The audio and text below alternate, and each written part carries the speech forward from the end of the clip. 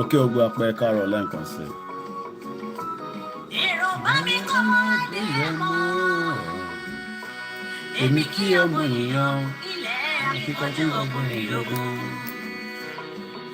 A very good morning and welcome as we're going into the conversation. Tibati set up, we do the anthem. I open the phone line and I want every one of you to respond to what the government is doing. As we say, do Yoruba still really believe in Nigeria? That is the topic this morning. And like I said, I welcome you once again. My name is Olamide Koiki, 31st of August 2022, as we continue to raise money for the security of the Yoruba land on the GoFundMe. If you have not done your £10 in the last day, like we promised, I asked 5,000 of us to put $10. Moki ni beshen wolile yo konkan. Ẹni tó bá ti dá $10 tiẹ̀, £10 tiẹ̀ ní bí ọ̀sẹ̀ méjì in the last day. Alikawa ni, and I want everybody to remember that.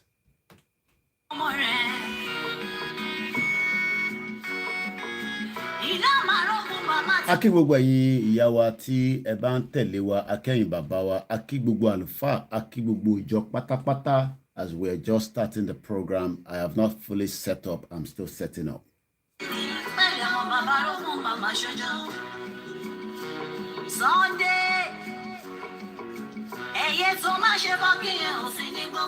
Àwọn èèyàn máa rò pé àwọn ní kú mọ́ the last person tó jẹ́ bí àwọn Soviet Union leader. Ẹ mọ̀ ká máa ń fi Soviet Union, a máa fi ń ṣe àpèjúwe. Sórí gbogbo ẹ̀yin tí ẹ ń rò pé ẹ ní kú, ẹ̀yin olórí burúkú politician, gbogbo yín pátápátá, ẹ máa kú, ẹ máa dìtàn, ẹ máa kú. Péyàn kò ní kú yẹn rọlẹ̀ pa, ẹ máa kú, kò sẹ́ni tó ní kú. The last leader, Soviet Union, ó ti fayélẹ̀ lánàá nísìn. A máa di ayé yìí mú, àní jẹ́ kó lọ, a máa di ayé yìí mú, àwa nìkan ni, àní jẹ́ kó lọ. Gbogbo yẹn ló máa kú, kò sẹ́ni tó ní kú.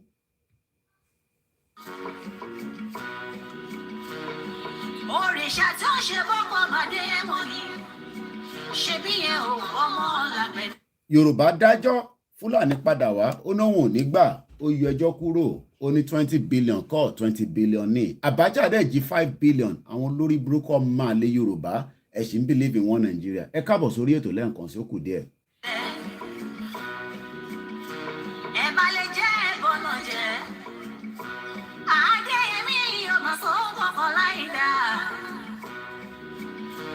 Ìgbòho ògbébọn kò pààyàn, wọ́n wọnú ilé ẹ̀, wọ́n jí dọ́là, wọ́n jí pounds, wọ́n kó bọn síwájú, wọ́n ní bàbá ló ní ìbọn.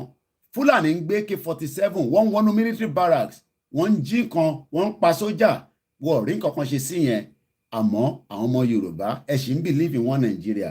Ó kù yín, ó kù Elédùmarè. Kìkì orí tó máa kọ́ ni wípé Yorùbá nation ìlọ́gọ́ ìbàkiri. Pẹ̀lú ẹ̀ bàbá yẹn tún sọ pé pẹ̀lú ẹ̀ ó ní òun ní dẹ̀yìn lórí pé kí Yorùbá kó má dá dúró. Ìwọ wá jókòó, ò ń sọ̀rọ̀ election, à ń sọ̀rọ̀ bí ìran wa ṣe máa da bá ṣe máa lálùbáríkà. Ẹ̀yin tẹ́ wà nílé ẹ lọ máa gbáradì fún mega rally, ó ń súnmọ́ bọ̀, ó kù díẹ̀ ni. ẹ dàbí rẹ̀ ṣọ̀wọ́ ẹ̀ kó máa gbọ́dọ̀ wò. Mo kí gbogbo yín bẹ́ẹ̀ ti ṣe ń wọlé, bẹ́ẹ̀ ni bàbá wa Pópóọlá John wọ́n ní definitely we must all die one day. Mo kí yín ẹ káàárọ̀, ẹ káàbọ̀ sójú agbami ètò. Ẹ̀yin lẹ máa pè lénìí, a máa tètè sójú òpó yẹn so that a lot of you will also vent your anger. Èmi ti vet tèmi díẹ̀ lánàá, mo fi padà wá lálẹ́ àná, àmọ́ èyí náà mọ̀ pé body no be wood.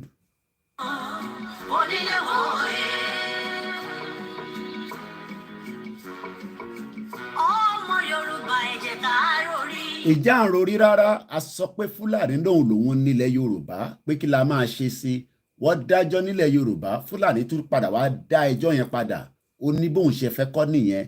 Màlàmí tí gbogbo wa mọ̀ pé Fúlàní ni àti gbogbo wọn bẹ́ẹ̀ bẹ́ẹ̀ lọ, à ń sọ fáwọn ọmọ Yorùbá pé tẹ́ ń fi ń ṣeré yìí wọ́n máa gbàjọba mọ́ yín lọ́wọ́. Ẹ̀yin politician tẹ́ ń wò bí gúgúrú àtẹ̀pà, wàá gba yín sẹ́gbẹ̀ẹ́, wàá gba gbogbo yín sẹ́gbẹ̀ẹ́. Fúlàní á dì pẹ̀lú yín, Fúlàní á ṣe mẹ́wàá fún yín ní tó fẹ́ ṣe fún yín. Ọlọ́run ló ní káwa tètè jáde, àwa láṣì ń rescue yín díẹ̀díẹ̀ nísìnyí lórí burúkú politician láti governor títí dé senator yín olóṣì tó ní da fún yàrá yàbá bá yẹn ní kúure. Ògùn lákàyé ló máa pa gbogbo yín pátápátá yín olóṣì. Ọjọ́ wo ni wọ́n dalẹ̀ Ifẹ̀ tán gangan? Àwọn kan sáré kó lè dára. Bẹ́ẹ̀ni, àwọn bàbá Akíntóyè, ìyá Onítìrí, erélè ń káàkiri bí ẹṣin oníwòlé mọ́ máa lè Peter Obi káàkiri, káwá lọ dìbò fún Peter Obi. Peter Obi tó ń ṣiṣẹ́ fún, tó yẹ pé British agent ni bó ṣe wà yẹn, British agent.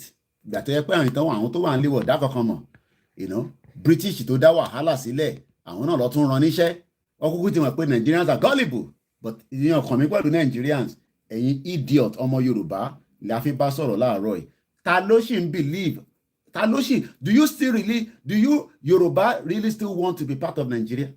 Are you sure you still want to be part of Nigeria? You think it's about me? Ẹ ń bínú sí Koiki, ẹ ń bínú sí our media, ẹ ń bínú sí Igboho. Do you think it's about us? Àwa ń wo the long term, not the short term goal.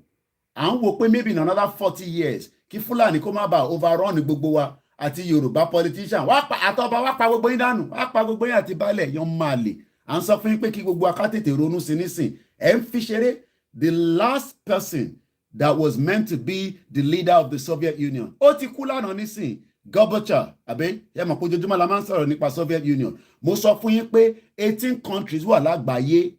Bó bá hun heaven kó sọ̀kalẹ̀, wọ́n gbọ́dọ̀ declare Yorùbá nation ni.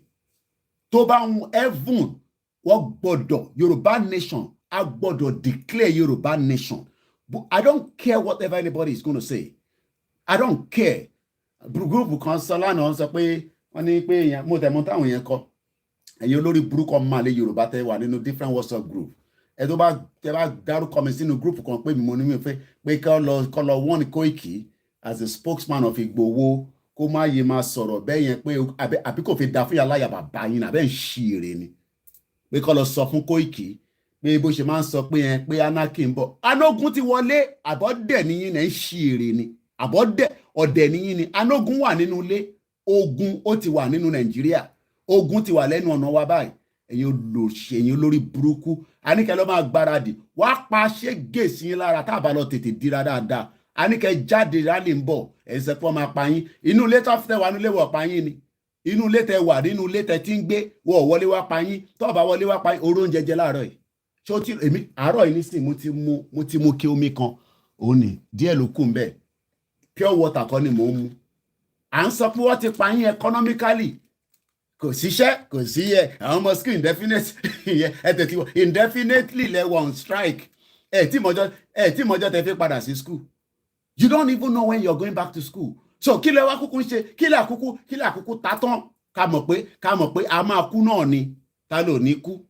Èyí lòṣì. Kò ń ṣàyìn tẹ́ ti gbà pé Yorùbá gbọ́dọ̀ lọ, àwọn máa lé Yorùbá là ń bá sọ̀rọ̀. Peter Obi Tinubu Àtíkù ẹni ṣoríire àwọn tó ti bayé jẹ́ Ọlọ́run ló mọ ẹni tá Àtíkù tó ti jí Ọlọ́run ló mọ ẹni tí Tinubu ti jí Peter Obi Ọlọ́run ló mọ ẹni tí ìyẹn kówó state ó lọ invest sí personal business ẹ̀ can you imagine Peter Obi ìyẹn kówó state à ń sọ̀rọ̀ ìran wa ẹ rò pé politics lọ́rọ̀ Nàìjíríà lọ́rọ̀ Yorùbá nation ni ó ju politics lọ mo kí ìyàwó Ọ̀jọ́rọ̀ Elizabeth ó kù díẹ̀ ẹ tí sọ fún mi bí apáṣù yìí ti dé France gbogbo ẹ̀yin tẹ́ bá ṣì ń fẹ́ flag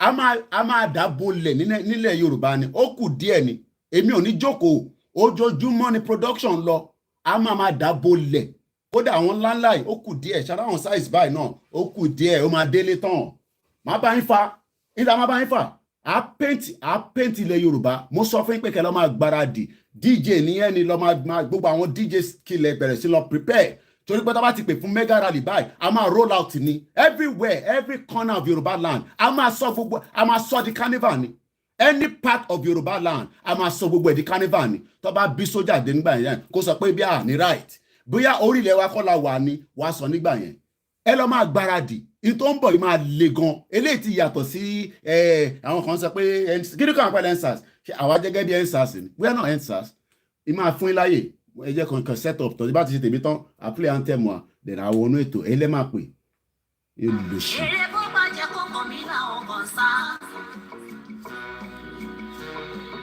ṣó dára kí dá aṣọ ìwà lọ́kùn.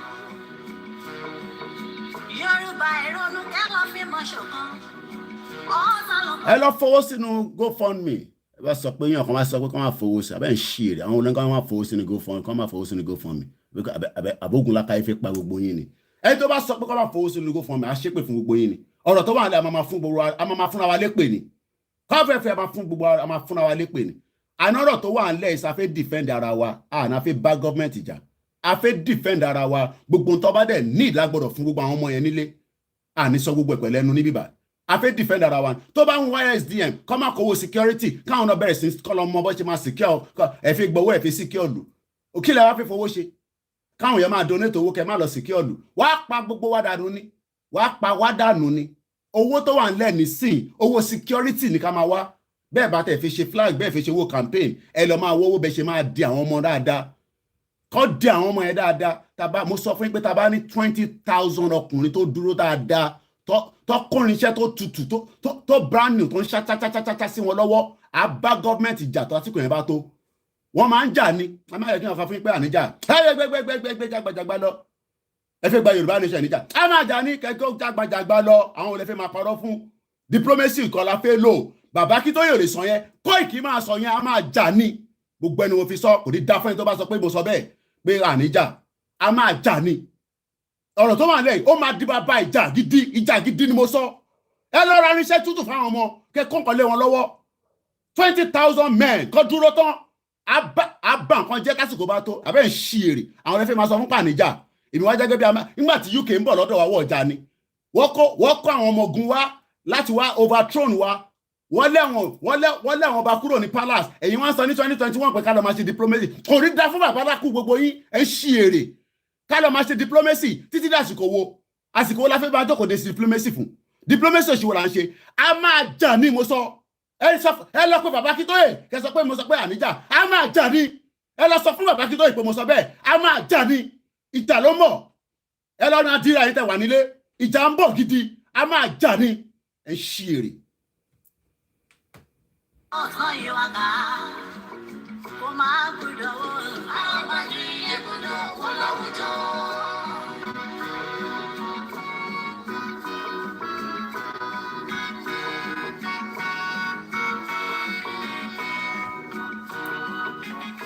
ẹ lọ bá gbáradì fún mega rally máa tú èwo wa jáde kàrọ̀ ṣàlàfíà náà mega rally ó máa tú èwo wa jáde gbogbo àdúgbò sádùgbò a máa sọ di carnival àdúgbò ọlọ́pàá tó bá bídà nígbà yẹn kó jáde kó sọ pé òun fẹ́ mọ́ ọmọ Yorùbá kan a máa paint gbogbo ilẹ̀ Yorùbá sí carnival tó bá ti pè fún mega rally every Yorùbá state a máa jáde a máa sọ tó bá bí gọ́vnà náà dá kó roll out sójà jáde kó roll out gúgúrú defense jáde a máa jó kan a máa bà nǹkan jẹ́ ṣìírí àwọn ọlẹ́fẹ́ máa sọ fún pé kí ní pé àníjà nígbà tí British ń bọ̀ tó fẹ́ wá kó wa lẹ́rú wọ́n kó bọ́ǹbù wa wọ́n kó gbogbo ẹ̀ wa wọ́n pa àwọn èèyàn wa èyí wọ́n sọ pé àníjà àwọn ọlẹ́fẹ́ máa sọ yẹn fún ẹ bẹ́ẹ̀ kí nǹkan tán yìí ọ̀rọ̀ tó wà nílẹ̀ yóò máa dìjà gidi ìjà gbòòrò gan máa wà ọmọ Yorùbá kan tó bá ta sí wa máa pàdánù ẹ ṣí èrè bẹ́ẹ̀ ni mo sọ ọmọ Yorùbá tó bá ṣe mẹ́hẹ̀mẹ́hẹ́ á pàdánù ni ẹ ṣí èrè àwọn ẹ̀fẹ́ máa parọ́ fún ọ̀rọ̀ tó wà nílẹ̀ yóò ń ṣọ̀rọ̀ kékeré o ìlú la fẹ́ gbà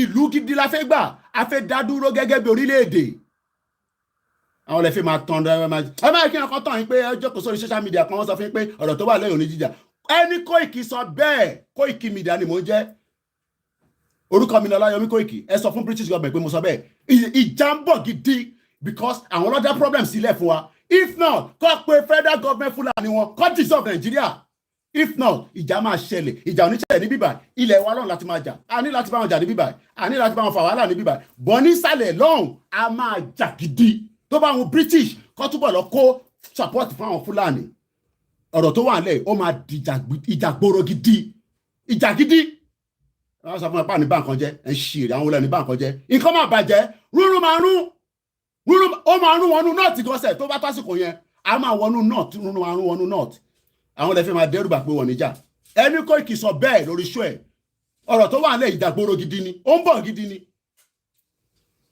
Yorùbá dájọ́ Fúlàní padà wá ó ní òun nígbà ó ní ẹ̀mọ́ tó ń sọ ni wọ́n sọ fún wa pé ọmọ àlè ni wà pé ẹ̀ ṣí èrè kí lẹ fẹ́ ṣe ní tí Fúlàní sọ fún wa nìyẹn èyí wá nípa níjà ó kù díẹ̀ ẹ sọ fáwọn gọ́fìnà kan lọ máa gbáradì à ń bọ̀ wá bá wọn ó kù díẹ̀.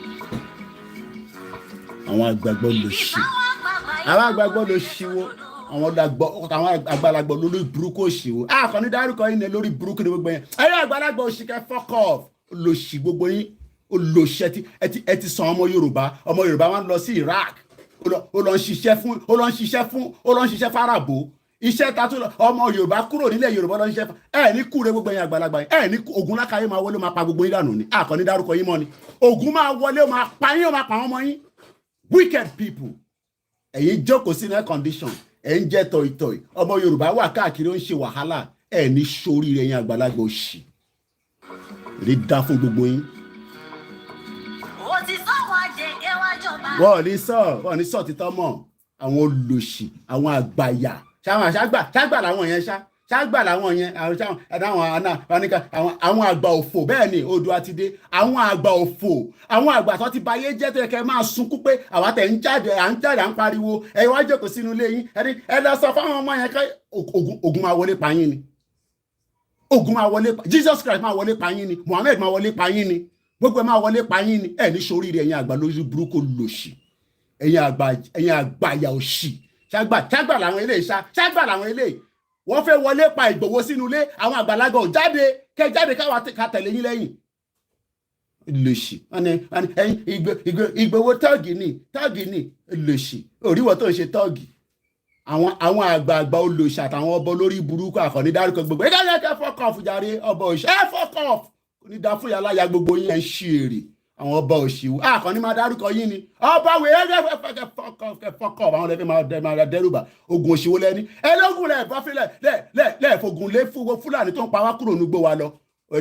ogun òṣìwò lẹ́ni ìyẹn nìyá Starboy ṣe máa ń bú gbogbo yín bí wèrè ogun òṣìwò lẹ́ni ẹlógún lẹ́ẹ̀ṣòro kóró wọnú igbó kó bẹ̀rẹ̀ sí kí wọ́n máa na gbogbo Fúlàní kan jáde kọ́ máa káwọ́ síta báyìí àfi kẹ́ máa halẹ̀ mọ́ àwọn ọmọ Yorùbá gẹ́gẹ́ gbẹ́jágbájágbá lọ́jàre ogun wọlé ní ẹlógún lẹ́ẹ̀ bá wa fi lé Fúlàní kúrò nínú igbó Fúlàní ń pa àwọn èèyàn wọ́n ń dán àwọn èèyàn lójoojúmọ́ wọ́n fàdíyà wọ́n ń jíyàn gbé àwọn tó lówó wá lọ ń wọ owó ọmọ Yorùbá túnṣe lọ ń wọ owó tó fẹ́ fi gba rẹ̀ sílẹ̀ ẹ̀rọ náà gbà gbẹ́jágbájágbá lọ́jàre ẹgbà òṣìwò àwọn ẹ̀fẹ́ máa dẹ́rùbà pẹ̀lú ogun yín ogun òṣìwò lẹ́ni ogun tẹ́ni fi bá wa bá Fúlàní jà wicked bastard lòṣì àtẹmọ irú àwọn àgbàtàtẹ nígan sẹ irú àwọn àgbàlagbà òṣìwò la nígan sẹ ẹnà alágbàlagbà kó kékeré ẹyẹ máa bọ àgbàlagbà ẹgbẹgbẹgbẹ ẹ lọba sọ pé kí bá àgbàlagbà máa bọ èyí gan náà ń ṣe èrè ìyà ń jẹ wá a wà nílùú òyìnbó àlè lọlé 20 years 30 years èmi ti pé 20 years ṣé kò tí tó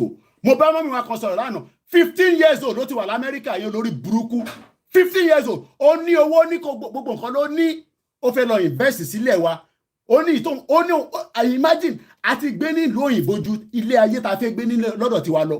Imagine some of us have lived more than the time tó yẹ ká gbé nílẹ̀ Yorùbá ẹni àgbà òṣì tí bá fọ́gò mọ́ yín lórí ó máa wọnú ọpọlọ yín lọ ni ẹ ṣí èrè ìjà tó ń bọ̀ gbogbo yín la máa kọlù àkànní dárúkọ yín mọ́ ni wọ́n wọlé wọ́n fẹ́ pa Ìgbòho inú yín wá ń dùn àná àgbàlagbà kọ́ àgbàlagbà ni. a ti ṣojú òpó jáde kẹ play anthem àkẹ tó bá máa ń tẹ̀mẹ̀ ẹ̀yà anthem kẹ́yìn náà fẹ́ fáyà wọn ẹ ṣí èrè ẹ kàn má dárúkọ wọn ni ẹ gbà sí fún wọn tẹ bá ti ṣí front line ẹ kàn má dárúkọ wọn ni gbogbo àtẹ tó wà lábúrọ̀dì wọn ní kúre gbogbo ẹ ní sóríire gbogbo àtẹ tó wà lábúrọ̀dì ẹ̀ńtẹ́ni zoom àwọn wọlé ẹ fẹ́ máa dẹ́rù bẹ̀ mí èmi ẹ tó bẹ́ẹ̀ mẹ́wàá yóò tó bẹ́ẹ̀ ni mo sọ àwọn lẹ fẹ́ máa dẹ́rù bà ẹ ṣí èrè a ní kí Yorùbá lọ ká declare Yorùbá nation ká get the fuck out of Nigeria ẹ sọ pé ká máa ṣe diplomacy òṣìwò là ń ṣe àgbàlagbà wèrè ẹni sóríire gbogbo yín pátápátá abá ń fa in tó tán nílẹ̀ mo sọ fún yóò kù díẹ̀ ló kù ẹjá play anthem àkàṣe ojú òpó mo ní sọ pé kẹ má pè láì kan máa ṣí láì méjèèjì fún yín ìdẹ́bá fi pè ní kẹ pè láàárọ̀ yìí kẹ gbà sí fún ọ ẹ kàn má dárúkọ wọn ni ẹ bí ẹ wọlé kẹ ṣépè fún gbogbo wọn ẹ kàn má dárúkọ ọba kankan ni ẹ ṣépè fún àwọn ọba ẹ má ní láti dárúkọ ìtọ́ba bá wínú ẹ kó lọ́ máa mo sọ fún yín pé àwọn alálẹ̀ máa pa yín sínú ilé ní ìjọ ẹ kàn máa sun ẹ ní jí mọ́ because àwọn alálẹ̀ ń sọ fún yín pé kí Yorùbá kó dá dúró ẹ fẹ́ gbọ́n tó alálẹ̀ ń sọ ó máa wọlé pa yín sínú ilé ni alálẹ̀ máa wọlé pa yín sínú ilé àtẹ̀yìn bá lè olòṣì tẹ́ ti ta gbogbo lẹ̀ àwọn èèyàn wọn jìyà ẹ lọ sí gbogbo lẹ̀ Yorùbá láàárọ̀ yìí nísìn ẹ lọ sílẹ̀ gbogbo Yorùbá láàárọ̀ yìí nísìn àwọn èèyàn sunkún àwọn èèyàn tẹ̀lé ògì bàbà àrògì mu kí ló fi ń ṣògì àgbàdo ilẹ̀ wa wà àwa nílẹ̀ àwọn náà láwọn ọba kan gbẹgbẹgbẹgbẹgbẹgbẹ lọ́jàrí àwọn ọ̀ṣọ́ balẹ̀ yìí náà ṣá ọba náà dà ọba tó lè bá Fúlàní sọ̀rọ̀ dákẹ́ rọ́rọ́ ẹjá play anthem àkẹ́ tó bẹ̀rẹ̀ sí pé wọlé mo ní sọ pé kẹ́ má pè láì méjèèjì ni máa ṣí sílẹ̀ kò ní da fún yín èṣì kọ́ọ̀kì ni mò ń jẹ́ ọmọ Ìjẹ̀bú Òde àwọn ọlẹ́fẹ́ máa dẹ́rùbà ẹ lọ dẹ́rùbà àwọn fámìlì yín kò ní da fún yín ẹni ṣoríire ṣé kékeré ni ẹ gbọ́ lọ́dọ̀ ẹ jẹ́ mò ń bọ̀.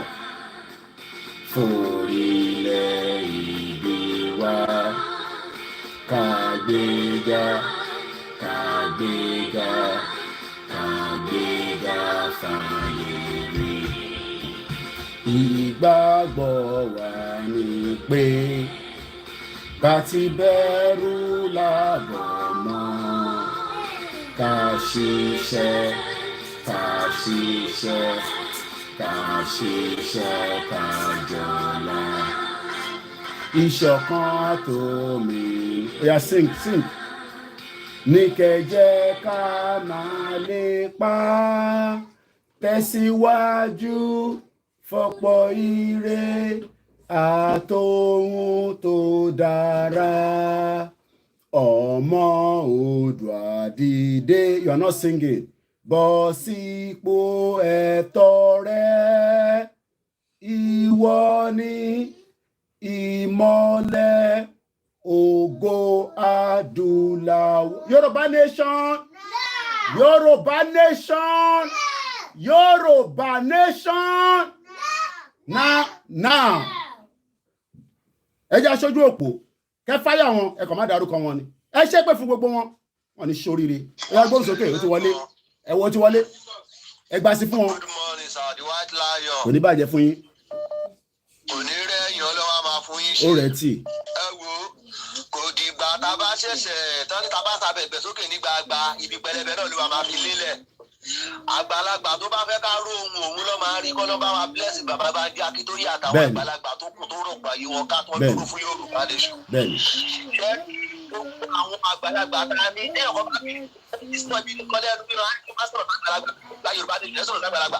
Àgbàlagbà tó lórí wípé tó kù bá bímọ tó bímọ sí ní tààrà àtà ń fi àjẹ tó ń gbọgbọ ẹwà padà máa lọ gbowó lọ́wọ́ ará àta irú àgbà bílò àgbà kàntọ́yìn ni tó fi dórí àwọn bàbá pátápátá ní àgbàlagbà kọ̀ọ̀kan nílẹ̀ Yorùbá tó jẹ́ alálùbáríkà àgbàlagbà lẹ́yìn àwọn bàbá Akíntóyè yẹn kọ́lọ́ túbọ̀ lọ́rẹ̀ ẹ̀mí bàbá yẹn kọ́lọ́ má jẹ́ kí iṣẹ́ ìkọ̀ tó ń ṣe kọ́lọ́ má jẹ́ kó padà dìbì mọ́ lọ́wọ́ gbogbo orí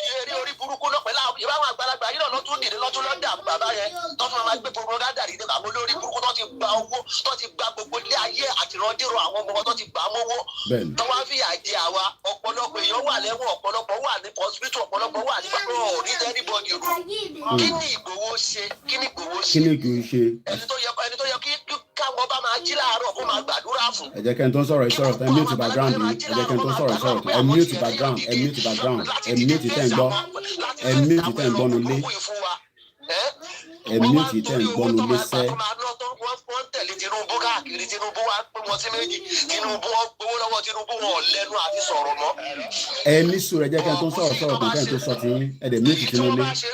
ọ̀rọ̀ ọ̀tọ̀ náà ló ṣe máa padà bọ̀ wá bá tó bá ti dọ̀la ọ̀tí kan tẹ́bí kọ́fẹ́ jẹ́ kẹ́ mọ̀ ní gbogbo ẹni tó bá mọ̀ pé òun rẹ́dì lórí ọ̀rọ̀ struggle tó bá mọ̀ pé àwọn rẹ́dì àwọn dúró tán bàbá ẹjọ́ torí Ọlọ́run declaration yẹn kò sí kankan tó máa yẹ ẹ jẹ́ ká fọ́ bọ́ta ká fọ́ gbogbo ẹ̀ lójú bí tó bá fẹ́ jásí kó jásí ẹ jẹ́ ká fọ́ gbogbo ẹ̀ lójú wọ́n sàfọ̀rọ̀ kẹ́nìbọ̀dì mọ̀ fẹ́ kẹ́lẹ́kọ́ kẹ́kọ̀ọ́ ká mọ ibi tó bá máa belong sí àwọn tó bá máa wọ́n freedom is not taken by handshaking it's taken by force by fire by force ni sọ̀rọ̀ mi ti yé yín bàbá gbogbo àwọn kiri èèyàn kọ́nà dẹ̀ ti sọ̀rọ̀ kọ́jọ́ kan ṣe ẹni tó wà máa dìgbà tó bá jẹ́ pé ọ̀rọ̀ yìí bá máa declaration bá máa wáyé ẹ máàkì nǹkan tí mo sọ yìí lẹ̀ o Koiki ẹ máàkì nǹkan tí mo sọ yìí lẹ̀ ẹ jẹ́ kí àwọn ẹ lọ ṣe calculation gbogbo àwọn burúkú àwọn àgbàlagbà jákujàku dání wọ́n dẹ̀ complex àwọn èèyàn bíi complex àwọn èèyàn sọ́dọ̀ wọn in case tí wàhálà bá máa ṣẹlẹ̀ ọ̀dọ̀ tí wọ́n gbọ́gbọ́ ni kó ti máa rójú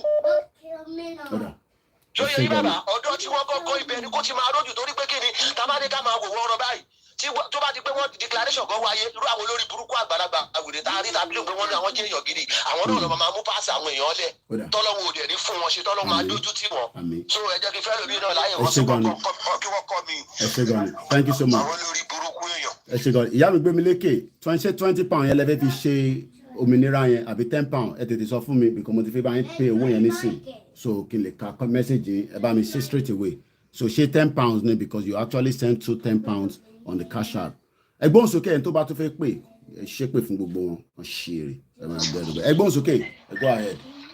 ẹ káàárọ̀ Mr. Koiki ẹ káàárọ̀. jùmọ̀ ayọ̀ ló mọ́ wa láàárọ̀ yìí o jùmọ̀ ayọ̀ ló máa jẹ́ fún wa o. àṣẹ Èdùmàrè. ojú àgbèwà kò ní gbé ọ̀dàlẹ̀ o. agbára Èdùmàrè.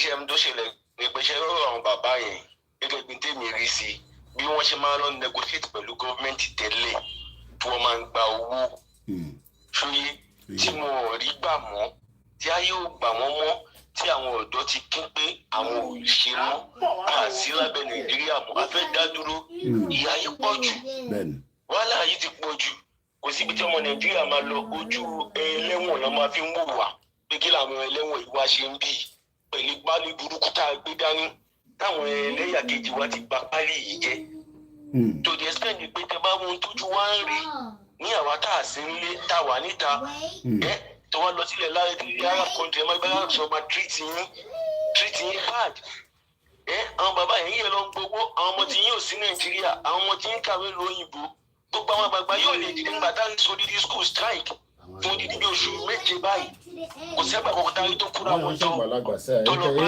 ẹyẹ máa pè wọn lágbàlagbà wọn ṣàgbàlagbà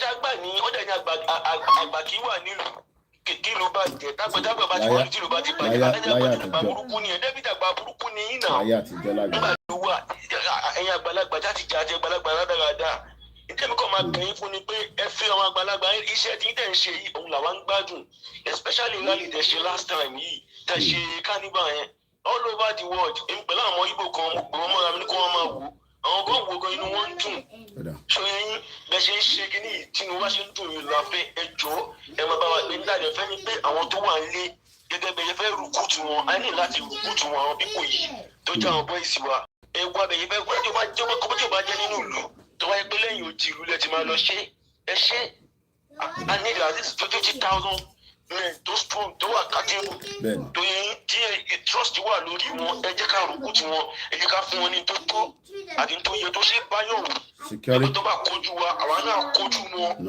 ṣóyè ẹ fún wọn náà àwọn irinṣẹ́ ìgbàlódé àwọn oúnjẹ ìgbàlódé tó da ẹ bá wa gbélé wọn lọ́wọ́ àti báyìí bẹ́ẹ̀ sì bẹ́ẹ̀ dàwọn èèyàn wa fún a lot of things kéékèèké táwọn èèyàn bá rí láti fún àwọn tó bá tún lè help yín bọ́jẹ́ help ẹni 30 seconds ló kù tẹ́ni ẹni 30 seconds lọ.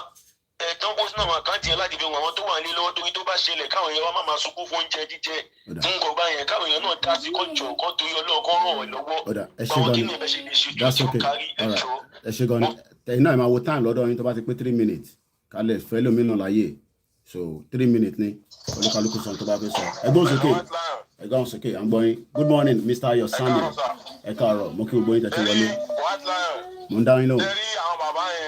àwọn bàbá yẹn bíbélì wípé wọ́n ti wà yẹn ẹ̀jẹ̀ wọn la máa fi ṣèlú tábà ní ilé Yorùbá ní ìjọsọ gbogbo wọn la máa padà ní white lion gbogbo wọn la máa pa because àwọn máa fún wa ní problem tábà gba Yorùbá ní ìjọsọ gbogbo wọn la máa pa àwọn bàbá olórí burúkú yẹn ìkan náà wọn pé owó ẹ̀ta ìsanrun nígbà tí ẹ bá pa ìlú sanrun ó ń sàṣepẹ a máa di ilé Yorùbá ní ìjọsọ tó bá fẹ́ ní kó ṣẹlẹ̀. Bẹ́ẹ̀fọ̀n bá fẹ́ sọ̀kalẹ̀. mílíọ̀nù òun sì kí nìkan ṣé wọ́n ti máa parọ́ èèyàn ẹni tó sùn on a daily basis ó di bẹ́ẹ̀ni.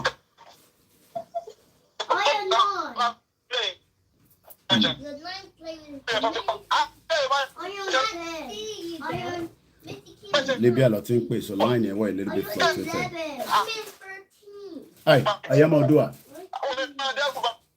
Ayẹ́mọ̀ Odua ẹja ṣe program láàárọ̀ yìí. Alright, line yẹn ó fẹ́ àmọ̀ pé torí láti Libya ni àwọn èèyàn struggle káàkiri all over the world ẹni tó wà ní Lagos lálàáfíà kàmá ẹ̀sẹ̀ tó wà ń pa ó yẹ gbóhùn sókè. Ẹ go ahead.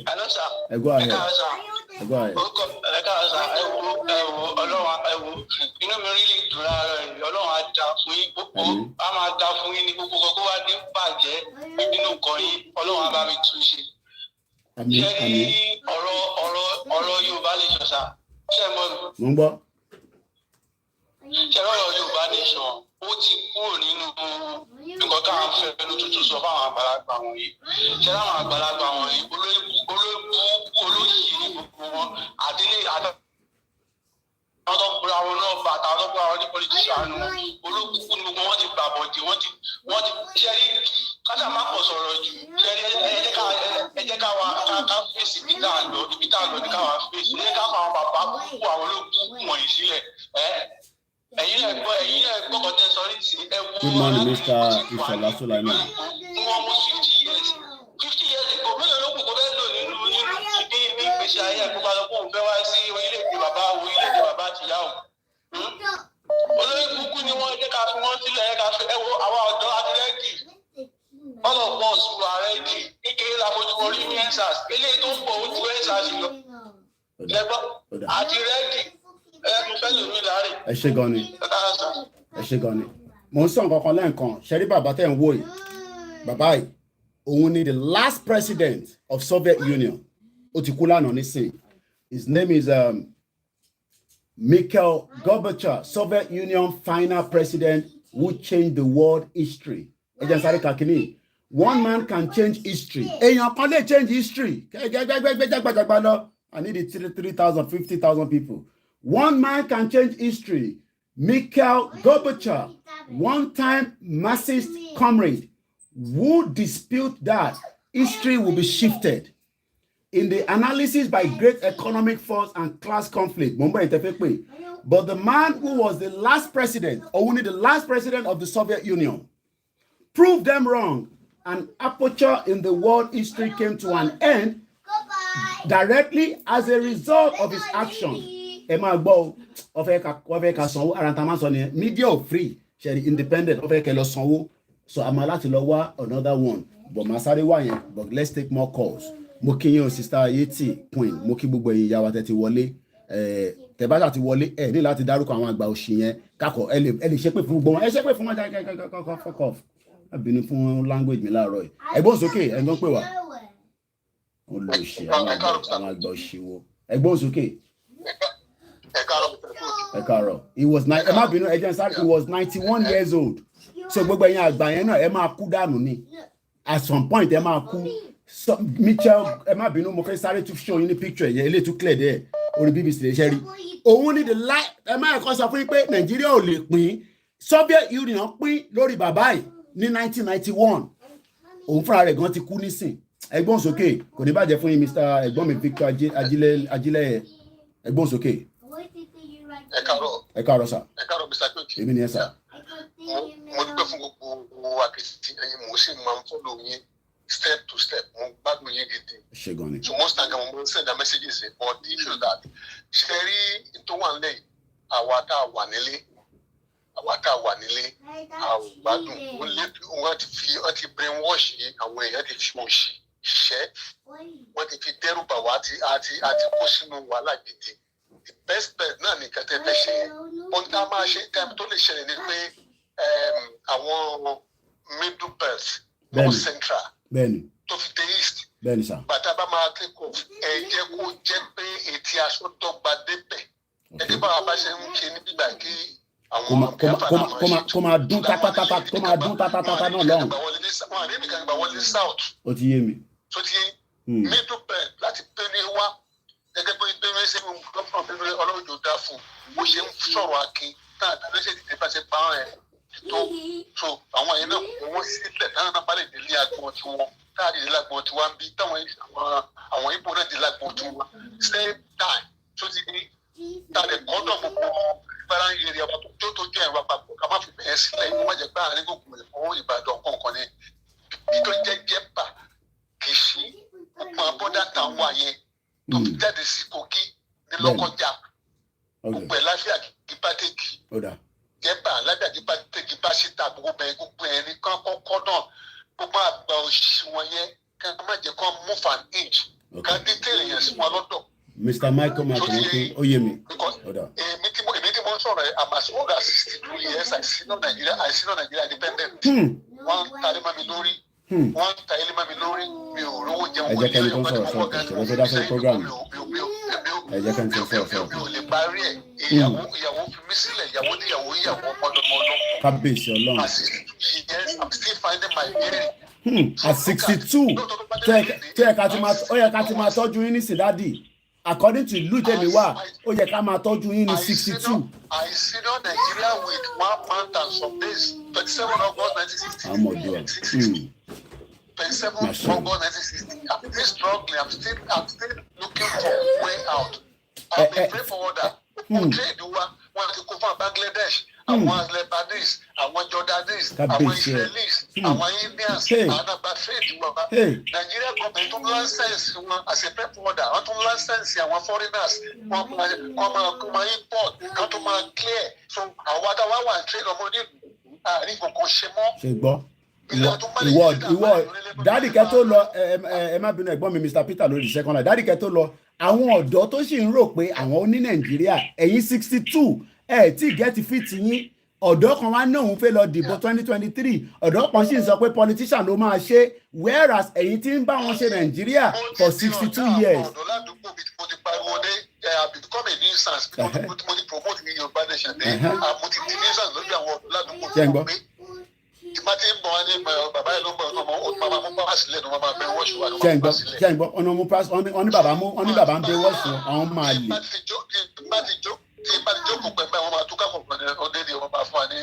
ṣe ń gbọ́ ó ń fún ọ ní pass ṣe ń gbọ́ àwọn máa ṣe rí dáàdì ṣe rí pé ara tí ìyá wa kan ẹ má bínú pé mo tún dárò mọ́ ilé ẹnu ìyá wa ẹ má bínú Mr. Peter ẹ jọ̀ọ́ ṣe rí pé lára ìtí ìyá wa kan ṣe sọ pé a máa drag àwọn kan wọnú Yorùbá nation ìjọba olórí burúkú máa lè ní wọn wọ̀dà kankan mọ̀ àwa la máa drag wọn wọnú Yorùbá nation. eléyìí tó bá ń sá lọ gan ká mú wọn balẹ̀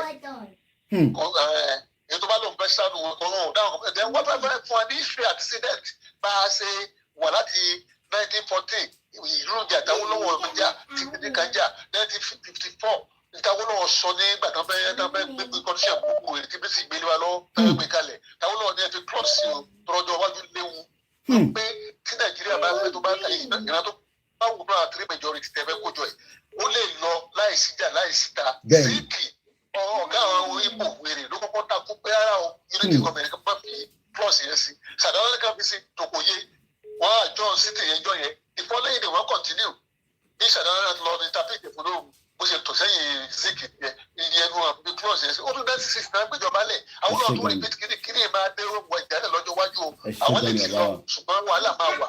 Thank you so much. wọ́n tó gbà ìyàwó náà fi di opposition leader gbogbo stroke yẹn náà ló bá wúlọ́wọ́ tẹ́wọ̀n ló bá ìyàwó lọ́wọ́ tẹ́wọ̀n síbẹ̀ àwọn ọ̀dọ́ wọn ilé ni wọ́n á dìde máa ṣe pé fún bàbá Awólọ́wọ̀ pé Awólọ́wọ̀ àti ìtọ́jú fẹ́rẹ̀ gba Awólọ́wọ̀ yìí ṣẹ́mi ìṣùjẹ́ sọ́nà fi lọ bá wọn fi lọ bá independent kínẹ́sì wọlé Nàìjíríà bí wọlé Nàìjíríà wọlé ìgbọ́nà bọ́ọ̀dù ẹ̀sẹ̀ táwọn náà ṣe ní gbogbo Nàìjíríà bí lọ lẹ́nu as place of economy táwọn náà ṣe kalẹ̀ àtàwọn tíìmù ẹ̀ tó tẹ̀lé tó yọ bàbá wa Akíntóyè lẹ̀ tó yọ bàbá wa Akíntóyè lẹ̀ tó yọ ẹ̀dá òru lẹ̀ tó yọ bàbá Ajásí lẹ̀ wálé tó yọ Bọ́lá Àgé lẹ̀ tó yọ Àdìdákàndé lẹ̀ gbogbo àwọn àgbàgbàgbà wa ìdí Bọ́lá Àkàndé is very young to them but it's among the thing. Yeah, I'm surprised today if it can be dancing to the tune of fucking politicians guy to put anyone to talk about that. So what it down la àwọn gangan àwọn ẹ̀ka àti jíjà ike tó dé. Ẹ ṣé gan ni daddy. So àwọn oríjà gan ni. wọ́n dúdú wọn ògbé wọ́n ti dira magolo. Ẹ ṣé gan ni. So lẹ́yìn tẹ́ pọ̀ lẹ́yìn wa tẹ́ bá lè ṣe kó máa dá ṣùgbọ́n màá ní bàá bẹ́ẹ̀ jọ ẹ̀ẹ́dọ̀ nọ́mbà yìí náà ẹ bá mi sọ lẹ́yìn. Oda, no problem. All right, daddy. All right, sir. Ẹ ṣé gan ni, sir. Thank you, sir. Ẹjọ́ tó náà ẹ má mú kékeré Ìlọrin. Oda, no problem. Oye mi. Oda, ẹ ṣé gan ni, sir. Ẹ ṣé gan ni. Thank you so much. Ẹ ṣé gan ni, sir. Thank you. Ẹ ṣé gan ni. Ẹ ṣé gan ni. Ẹ ṣé gan ni. Thank you. I will give you some things. Oda, a sọ̀rọ̀ later lẹ́yìn. Ẹ ṣé gan ni. Thank you so much. Daddy. Àmín. Àṣẹ.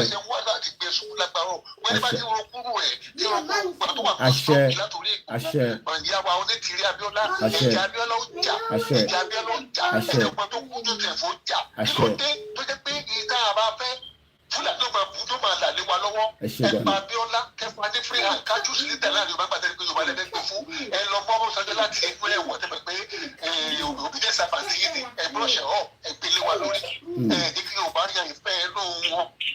Bàbá wa kan lẹ́yìn ìbéèrè dárúkọ àti ẹ̀ka pọ̀ dárúkọ orí ọ̀fẹ́ ìnáwó lẹ́yìn tàbí tí bá dára àgbà yẹn ní gbogbo wọn tí bá bẹ́ẹ̀ ló ṣe kẹ́ ló fẹ́ jìnnà kàlẹ́ fún wọn.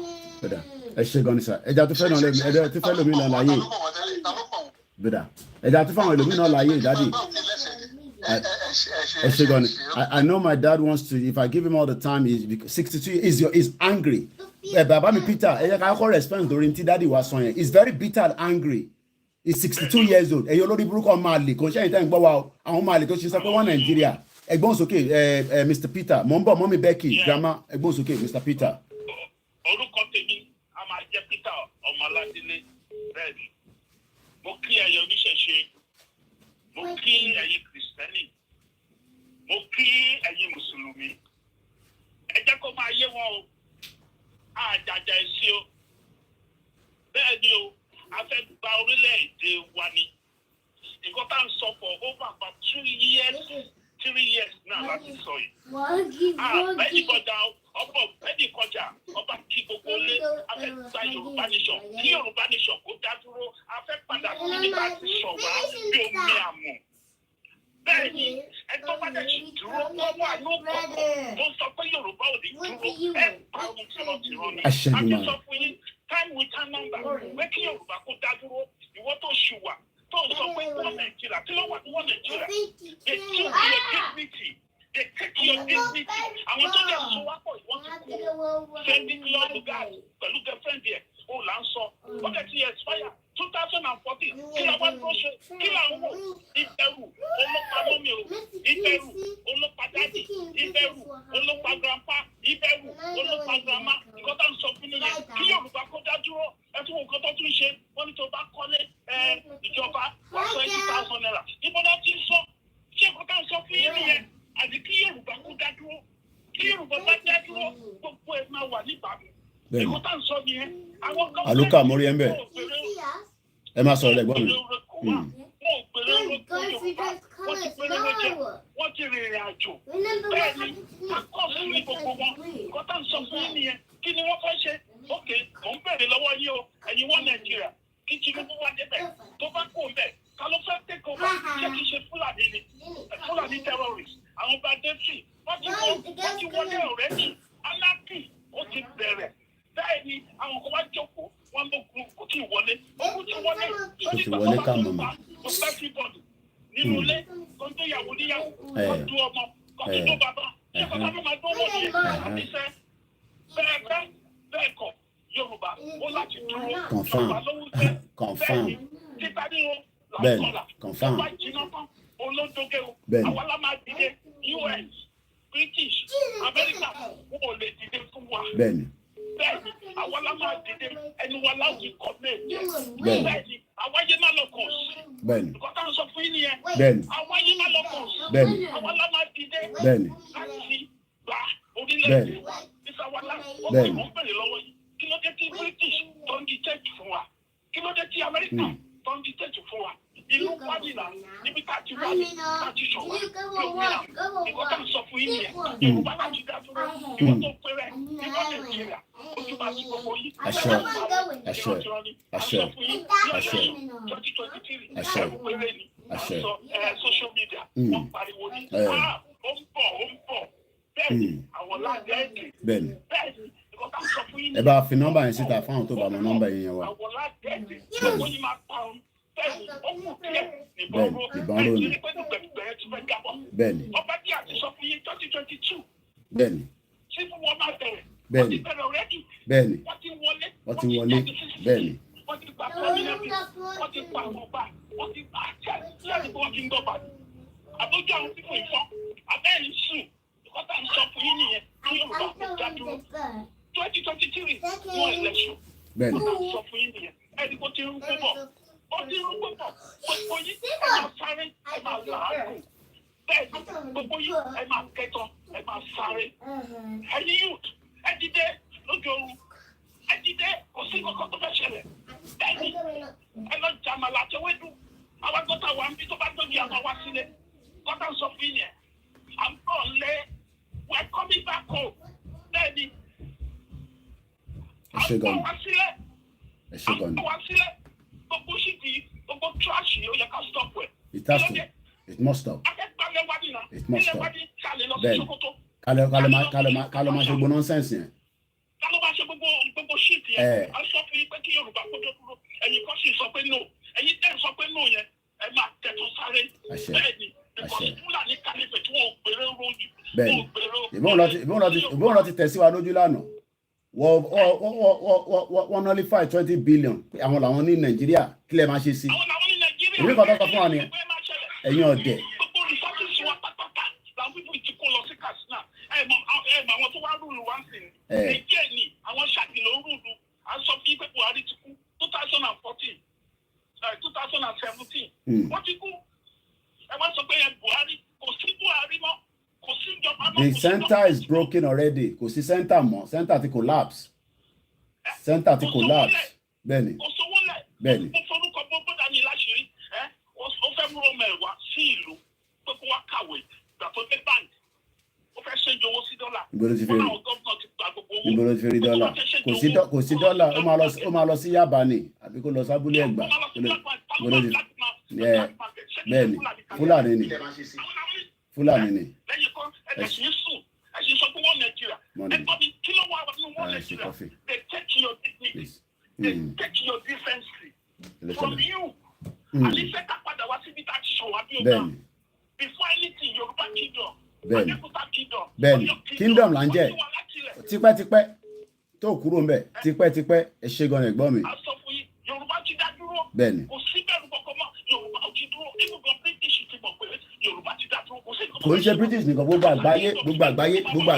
àgbáyé ló gbọ́ wọ́n ti gbọ́ and 18 countries ló wà láyé yìí tó ń ṣèjọba ara wọn tí kankan ṣẹlẹ̀ ẹ má ẹ̀kọ́ dẹ́rù bà yín gbẹgbẹgbẹgbẹgbàjàgbà lọ 18 countries ló wà láyé yìí tó ń ṣayé lọ 18 tó ní kankan ṣe pẹ̀lú UN ẹ̀kọ́ sọ pé kí yẹ kó tọ́ sọ̀f ẹgbẹ́ má yẹ kí ẹ̀kọ́ dẹ́rù bà yín 18 countries ló ń rọrùn sáwọn 18 countries tó ń rán yẹn sáwọn àwọn olórí méjì jà wá lọ ni wọ́n olórí méjì jà wá lọ́nà. ẹ ṣe gan ni ẹ̀gbọ́n mi. bẹ́ẹ̀ni peaceful rally máa jáde bẹ́ẹ̀ni. bá ṣe ṣe nílẹ̀ Yorùbá àwọn tó wà ní British àwọn tó wà ní America àwọn tó wà ní London àwọn tó wà ní France àwọn tó wà ní Italy kí gbogbo wa jáde. bẹ́ẹ̀ni all over the world láti máa jáde tá bá ti pè fún rally all over the world la máa ti jáde pẹ̀lú àsíá pẹ̀lú banner pẹ̀lú everything mo sọ fún yín pé ẹ̀yin tẹ́ ẹ̀ ní kankan ẹ lọ máa ra nílé nísìn ẹ lọ ra nǹkan báyìí kẹ́kọ̀ọ́ nǹkan tẹ́ bá fẹ́ kọ sí Yorùbá nation everything ẹ gbé pamọ́ sínú ilé kẹ́ fi gisi lábẹ́ tó bá lásìkò yẹn gbé jáde ẹni tó bá aláṣọ Yorùbá nation kò ṣe dandan ẹ wọ white jáde tẹ́ bá ní white ẹ wọ tẹ́ bá ní nílé kẹ́ jáde kẹ́ nanka chief tẹ́ bá lè ra torchlight kẹ́ ra torchlight because ilẹ̀ ilé ìṣúná wa ní wọ́n bẹ́ẹ̀ ẹ ṣé gan ni ẹ̀gbọ́n mi thank you so much Mr. Peter ẹ ṣé gan ni we appreciate yín àwa nìyẹn mo kí gbogbo apárápátá ẹ má bínú ẹ̀gbọ́n mi nìyẹn àwọn kan ti pè so mo fi sáré see if we can return their calls as we ẹ̀yin lẹ́ẹ̀ máa pè lẹ́nìí but 2 minutes to 3 minutes maximum after that we have to take the next call so ẹ̀gbọ́n mi Peter kọ́ láti sọ̀rọ̀ dáadáa nítorí mídíà làwọn ẹ̀gbọ́n sókè ẹ̀yin náà ti ní táìmù yín nísìn. ẹ kú iṣẹ́ o. gbogbo àjọ ń ṣe náà ni. ẹ kú takuntakun o. àwa ni ẹ. ọlọ́wọ́ máa ràn yín lọ́wọ́ o. àrùn gbogbo wa lọ́wọ́. ṣé rí àwọn àgbàlagbà Yorùbá yẹn Ọlọ́run ló máa bá gbẹ̀mí gbogbo wọn Ọlọ́run máa gbẹ̀mí wọn gbẹ̀mí wọn tọmọtọmọ kókó wá sí wàhálà yìí tẹ́ bá lọ wo Al-Mustapha Major Mustapha ó release fídíò kan nígbà Abíọ́lá yẹn fídíò yẹn ṣò pé nígbà táwọn àgbàlagbà Yorùbá yẹn fẹ́ wọnú Aṣọ Rock ìbínú náà fi wọlé Mustapha wá release èkejì ìgbà tó wá fẹ́ jáde ẹ̀rín náà rí jáde Mustapha wá béèrè pé ẹ̀yin Yorùbá ó yẹ kẹ́ read minutes kìíní I don't need to tell you anything wọ́n ti lọ gbowó àwọn bàbá òfò wọ́n ti lọ gbowó ní Mustapha ní pé ìgbà tó fẹ́ wọlé mo dẹ̀ rí fídíò yẹn àwọn bàbá yẹn ń bínú ẹ̀ wọ́n fẹ́ pa Abíọ́lá wọ́n ń sáwọlé wọ́n bínú ìgbà tó ń jáde bọ̀ wọ́n wá rẹ́rìn-ín Mustapha ní ṣẹ́tìrì you have to think about this video ṣẹ́tìrì mega rally tó ń bọ̀ yìí ṣẹ́tìrì ẹ̀jẹ̀ kí n sọ fún yín ṣẹ́tìrì from 20 to 26 September ní United Nations máa wà tí gbogbo ayé máa rí wa táwọn bá ti ṣe kọ́kọ́ tí ayé lè rí wa ní 20 to 26 tí gbogbo the world leader wà ní New York ẹ gbàgbé o because táwọn bá ti ṣe kọ́kọ́ that 2026 September we are finished because gbogbo ayé máa rí wa but what is happening in Nigeria what is happening there so gbogbo ayé lè máa discuss wa bẹ́ẹ̀ tó bá jẹ́ kó padà sílùú wọn tó bá ti padà sílùú wọn ó máa lé o. ẹni sùúrù ẹ má sọ̀rọ̀ ẹni sùúrù ẹ̀yẹ kan tó sọ̀rọ̀ ẹni sùúrù ẹ̀yẹ kan tó sọ̀rọ̀. àwọn àgbàlagbà yẹn they don't want to do it I'm telling you Koiki I'm telling you they don't want to do it. wẹ́ ẹ̀jẹ̀ ká ẹ̀jẹ̀ rí onítìrí madam onítìrí obìnrin yẹn lóhùn ìṣẹ́gbẹ́ bìkọ́ nǹkan tó ti ṣẹlẹ̀ tó onítìrí yẹn kò séèyàn tó máa sọ pé obìnrin yẹn ò tí ì ní sense ó ti gbọ́ wọ́n pa ọkọ ẹ̀ àwọn nàdẹ́kọ̀ tó lọ ń gbowó lẹ́yìn gbogbo yẹn ló fi ń ṣe tẹ̀lé àwọn ní kò ṣẹgbẹ́ aṣẹgbẹ́ ẹgbẹ́ òdodo ṣe. ó ti lẹ́ẹ̀n ìgbà tó ń sákiri ní gbogbo àwọn tó ń ṣe Yorùbá nation yìí ta ló fèsì consequence tó bìnrin yẹn ti rí láyé ẹ̀ wọ́n pa ọkọ ẹ̀ they took her joy away àwọn nàdẹ́kọ̀ tó lọ ń gbowó lẹ́yìn. ẹni 20 seconds left. wọ́n tún bẹ̀rẹ̀ tẹ bá rí pé onítìrí ò bá wọn ṣe obìnrin yẹn smart náà ọgbẹ́ àwọn bàbá yìí ẹjọ́ ó ti ṣẹlẹ̀ sí mi rí gọ́mẹ̀tì wá lù mí lẹ́ẹ̀mejì. ọ̀dà ẹ ṣé gan ni àwọn láti fẹ́ lómi láàyè ẹ ṣé gan ni bàbá wa thank you so much ẹ ṣé gan ni agbọ́dọ̀ fẹ́ lómi láàyè 3 minutes pípé ẹ̀yin náà máa wo time lọ́dọ̀ yín ó yá ẹgbọ́n sókè alàgbà tó ń pè ní sìn 3 minutes ni gbogbo tẹ́ bá fẹ́ sọ ẹ sọ ní network location náà ó yá ẹgbọ́n sókè network ń lọ bí ilẹ̀kẹ̀ dín ní ẹgbọ́n sókè straight up ẹgbọ́n sókè àkàrọ̀ àjọ ń ṣe ni. Túndé Adéyẹyẹ láti Lagos. ẹgbọ́n sókè go ahead. Network shit whole country báwo lè fẹ́ operate nínú Nàìjíríà ẹgbọ́n sókè sá. nǹkan tí ọ̀sán bí lórí nǹkan tó ṣẹlẹ̀ sẹ́rí àwọn àgbààgbà àgbà òṣì ni wọ́n àgbà òṣì ni wọ́n what I see in them is Peter Jen.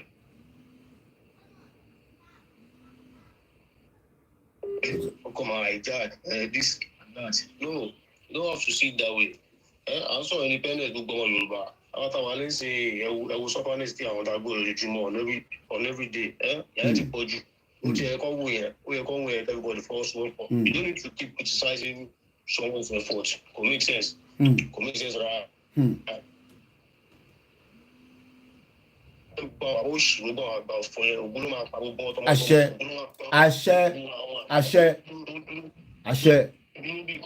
àṣẹ mo kí ìyá mi mú ìgbé àbákàrẹ àṣẹ ọlọ́run tó jà fún àwọn Ísírẹ́lì ọlọ́run á gbèjà wa jà àṣẹ o gbogbo àwọn olóṣèlú tó sọ wá sínú ìgbèkùn tó sọ wá sínú ìdè tó sọ wá sínú ọ̀dẹ̀ àtàgbà yìí ogun láta yìí ló máa wọ yìí ló máa fẹ́ àṣẹ wa in Jesus name inshallah. every morning tó bẹ̀rẹ̀ program kẹ́ máa gbé ogun ẹ̀ jáde fún wọn kẹ́ máa fi ṣépè fún gbogbo ẹlẹ́ẹ̀kọ́ olórí burúkú ní gbogbo pípù yìí olórí burúkú wọn pẹ̀lú àwọn politician wèrè yìí. ẹni sùúrù síbẹ̀ láti Thailand ẹ má sọ̀rọ̀ ẹni sọ ẹ̀kẹ́ tó sọ̀rọ̀ tán.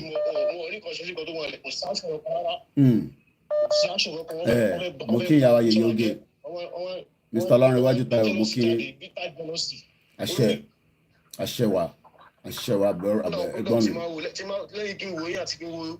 African First good morning.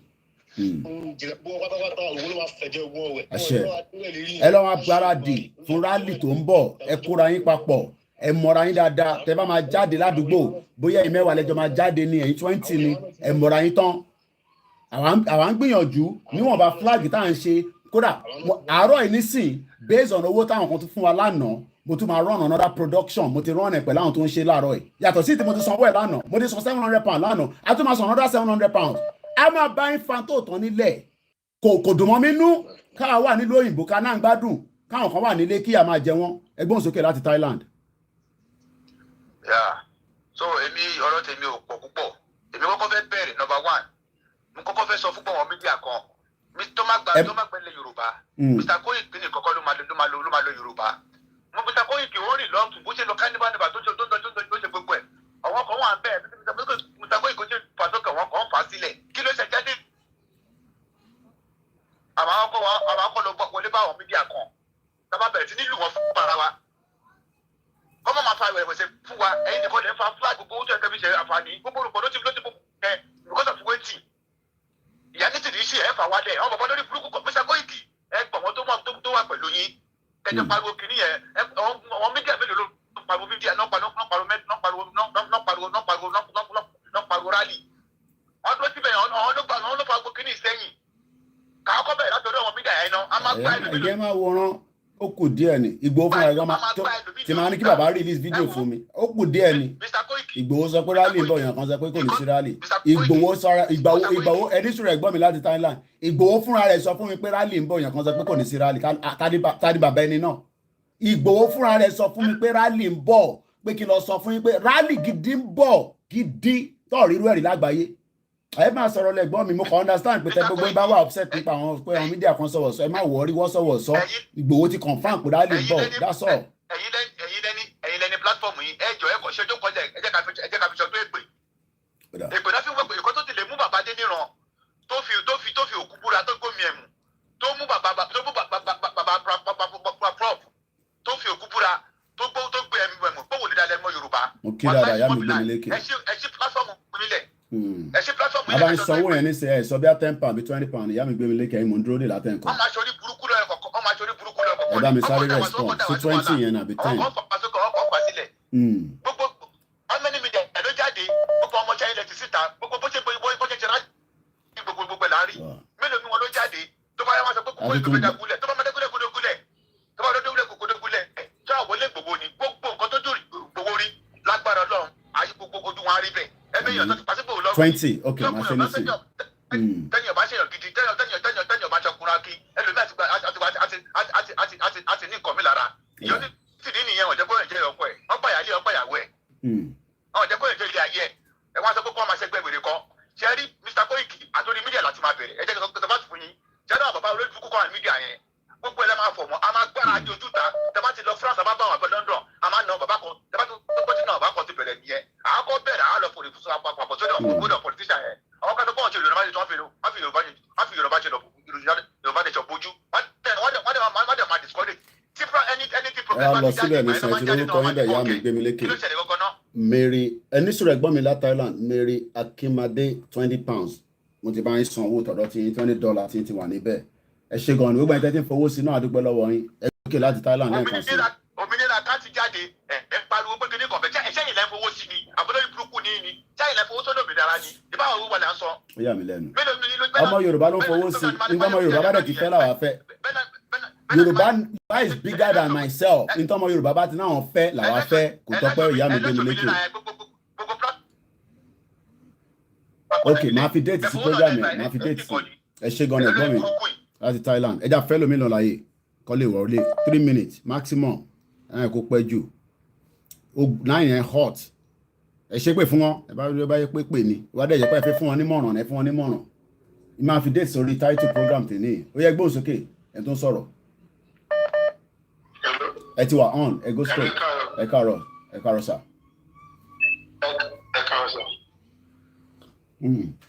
Hello sir. Mo ń dá yín lò a ti jọ sọ pé ẹ káàárọ̀ ẹ má yẹ kí yẹn kó tó pẹ́ kó dìlé wa ẹ go straight to the point. Ìlànà sọ̀rọ̀ láti Lagos State Ìkòròdú. Ẹ̀gbọ́n sókè lágbo kí mo kí gbogbo Ìkòròdú. So èmi ò ní bọ́ọ̀sì ń fẹ́ sọ sí ọ̀. Àti múlálẹ̀ ìmọ̀ Lagos State yìí. Mo jẹ́rìí gbogbo Ìkòròdú. Wọ́n ti máa ń tẹ́sí àmọ́ ìlú Yorùbá nation. Mo jẹ́rìí. Àwọn tẹ́sí àmọ́ ilé Ó dà. Yorùbá nation. Hey kábíyèsí Ọlọ́run. Àwọn òde ẹ̀fọ́ fún wọn. Ó ti tán. Àwọn òbẹ̀rù wọn. Ó ti tán. Ọmọdé làwa o. Ó ti tán. Ìyá ẹni tó jẹ́. Ẹ fọkàn balẹ̀. Ẹ̀gbọ́n mi mẹ́rin ló jẹ́ kábíyèsí tó wà Márúwá. Kábíyèsí Ọlọ́run. Tí ò sábọ̀. Márúwá graduate ẹ̀ ń gbọ́. Graduate wa Márúwá nílẹ̀ Yorùbá. Graduate wa Márúwá. Ẹ̀gbọ́n sókè mo ń gbọ́ yín alàgbà. Ọ̀rẹ́ ìdílé ni kó tó lè iṣẹ́ ṣe dáláwùsá níbà yìí. Ó dà. Ó dà. So ẹ̀rọ sà. Mo wà pẹ̀lú yín live and direct. Mo ń gbádùn yín. Mo wà pẹ̀lú yín. Ẹ̀rọ sà. Mo ń gbọ́ yín sẹ́ẹ̀. Mo mọ̀ pé nẹ́tíwọ́ọ̀kì yẹn ń lọ ń bọ̀ ni mo ń gbọ́ yín. Ẹ ṣì wà pẹ̀lú wa. So tọ́jú ti wáyé báyìí lórí Yorùbá nation torí ilé tàwọn aráyé sìn fúláàgì Yorùbá nation wà bẹ bàbá àgbà báyìí. Kábíyèsí Ọlọ́run. Àwọn òde fọ́. Cha. Àwọn the next phase tó máa délé làwọn eléyìí. Àwọn ńláńlá yìí. Ó máa délé ó kù díẹ̀. Ó tún máa tóbi ju àwọn oníkékèké bá ń ṣe lọ́yìn lọ. Mo wà pẹ̀lú yín sẹ́ẹ̀. Tí mo jókòó síbí wọ́n rò pé mo jókòó síbí bá máa control oríṣiríṣi nǹkan nísàlẹ̀ mo ní láti wà lọ́hùn owó ni máa rán níṣẹ́ màá dẹ̀ rán àwọn èèyàn níṣẹ́ àwọn èèyàn rẹ̀ dì pé Mr. Koiki tẹ́ bá ti ní ká lọ ṣe láti rẹ́dì nítorí pé ẹ̀yin la gbẹnusọ Ìgbòho tá a bá ti gbọ́ látọ̀dọ̀ yín bàbá wa Ìgbòho ni ìtí Ìgbòho bá ti ní ká má ti ṣe àṣìgbé sábẹ́ ẹkùn bọ̀ Ìgbòho ní kẹlọ́ máa gbáradì ó ní sọ fún yín pé rally ń bọ̀ Ìgbòho máa àpíà kò ní àpíà ìyẹn kọ́ ló má tà nísìn rally ń bọ̀ òun ní kẹlọ́ máa gbáradì fún rally tó máa tún tatatatatatatata ẹni tó bá jẹ́ DJ ẹ lọ máa gba ìlú ẹ gba everything trumpet gbogbo ẹ̀ a fẹ́ jáde tán with the biggest carnival tó máa ju ti UK gan lọ ẹ̀rọ kí mò ń ṣeré ni ó dún máa dún tátátá mọ́tò máa wọlé láti different angle gbogbo local government wọ́n kanlẹ̀kùn ó dà pé bí a postman ni Koiki ló ń sọ̀rọ̀ lọ́wọ́lọ́wọ́ 31st lè ní August 2022 live lẹ́ ń wò lọ́wọ́lọ́wọ́ ẹgbọ́n sókè sí láti lásìkò òrùlé nǹkan mọ́ gbádùn ọ̀rọ̀ tẹ́ ń sọ yẹn ẹ pè mí lẹ́yìn ètò kí ní kọ́ ṣe bẹ́ẹ̀ ṣe máa gba flag bí mélòó kan ẹ pè mí lẹ́yìn ètò ẹgbẹ́ rẹ̀ sọpẹ́ pè mí ẹ gẹ́ẹ̀tì mi màá ní kọ́ wẹ́ kẹlọ́ máa pick flag kí ni yóò máa dún tátátá tíṣẹ́ ń lọ ogun wo kò sógun kankan ẹ má ẹ̀kọ́ dẹ́rù bàyín ogun ẹ má ẹ̀kọ́ dẹ́rù bàyín pẹ̀lú ogun ẹ má ẹ̀kọ́ dẹ́rù bàyín pẹ̀lú ogun ẹ má ẹ̀kọ́ dẹ́rù bàyín ẹ fọkàn balẹ̀ Yorùbá nation now kábíyèsí ẹ ó dà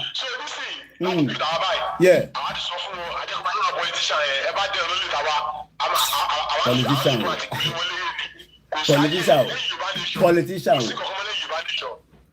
ẹni bá sọrí ẹni sùúrù kẹtó máa lọ kí n fún ní kóòdì kan ẹni tó bá ti dẹ́rù bà yẹn sọ fún wa pé Ìgbòho fẹ́ dé tán kábíyèsí Ọlọ́run ọba o ẹni tó bá dẹ́rù bà yín tátátá ẹ sọ pé Ìgbòho fẹ́ dé tán kù díẹ̀ ẹ wá ní Koiki olú tó mú wa láàárọ̀ yìí ẹ sọ fún wọn pé Ìgbòho fẹ́ dé tán ó kù díẹ̀ tẹ́ bá dẹ́rù bà wá Ìgbòho máa bá yín ó máa yọ sí lójú oorun ẹ sọ bẹ́ẹ̀ pé mo sọ bẹ́ẹ̀ ẹni tó bá ti dẹ́rù bà ọmọ Yorùbá nation ẹ sọ fún wọn pé Ìgbòho máa dẹ́rù bà wọn lójú oorun ẹ máa rí Ìgbòho lójú oorun kò ní bàjẹ́ fún yín ẹja tó gbé kọ́lẹ̀ lómi Koiki ló ń sọ̀rọ̀ lọ́wọ́lọ́wọ́ a ní Yorùbá nation máa dúró gbogbo ara ni mo fi kódà mo sọ fún yín pé tó bá jẹ́ pé the last 10 kọ́bọ̀ tó yẹ kí èmi gan lò láàárọ̀ yìí mo tún fún wọn ní order láàárọ̀ yìí ni mò ń sọ a ti san £700 lánàá mo tún fún ọ ní another order because àwọn ìyá wa kan pé wọ́n náà fẹ́ 1,000 gbogbo 1,000 yẹn èmi kọ́ ló fẹ́ fún wọ́n fẹ́ kó fáwọn èèyàn nílé kò ní bàjẹ́ fún ìyá wa yẹn ìyá wa kan náà tún pé wọ́n náà fẹ́ 500 mo ní pé kò ń ṣe dandan kẹ́kọ̀ọ́ fún Koiki àní èyàn ṣáà máa jẹ́ ká ṣe ká máa dùn síta kó máa lọ káàkiri but èmi náà wá ń ṣe àwọn tọ̀dọ̀ tèmi náà tí mo tún máa kó lọ sílé ṣẹ̀dá àwọn ilé ìtàn ìwò yìí àwọn sáìsì yìí ó fẹ́ délé tán àtàwọn ńláńlá yẹn ó wẹ̀ pé àwọn yẹn àmọ̀mọ̀ ó yẹ yín lẹ́lẹ́lẹ́ ṣẹ́ni bó ṣe máa ń fẹ́ ní London yẹn ó máa fẹ́ débẹ̀ mo sọ wípé 25 meters tí mo ṣe fún UK ìyẹn ti tán à ń gbé lọ sílé ni mo lè sọ fún ẹni tó bá fẹ́ support tí pè ká máa fi send ẹ̀ lọ sílé 25 meters yẹn ẹ jẹ́ n lọ gbé jáde kẹrì ẹ jẹ́ n gbé kọ́ọ̀lì kí n lọ gbé yẹn wá kẹ́ lè rí ó sì wà nínú London tó bá dé Nàìjíríà wọn àfihàn yìí ẹgbọ́n sókè tó ń pè wá ẹ ti wọlé ẹ bí background yẹn ẹ máa sọ̀rọ̀ lọ à ń gbọ́ yín ẹ máa sọ̀rọ̀ lọ sẹ́ẹ̀ ẹ máa sọ̀rọ̀ lọ bàbá ìyàwó ẹ̀ ló tẹ̀ sọ́ọ́ ti pọ̀ nígbà rí nígbà tí wọ́n ń gbọ́ra yín ẹ̀ kúkú ń gbọ́ràn ìmọ̀ bẹ́ẹ̀ ṣe ń pèsè ní iṣẹ́ tó ń gbọ́ra yín. kí ni wọ́n ń pè fún bàtà ìfẹ́ mọ̀ bẹ́ẹ̀ fi pè ẹ̀ ń disturb wa lórí láì ẹ kó bó ṣe ń ṣe ń lọ́jà rí à fi tètè disturb wa. ṣé rí bó ṣe wà yìí ẹ note it down ẹ screenshot ẹ ẹni Koiki sọ bẹ́ẹ̀ pé kí oṣù tó ń bọ̀ tó pọ́n ó máa délé wà láìtàláì sọmọbí láìláìláìwà 25 meters nìyẹn mo ṣeré lẹ́lẹ́lẹ́lẹ́lẹ́lẹ́lẹ́ ló máa fẹ́ lẹ́lẹ́ ni yóò máa àṣìyà 25 meters lẹ́wọ̀ yìí ẹrù ni ẹ yẹ́rọ bẹ́ẹ̀ ṣe bàbá yìí ó máa délé tátátátáta ẹni Koiki ló sọ bẹ́ẹ̀ 25 meters mo ní ká ṣe mi ẹ̀ dáhùn èyí tèmi ṣe fúnra èmi mo fọwọ́ ara mi ṣe lé èmi mo fọwọ́ ara mi ṣe èmi mo fọwọ́ ara mi ṣe ó máa délé bẹ́ẹ̀ fún wa lówó máa wọ́ owó lọ́nà kanà máa gbé kiri ìdílé 25 meters èyí tẹ́ wà lẹ́ẹ̀ máa ní sùúrù ó fẹ́ délé tán níjọ rálì yẹn tẹ́ bá nà síta báyìí tí drone mama tí ogun máa ṣiṣẹ́ kàkàkàkà tí kámẹ́rà mo sọ fún yín pé multiple cameras tá máa lò níjọ yẹn ẹ̀gbọ́n òsókè tó ń sọ̀rọ̀ láti France ní bàjẹ́ fún yín Koiki ló ń sọ̀rọ̀ máa paint ilẹ̀ Yorùbá ní kọ́lọ̀ ilẹ̀ Yorùbá Ìgbòho ṣá owó baba dami iṣẹ́ ń tẹ̀síwájú Fúlàní wá dájọ́ nílẹ̀ Yorùbá oníkan ẹjú wọn kan tó sọ oníkan náà ó ní àwọn ọ̀pàyàn sílé Ìgbòho ẹ lọ ka kíní yẹn ó ní wọn ọ̀pàyàn sílé Ìgbòho ẹgbọ́n sókè ilẹ̀ ní show lẹ́nìí nǹkan mo ní show ẹgbọ́n sókè.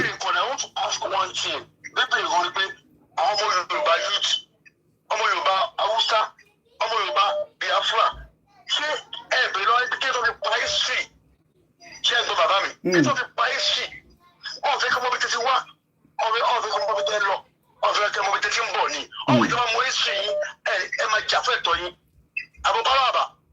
ẹ parọ́.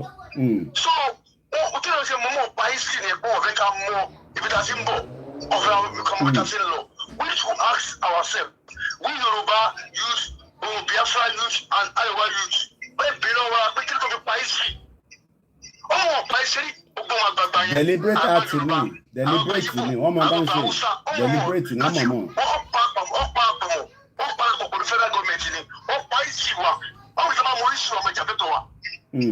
so ìyẹn ti lọ history wa yẹn lọ́pàá yẹn olùdára lè ṣe most of youth yẹn ọmọ 20 ọmọ 23 ta tó tax yẹn ẹni sùúrù ẹ̀gbọ́n mi láti pa ẹni sùúrù ẹ̀gbọ́n mi láti pa àníkẹ́ ẹni sùúrù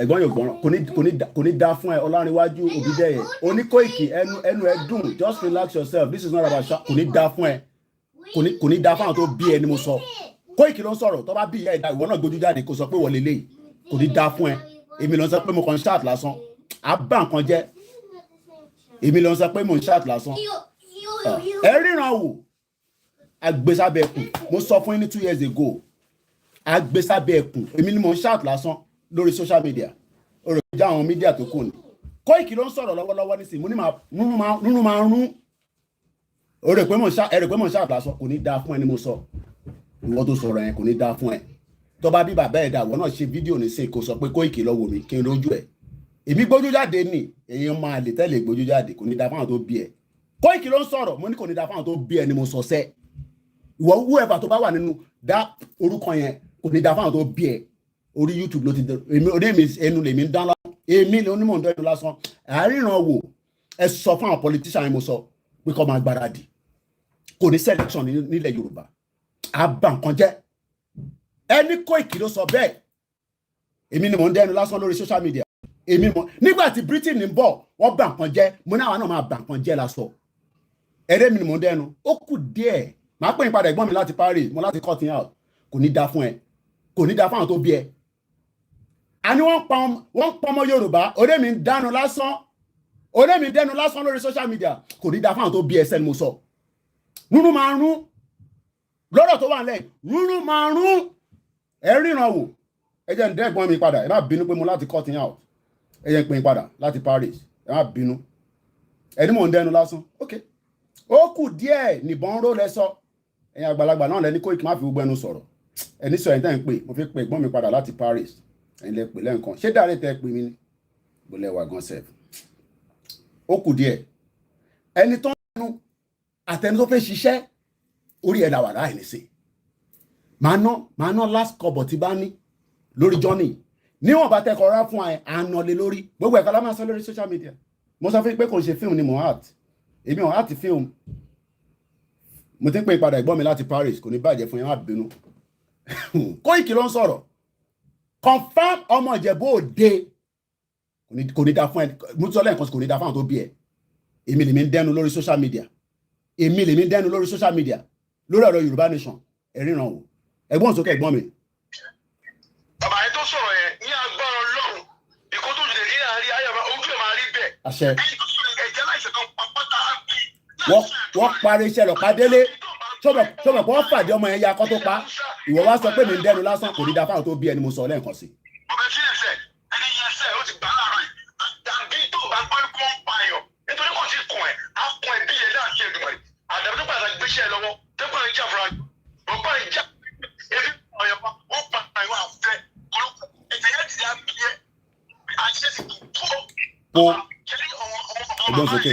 àti àbọ̀tọ̀ náà ilẹ̀ Yorùbá ni o ilẹ̀ bí afẹ́ náà ó sọ tó ń pè ọmọ ọ̀sẹ̀ kọ́lá kọ́lẹ̀ o all your children they are not safe anymore we are after them now when anything happen in that country we go after them we locate them we know their address already àti kò address gbogbo wọn yìí o tó wà nílùú òyìnbó lẹ́yìn ni o lamẹ́ríkà ni o ní London ni o ní France ni o ní Japan ẹni wúlẹ̀ wọ́n pa lọ́dọ̀ òyìnbó tó lè ní dẹ́tẹ́sì ẹ̀ ẹ̀ka díẹ̀ wọ́n pààyàn tó kọ́ bá ṣe é nílẹ̀ báyìí ẹgbà pé ọmọ yẹn máa lọ sí ẹnu kọ́ ọmọ yẹn máa lọ sí o èyí kú ní pé à ń ṣe èyí ti di wọ́n ní ojú fojú ẹ̀jẹ̀ fún ẹ̀jẹ̀ ni wọ́n lè máa pààrọ̀ wa wọ́n pàjọ́ ẹ̀ láwùsá ayọ̀ máa jẹ́ àpàtó fún èèyàn ni wọ́n Ìgbò èèyàn ni wọ́n Yorùbá èèyàn ni wọ́n. bẹ́ẹ̀ni ṣẹ́rí ẹ̀gbọ́n mi ọ̀rọ̀ tẹ́ sọ nísìn ó jẹ́ kí ṣẹ́rí ọ̀rọ̀ tẹ́ sọ nísìn ọ̀pọ̀lọpọ̀ you don't understand pé humanity la wà after we don't want any Hausa people to be killed we don't want any other ethnic people to be killed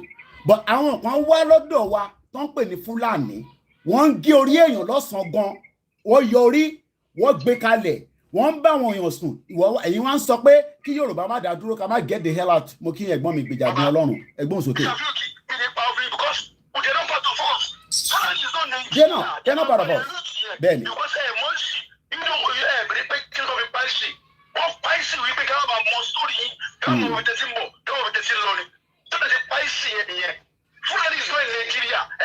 Bẹ́ẹ̀ni ẹ má dáhùn lóhùn ẹ̀yà wa Oyètọ́lá Adésànyà lọ kọ́mẹ́ntì òsì kíkọ lọ rí lásán máa bú èpè fún àwọn bàbá tó bí ẹ máa rán ẹ sílé lẹ́sẹ̀kẹsẹ̀ ẹ̀rọ máa ń ṣeré lórí bíbá yẹn. ẹ̀yìn fóònù ẹ̀ ti kú ìgbádùn mo kí gbogbo ilé nǹkan sí àwọn kan wá dé wọ́n overthrow gbogbo wa wọ́n overrun wa based on àtẹnujẹ àwọn olùṣe lórí burúkú àwọn bàbá yín àwọn bàbá yóò ṣì àwọn bàbá tó ń pè bàbá.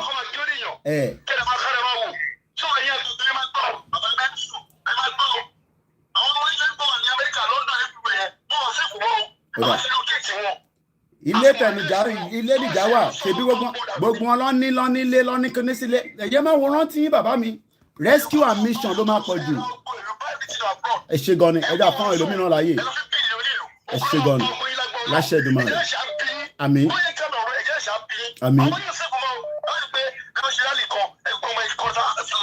America, London, bí Asia country, àbí China, Ecos, bàbá wọn ṣèfò, àti mú location wọn dání. Ó kù díẹ̀ ni. Ó kù díẹ̀ ni. Ẹ ṣe gan ni. Thank you so much. Ẹ má bínú ẹ̀gbọ́n mi torí pé ọ̀pọ̀lọpọ̀ àwọn èèyàn fẹ́ pè and I'm watching the time as well because I'm lọ sí studio. Ó dà kí mọ́mí grandma kan ti pè mí lẹ́yìn kan fẹ́ return call àwọn grandma wa tí wọ́n pè. Ẹ fọkàn balẹ̀ ní tẹ̀wọ̀n lé. Ṣé gbogbo pé ọlọ́pàá máa mú wa tàbí sójà máa jáde yẹn? Ẹ mẹ́yẹ̀kọ́ fi yẹn kọ́ dẹ́rù bá yín. Ìfútù fẹ́ tẹ̀ ọlọ́pàá ò lè mú nothing mélòó kódà rally ta ṣe ní UK gan mélòó ọlọ́pàá fi mú àwọn ṣì máa padà lọ́wọ́ kámẹ́rà ni ẹgbọ́n sókè láti Libya ẹgbọ́n sókè ẹ mute background ní tẹ́ ń gbọ́ nínú ilé yẹn ó ń ta fẹ́ ẹ mute yẹn pátápátá blood yẹn hot láàárọ̀ yẹn ẹgbọ́n sókè no going back.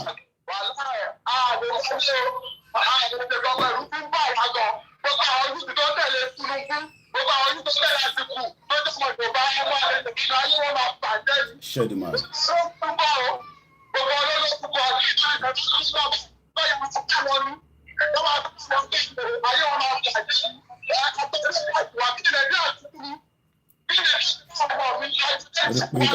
That's our program.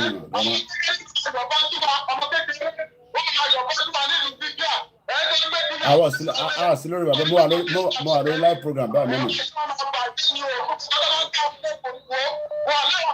Okay, my send it.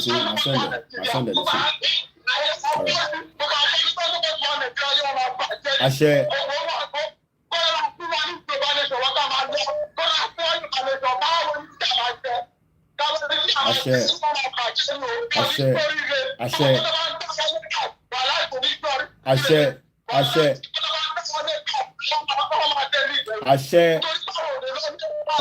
Ilé náà dà.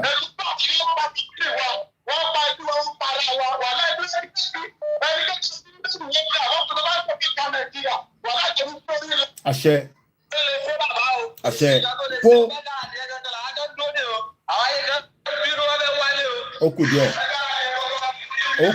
Ẹ fọkàn balẹ̀. Bẹ́ẹ̀ni, àwọn tó wà ní Libya ló ń sọ̀rọ̀ yẹn. Àwọn tó wà ní Libya. Kódà, ó kù díẹ̀ ni. Mo ń gbọ́, mo wà pẹ̀lú live and direct, mo ń gbọ́. Kódà. Kódà.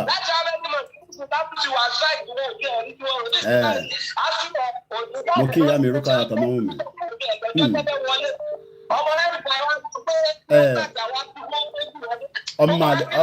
Ọmọ àlè mà nìyẹn, ọmọ ẹrùfà, ọmọ àlè ni. Kódà. Lágbára Ọlọ́run. Aṣẹ́dùmarè. Kódà, ẹ ṣé gan ni. Mo kí Aṣẹ́dùmarè. Àṣẹ. Thank you so much. Torí àsìkò ni ká máa push ẹ̀, ó bá ti ń fẹ́ máa tó 3 minutes, mo gbọ́dọ̀ drop it down kẹ́lómi wọlé. Ẹ mute background ẹ mo fi gbọ́ nǹkan kan náà ẹ kọ́kọ́ mute background. Tẹ́ bá ti ń wọlé ẹ mute background straight away. Ẹ gbóhùn sókè. Mo kí ìyá wa Yétúndé Ògínní kò ní bàjẹ́ fún yín. Ẹ gbóhùn sókè, à ń gbọ́ yín live.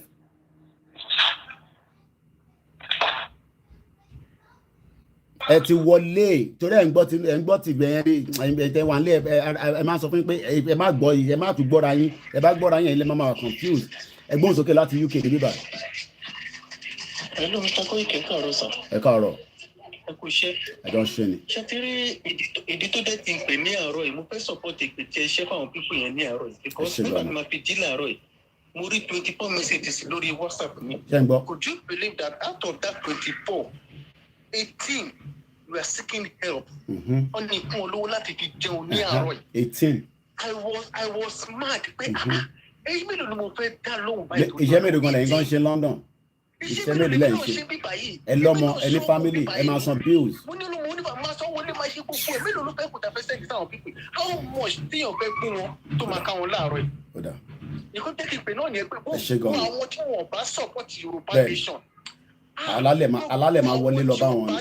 support Yorùbá nation wicked bẹ́ẹ̀ ni wọn ò ní kú oṣù tó bá gbígba ọmọ gbogbo ló máa ṣòfò níwájú lágbára wọn lójú Elédùmarè wọn inshallah lágbára Ọlọ́run Bẹ́ẹ̀ni. lágbára àwọn tó the nílẹ̀ pain is too much gbogbo nǹkan tí wọ́n fi òwúrọ̀ Bẹ́ẹ̀ni. ọ̀sán ìrọ̀lẹ́ àti àṣẹ lè ṣe Bẹ́ẹ̀ni. kúta ló máa parun níwájú wọn àmín ogun lákàyè ló máa fi ẹ̀jẹ̀ wọn wẹ̀. àmín mo kí ìyá mi pastor mọ ẹ ṣe gan ni bẹ́ẹ̀ ni ojú bẹ́ẹ̀ lọ ojú bẹ́ẹ̀ lọ kó bá ní pé irọ́ ni pé ní Nàìjíríà la máa Bẹ́ẹ̀ni. wà lágbára Ọlọ́run ìrọ̀rùn ló bá dé Manchester mo kí ṣe wá mọ̀ kankan ìgbọ́n mi ṣe mọ̀ pé tó bá jẹ́ pé àgbàdo lásán la kàn ń gbìn ní gbogbo ilẹ̀ Yorùbá mo kàn give an example nísìn ṣe mọ̀ pé àgbàdo yẹn a lè fi ṣe so many things ebi ò ní pa àwọn èèyàn wa ẹgbọ́n kan tí mo sọ tó bá jẹ́ pé àgbàdo lásán la kàn ní kàn gbìn ní gbogbo ilẹ̀ Yorùbá báyìí pé láràárọ̀ o tó bá ti jí o ṣáà lọ síbẹ̀ yẹn bóyá ògì ló fẹ́ fi gba tiẹ̀ ni o bóyá ẹ̀kọ́ ni o whatever just àgbàdo lásán nìyẹn o ẹ̀yin wá jókòó sá abroad àwa wá ń sọ̀rọ̀ pé kí ìran wa kó lálàáfíà ẹ̀yin wá ní kí irú àlàáfíà kò ní yẹ ìwọ náà ìwọ tó wà lábúrò tó sọ bẹ́ẹ̀ kò ní yẹ. àwọn ẹni tó máa ń type nonsense sórí kọ́mẹ̀ntì ní agbára Ọlọ́run ọ̀sán gbogbo lárí wọ́n máa ń ta nílé ikú. àṣẹ àwọn tí wọ́n bá sọ pé ká kó lọ pé Nàìjíríà ní ká wà. àṣẹ inshallah lórúkọ Jésù Kristi mẹ́tẹ̀ẹ̀ta la máa fi fún ilé pè bẹ́ẹ̀ ni the pain is too much bẹ́ẹ̀ ni àníṣe mo sọ pé inshallah ẹ ṣe gan ẹ̀gbọ́n mi kò ní bàjẹ́ fún yín you can see the pain in our people kí yàn fi lọ síbi iṣẹ́ láàárọ̀ káyà ẹ̀ máa já ẹwọ ẹ̀gbọ́n wa kan tó pè lánàá mo kò ní mo kí gbogbo ẹni tẹ́ wà ní Manchester mo kí ẹ̀gbọ́n mi dáadáa lẹ́ẹ̀kan ti sẹ́ Wọlé Amọ̀dẹ̀májà kò ní bàjẹ́ fún gbogbo akùnrin tẹ́ dìmú yẹn ẹ wo ń táwa ọmọ Yorùbá tá à ń control àní àti ní brain tó pọ̀ jùjù ẹ jẹ́ ká lọ lo brain yẹn nílé nọ́mbà méjèèjì ni mo sílẹ̀ tí mo ní máa sọ pé kẹ́ máa pe nọ́mbà kan for today ni o ẹgbọ́n sókè ní kíákíá ẹ máa kó pẹ́ straight to the point Ṣọlá Samuel mo kí all hail Biafra mo ní tẹ́bá lórí Koiki Media ẹ má bá mi sọ pé Biafra kankan no ẹ lọ sọ yín lọ́dọ̀ lórí platform mi kò ní bàjẹ́ fún yín ìyá mi Grace Olúṣọ̀tọ̀ kò ní bàjẹ́ fún yín àwọn yẹn wà nínú àdúrà ni every Tuesday ló ń ṣàdúrà lójoojúmọ́ mo máa ń bá wọn darapọ̀ bí ṣe bísí tó máa bá wọn darapọ̀ sínú ẹ̀ tó ń ṣàdúrà fún Yorùbá nation wọ́n ń ṣàdúrà fún gbogbo ẹ̀yàn ọmọ Yorùbá nation èèyàn kan wá jókòó ó ní ká má gba Yorùbá nation kò ní yí àwọn bàbá ẹ̀ àwọn bàbá olórí burúkú tó bí àti ìyá tó bí ẹ tó yẹ pé ìyá tá à ń jẹ nísìn ẹ̀yin náà lè kó wa sínú ẹ̀ àwa máa gbára wálẹ̀ ẹ jẹ́ ń lọ sọ́dọ̀ bàbá mi dáadáa àwọn ilé ti gbé l'Amẹ́ríkà rí lọ́wọ́lọ́wọ́ Ìlọrin lọ́wọ́ àníṣọ́ location wọ́n ti gbé Amẹ́ríkà rí ẹ má fa Amẹ́ríkà ẹ má fi dẹ́rùbà àwọn èèyàn nílé mọ́ London náà là ń ṣọ̀ fún gbogbo yín yẹn láì méjì tẹ̀ mo dẹ̀ ti gbé gan sẹ̀ ẹ ní sùúrù nílọrin bẹ́ẹ̀ ẹ̀gbọ́n mi ẹ já kọ́ lọ sọ́dọ̀ Mr Peter Rock ẹ̀yẹ gbóhùn sókè bàbá mi nílọrin ẹ ṣe sùúrù síbẹ̀ kò sẹ́yìn kan tó tún lè wọlé síbẹ̀ ẹ̀ mọ́ ó yẹ gbóhùn sókè Mr Peter ní kíákíá ẹ ti wà live pẹ̀lú Koiki Media mo gbẹnu dákẹ́. mo ń dá yín lóhùn. Yes, sir. Good morning, sir. Good morning, my brother. Wow, I'm very happy to speak with you. I am so happy to get you as well. We love every one of Yes, you. sir. Dubai náà lọ. Yes, sir. Ọlọ́run ló ní wá. Yes, sir. Kò séyàn kan. Ẹ̀gbọ́n sókè. Àti Ìlọrin ló ń tún pè, sir. Ìlọrin méjì kábíyèsí Ọlọ́run lẹ́ẹ̀kan náà ó yẹ ẹ̀gbọ́n sókè. Yes, sir. Mo fẹ́ jẹ́ kẹ́ mọ̀ pé the only thing we are expecting now is that mega rally. Tàtàtà kẹ̀rì bínú mi ṣe máa ń dùn táwọn èèyàn bá sọ pé the only thing we expect. Èrè pé àwọn èèyàn ṣeré ni. Àwọn èèyàn ṣeré ẹ̀jẹ̀ ìgbẹ́nu dákẹ́ ẹ̀gbọ́n sókè. Ìṣeré the only thing kò sí nǹkan tá a ti wá enjoy mọ́ ní Nàìjíríà yìí. We cannot even be able to feed ourselves. Tí ìbá ṣe pé àwọn èèyàn bá involve nínú fraud nínú àwọn illegal. Beat and beat jasibi jason ká má fi gbogbo ẹnu sọ̀rọ̀ ẹ ṣàrà pàdé mọ́bẹ̀ ká má fi gbogbo ẹnu sọ̀rọ̀ táwọn èèyàn fi wọn náà wo yahoo lọ́nà nísìn ní Nàìjíríà ẹgbọ́n sókè owó yahoo. If you are not involved in illegal acts, all hail Biafra. You cannot be able to protect Nigeria anymore. Kò sí nǹkan kan mọ́ ní Nàìjíríà. There is no. Ta ló ń dárúkọ Peter Obi àbí kò fi da fún bàbá alákùú bàbá ẹ̀ ni ta ló ń dárúkọ Peter Obi ní bàbá ẹ̀ ń ṣí èrè Peter Obi kọ́ Peter Obi ní ẹgbọ́n sókè British agent ní Peter Obi gbogbo ẹni mo fi sọ ẹgbọ́n sókè jàre Mr Peter má bínú. Gbogbo election tá a ti ṣe látẹ̀yìn. Fọ́ọ̀dù ní gbogbo ẹ̀ ẹ jẹ́ kí wọ́n parọ́ kan fún yín ẹni tó ń pè láti lọrin méjì ní ẹni sọ̀rọ̀ ẹ máa ti lọ máa fún yín ní time there ẹni pé Koiki parọ́ kan láàárọ̀ ẹ̀ lórí programme èní ní 31st ọmọ gọ́vnà yín mo ò bá wọn jà o abroad nígbà ìlọ́wà àwọn méjì gbogbo wọn mo mọ̀ bíi mẹ́ta ni wọ́n bíi mẹ́rin ni wọ́n ìyàwó gọ́vnà yín Abdulfatai ni mo ń sọ o èmi àti ẹ̀ ti pàdé rí Ṣẹ́rí even the former ọ̀rẹ́ mi ọmọ Igbo dáadáa yẹn ti padà lọ bá kíní ṣiṣẹ́ nísìn is the chief kí ló máa ń pe chief of defence àwọn tó máa ń bá gọ́vnà ṣiṣẹ́ tó jẹ́ pé àwọn ló súnmọ́ gọ́vnà jù kí ló máa ń pè wọ́n rẹ̀ rán mi létí ìbàbá mi Ìlọrin kí lórúkọ tó máa ń chief of staff ẹ̀rọ tí ọmọ ìbọ̀bọ̀ pàdé mi councillor yẹn tó ṣe mayor very good friend of mine right is now the chief of staff fún Soludu. And now people I met with Yawa Abdul Fatai. She used to work at the Nigerian High Commission before. Current governor in Monso. Nígbà tó wá sí London, tí council mayor yẹn pè mí pé kí n wá pé òun ní guest kan mo wá lọ síbẹ̀. When I got there, I met her, we talk. Ó mọ̀ mí dáadáa. Money, mommy, Uber then gbé wá sí bíbá ẹni mọ́tà. Ó náà ní mọ́tà láwọn tó máa drive àbẹ́ máa bá drive wà tẹ́ bá táwọn bá ti wà ní London. Àwọn ọmọ ẹ wà níbẹ̀ mo ní problem pẹ̀lú àwọn what I'm saying is tí Nàìjíríà bá dání ṣe bóyá ọmọ gọ́vnà wà nínú ilé ni ẹ má ti lọ mẹ́rin Mr. Peter ẹ jẹ́ fún Mr. Alhaji ní àyínà ìsọ̀rọ̀ díẹ̀ Mr. Alhaji chief of staff bẹ́ẹ̀ ni chief of staff mo fẹ́ rántí ẹgbọ́n sókè Alhaji láti Ìlọrin Mr. Peter ẹ má ti lọ ẹgbọ́n sókè. ṣe rí ẹsẹ̀ ọ̀gá ṣe rí Ọláníwájú Òbídè yìí tó sọ̀rọ̀ lẹ́ẹ̀kan what will happen to him will surprise him. Ọláníwájú Òbídè yìí tó sọ fún yín pé ẹ ti sọ̀rọ̀ jù lẹ́ẹ̀kan. What is coming on him will surprise him. I hope that it cannot be too late for him to turn back to Yoruba nation. Inshallah. Maybe the Fulani people have benefited him. That's why he was talking like that to you. But I hope that he will come back before the Fulani reach him and support the Yoruba nation. I go along. If I have so, Wamakaru, Wamakarala, Wamakaru, Omenian Pete, Wamakarala, Along Banpete, Kábíyèsí Ọlọ́run. Wallahu Khairu Makirin, I will take to Bori, Oda. Bí a ti yàn ní. Oda.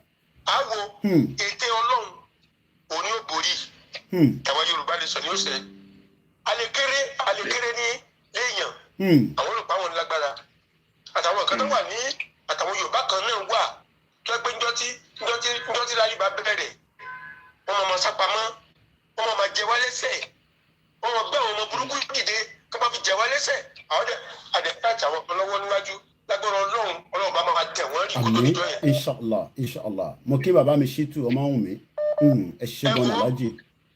Iná lérí omi lérí. Kábíyèsí ẹ.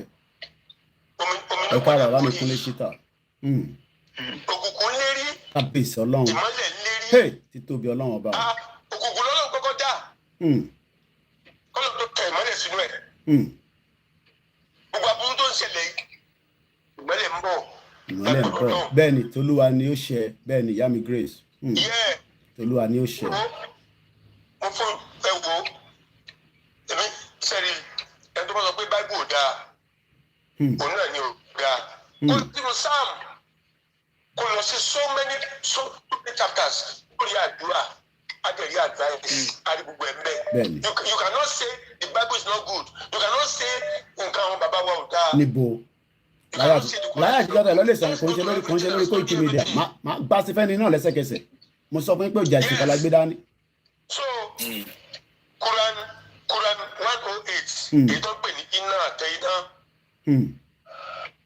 Mo ń bọ̀ Mr. Peter. Verily, we have granted you, O Muhammad. We have granted you, Yoruba nation. Now, kì í ṣe Muhammad nìkan lọ́lọ́run bá wí. Yes, because the generality of population of the world, Yoruba nation lọ́lọ́run bá wí nísìn. We have granted you, O Muhammad, the river, odò tí ò lópin, odò ògbórè tí ò lópin. Therefore, turn to prayer and do sacrifice. Okay, yeah, Melis, that I can't remember. Sacrifice. Good morning, all those of you on Instagram. Michael Godwin, Moriambe. We got to get in touch, but yeah, one of that send the flag is here. Michael. Eshegon Alhaji. Thank you so much.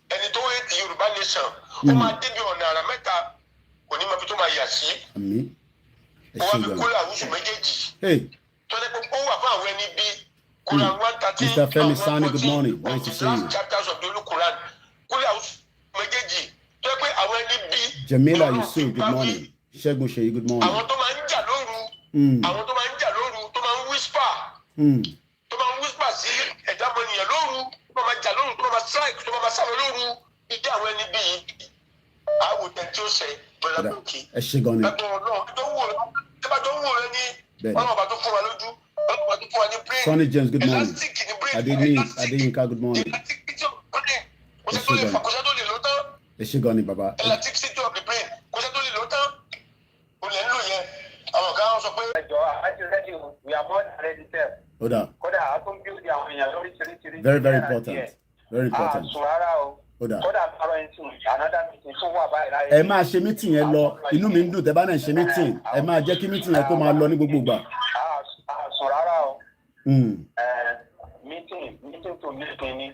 Àwọn anybody tó bá need assistance táwọn náà fẹ́ fọ́ọ̀mù tiwọn kan call agége wà nílẹ̀ fún everybody a máa yàn án lọ build wọn. Ọ̀rọ̀ àpò rally yín bọ̀ láìpẹ́ ìlágége ní on the 30th kan ni mo ti bá OBJ sọ̀rọ̀.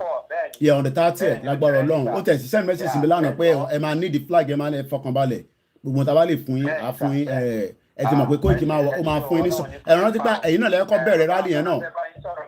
Ẹgbọ́n sọ ẹgbẹ́ kọ̀ fún wọn ẹgbẹ́ fún wọn. Ẹ káàárọ̀ bàbá wa. Gbogbo àwọn òrìṣàlẹ̀ àdúntì o. Àmín. Àwọn alálẹ̀lẹ̀ Yorùbá máa ń tókè lẹ́yìn o. Àmín. Ẹni náà ní ṣé ilẹ̀ gbogbo yẹn òun nílẹ̀ máa lanu ló máa gbé yìí. Ẹ ṣe ìfẹ́ kúṣẹ́ wa o. Hello sir.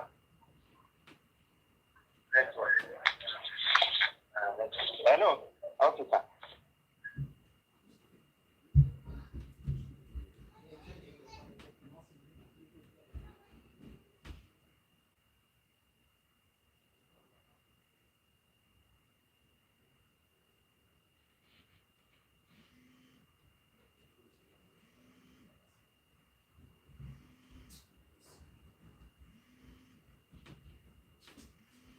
Ẹ máa sọ̀rọ̀ lọ ẹni ẹ ti cut out.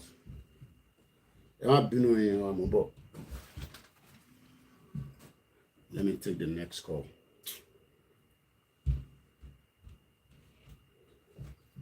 Ẹ máa sọ̀rọ̀ lọ ìyàwó àmọ́ bọ̀.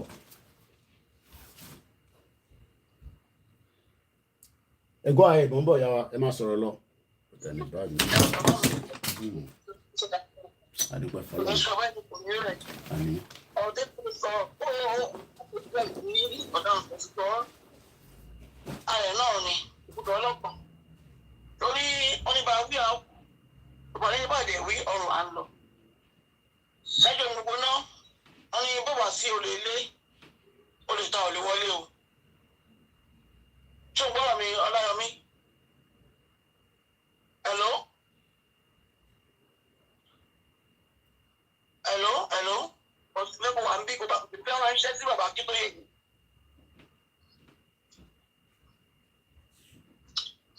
Gbogbo àwọn ọmọ Yorùbá lórí àsọ̀rọ̀ lánàá lẹ́kún.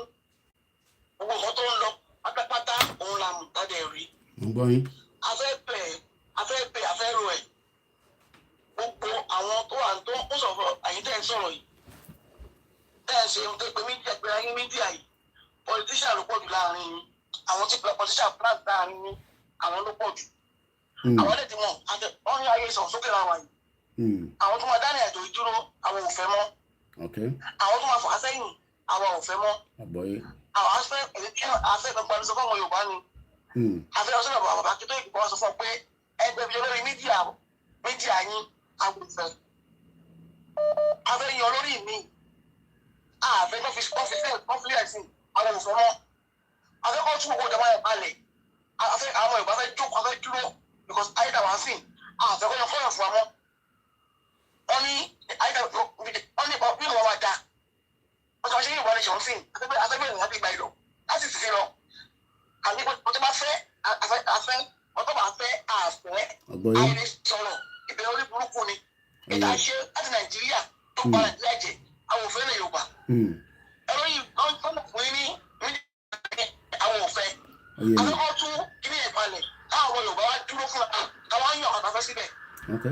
Because àwọn ọkọ̀ tó wà láàrin yín tó ń ṣẹ́gun lè gbà fún àwọn politician Nàìjíríà àwọn òfin wọn jọ mọ ẹjọ́ ọkọ̀ ó lè gbomi jẹ́ àwọn ọmọ sukutu àgbàdo sukutu àgbà. wọ́n gbọ́ mọ̀tá táǹṣe ìpínyà òun sun ẹkún ni orí etí ti kú ojú ti rí.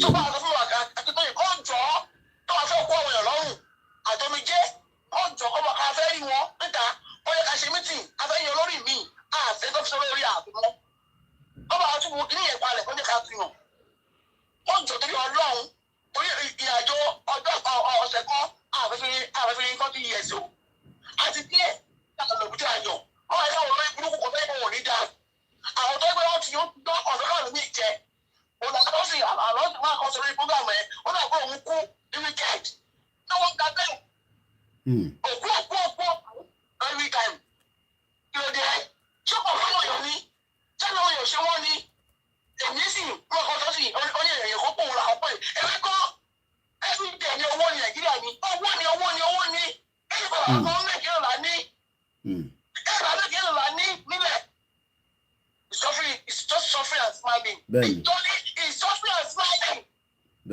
àti àwọn ìwògbọ́n lọ́wọ́ it's about Nigeria about taking money every now and then we are all tired ẹnikẹ́ni tó wà lọ́wọ́ tó ń bọ̀ olùgbà fáwọn àgbọ̀dé Nàìjíríà ayé òní yẹ Aṣẹ́dùmarè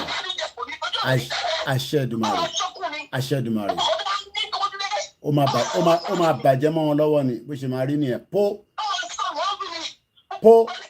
ọba ni baálẹ̀ ni politician ni aráàlú ni gbogbo ẹni tó bá Aṣẹ́dùmarè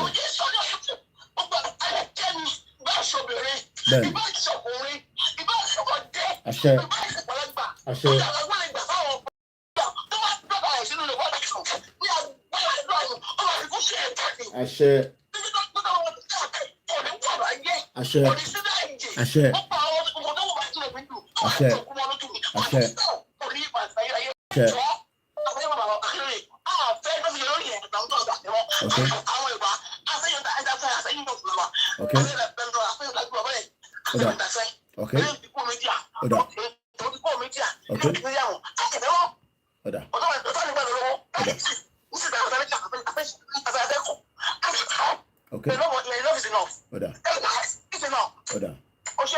ṣe gan ni mo kí gbogbo wa lẹ́ẹ̀kan sí tẹ́ bá ti pè wọlé ẹni rẹ̀ ẹ lè fún wọn lé pè ẹ fún wọn lé pè kọ́ fọ́kọ̀ wọn lórí burúkú òṣìwò wọ́n ti báyé jẹ́ ìyá jagun kábíyèsí ọlọ́run ọba ọ̀ ẹ̀yin lẹ pè wọ́n rí program yìí ìyá mi ṣe fi dá sórí ètò rẹ̀ ṣe ń wo program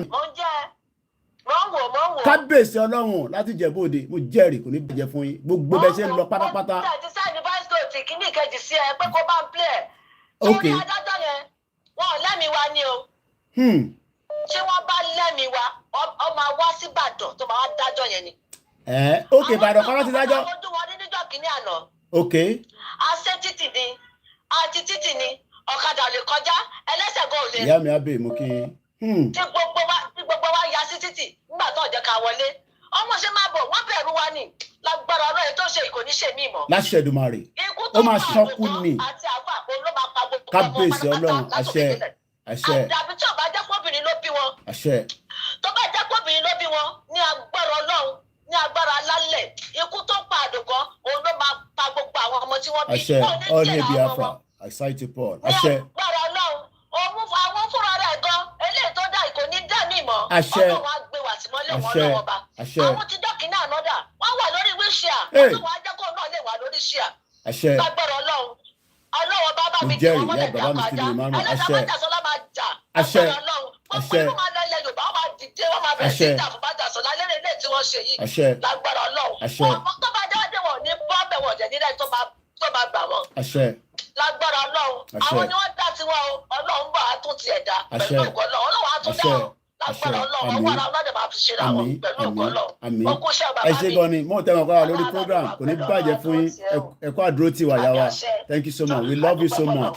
Ẹ jẹ́ ń kíyà mi yẹn dáadáa ṣe rí ìyá jagun ọ̀pọ̀lọpọ̀ yín lè máa mọ̀ wọ́n bọ́ ẹ lè ti máa rí wọn lẹ́ǹkọ̀ọ̀kan iná ẹ̀ máa tàn padà wọ́n ń ṣiṣẹ́ lé lórí ó cut out ni lẹ́ǹkan sí she's one of the one out of so many hard-working mother. Kò sí rally táwọn ẹ̀ bá ń lọ lọ́n tẹ̀lé wọn lọ. Lẹ́yìn kankan ọmọ yẹn náà máa misbehave. Tí wọ́n ń gbọ́ sí àyẹ̀ lẹ́nu. But one thing I want us to be assured of is the Yorubas are ready. Àwọn Yorùbá kan ń dúró. Ṣé ní gbogbo àwọn rally tẹ̀ ṣe ń rí tán ọ̀rá ló ń ṣe yẹn kéékèèké yẹn is just the tiny bit of the preparation. When the massive rally comes out, my loud. Gbogbo tó lúkálukú bá mọ̀ ṣe pé kí rally yẹn kó lè lárinrin kó lè ládùn kò ń ṣe lórí Koiki nìkan lẹ ti lè ṣe. You can do it as an individual, you can do it as a group. But lọ́dọ̀ tiwa, we will perform from the media perspective. I can assure us that. Line to batin struggle. We have so many people that wants to call and we cannot waste too much time. So I'm going to go straight to Dallas where there's another call. And to bank with that location now. Yeah, bones okay. I'm going.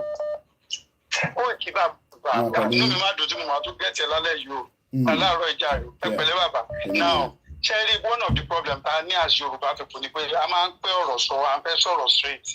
Cherry woman to sorrow last year, she was saying my mind, but maybe one more direct.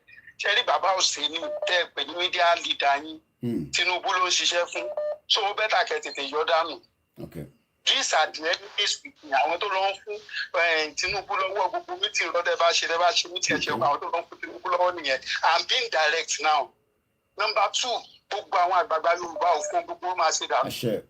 Àwọn bàbá Adébájọ Afẹ́nifẹ́re gbogbo wọn kí ni wọ́n ń wò tó jẹ́ pé Haúsá Fúlàní dẹ̀ gba gbogbo airport wa. Wọ́n dẹ̀ gba gbogbo seaport wa. Kán lọ ṣe statistics Yorùbá mélòó ló ń ṣiṣẹ́ ló wà ní airport Àbújá tó ń ṣiṣẹ́ tó jọmọ Yorùbá tó wà ń bẹ̀. They took over everything. Àwọn tó ń pera wọn lágbóòfò àgbà òsì àgbà ládàradà tó máa ń sọ sórí yìí. Ìlú tó ti àlákà. Ìlú tọ́mọ Yorùbá ò gbọ́dọ̀ sí nínú ẹ̀ mọ́. Mo tẹ̀ mọ̀ bí a kíní gan ti kú. Okay, yan tẹ̀ tí pick padà. Àwọn tó wà lórí mixlr. Ẹ bá bínú lẹ́ẹ̀kan. Wọ́n tètè mọ̀ pé náà ẹ ti ń lọ́lẹ̀. It's not free. So it's meant to be monitored on the line, online. But sometimes, these things happen. So, but we're back on. Okay. Ẹ̀gbọ́n mi Dallas, you are not picking up again. Ẹni sọ̀rọ̀ màmá mi láti Dublin. Àmà láti fáwọn ẹlòmíì láyè. Ẹ̀yin ti pè lẹ́ẹ̀kan. Àwọn tó ti pè ní ká fún láyè kan náà pé. Ẹ̀gbọ́n sókè. Hello, ẹ káàárọ̀ Mr. Koiki. Ẹ káàárọ̀, mo kí ní Canada. Ẹ káàbọ̀. Ẹ káàárọ̀, ẹ kú iṣẹ́. Èmi nìyẹn. Ẹ kú iṣẹ́ takuntakun. Ọlọ́run á máa ràn yín lọ́wọ́ o. Àmín. Mo fẹ́ fi àsìkò yìí mo fẹ́ fi dúpẹ́ lọ́wọ́ gbogbo àwọn èèyàn wa tí wọ́n ń ṣe rally ní diaspora. Mo máa ń follow everything back to back. I appreciate yín gan ni o. Ẹ ṣé gan ni. We know how much you guys are doing. Láti fi iṣẹ́ yín sílẹ̀ fi gbogbo ẹ̀kẹ́ máa lọ sí gbogbo bẹ́ẹ̀ ṣe lọ.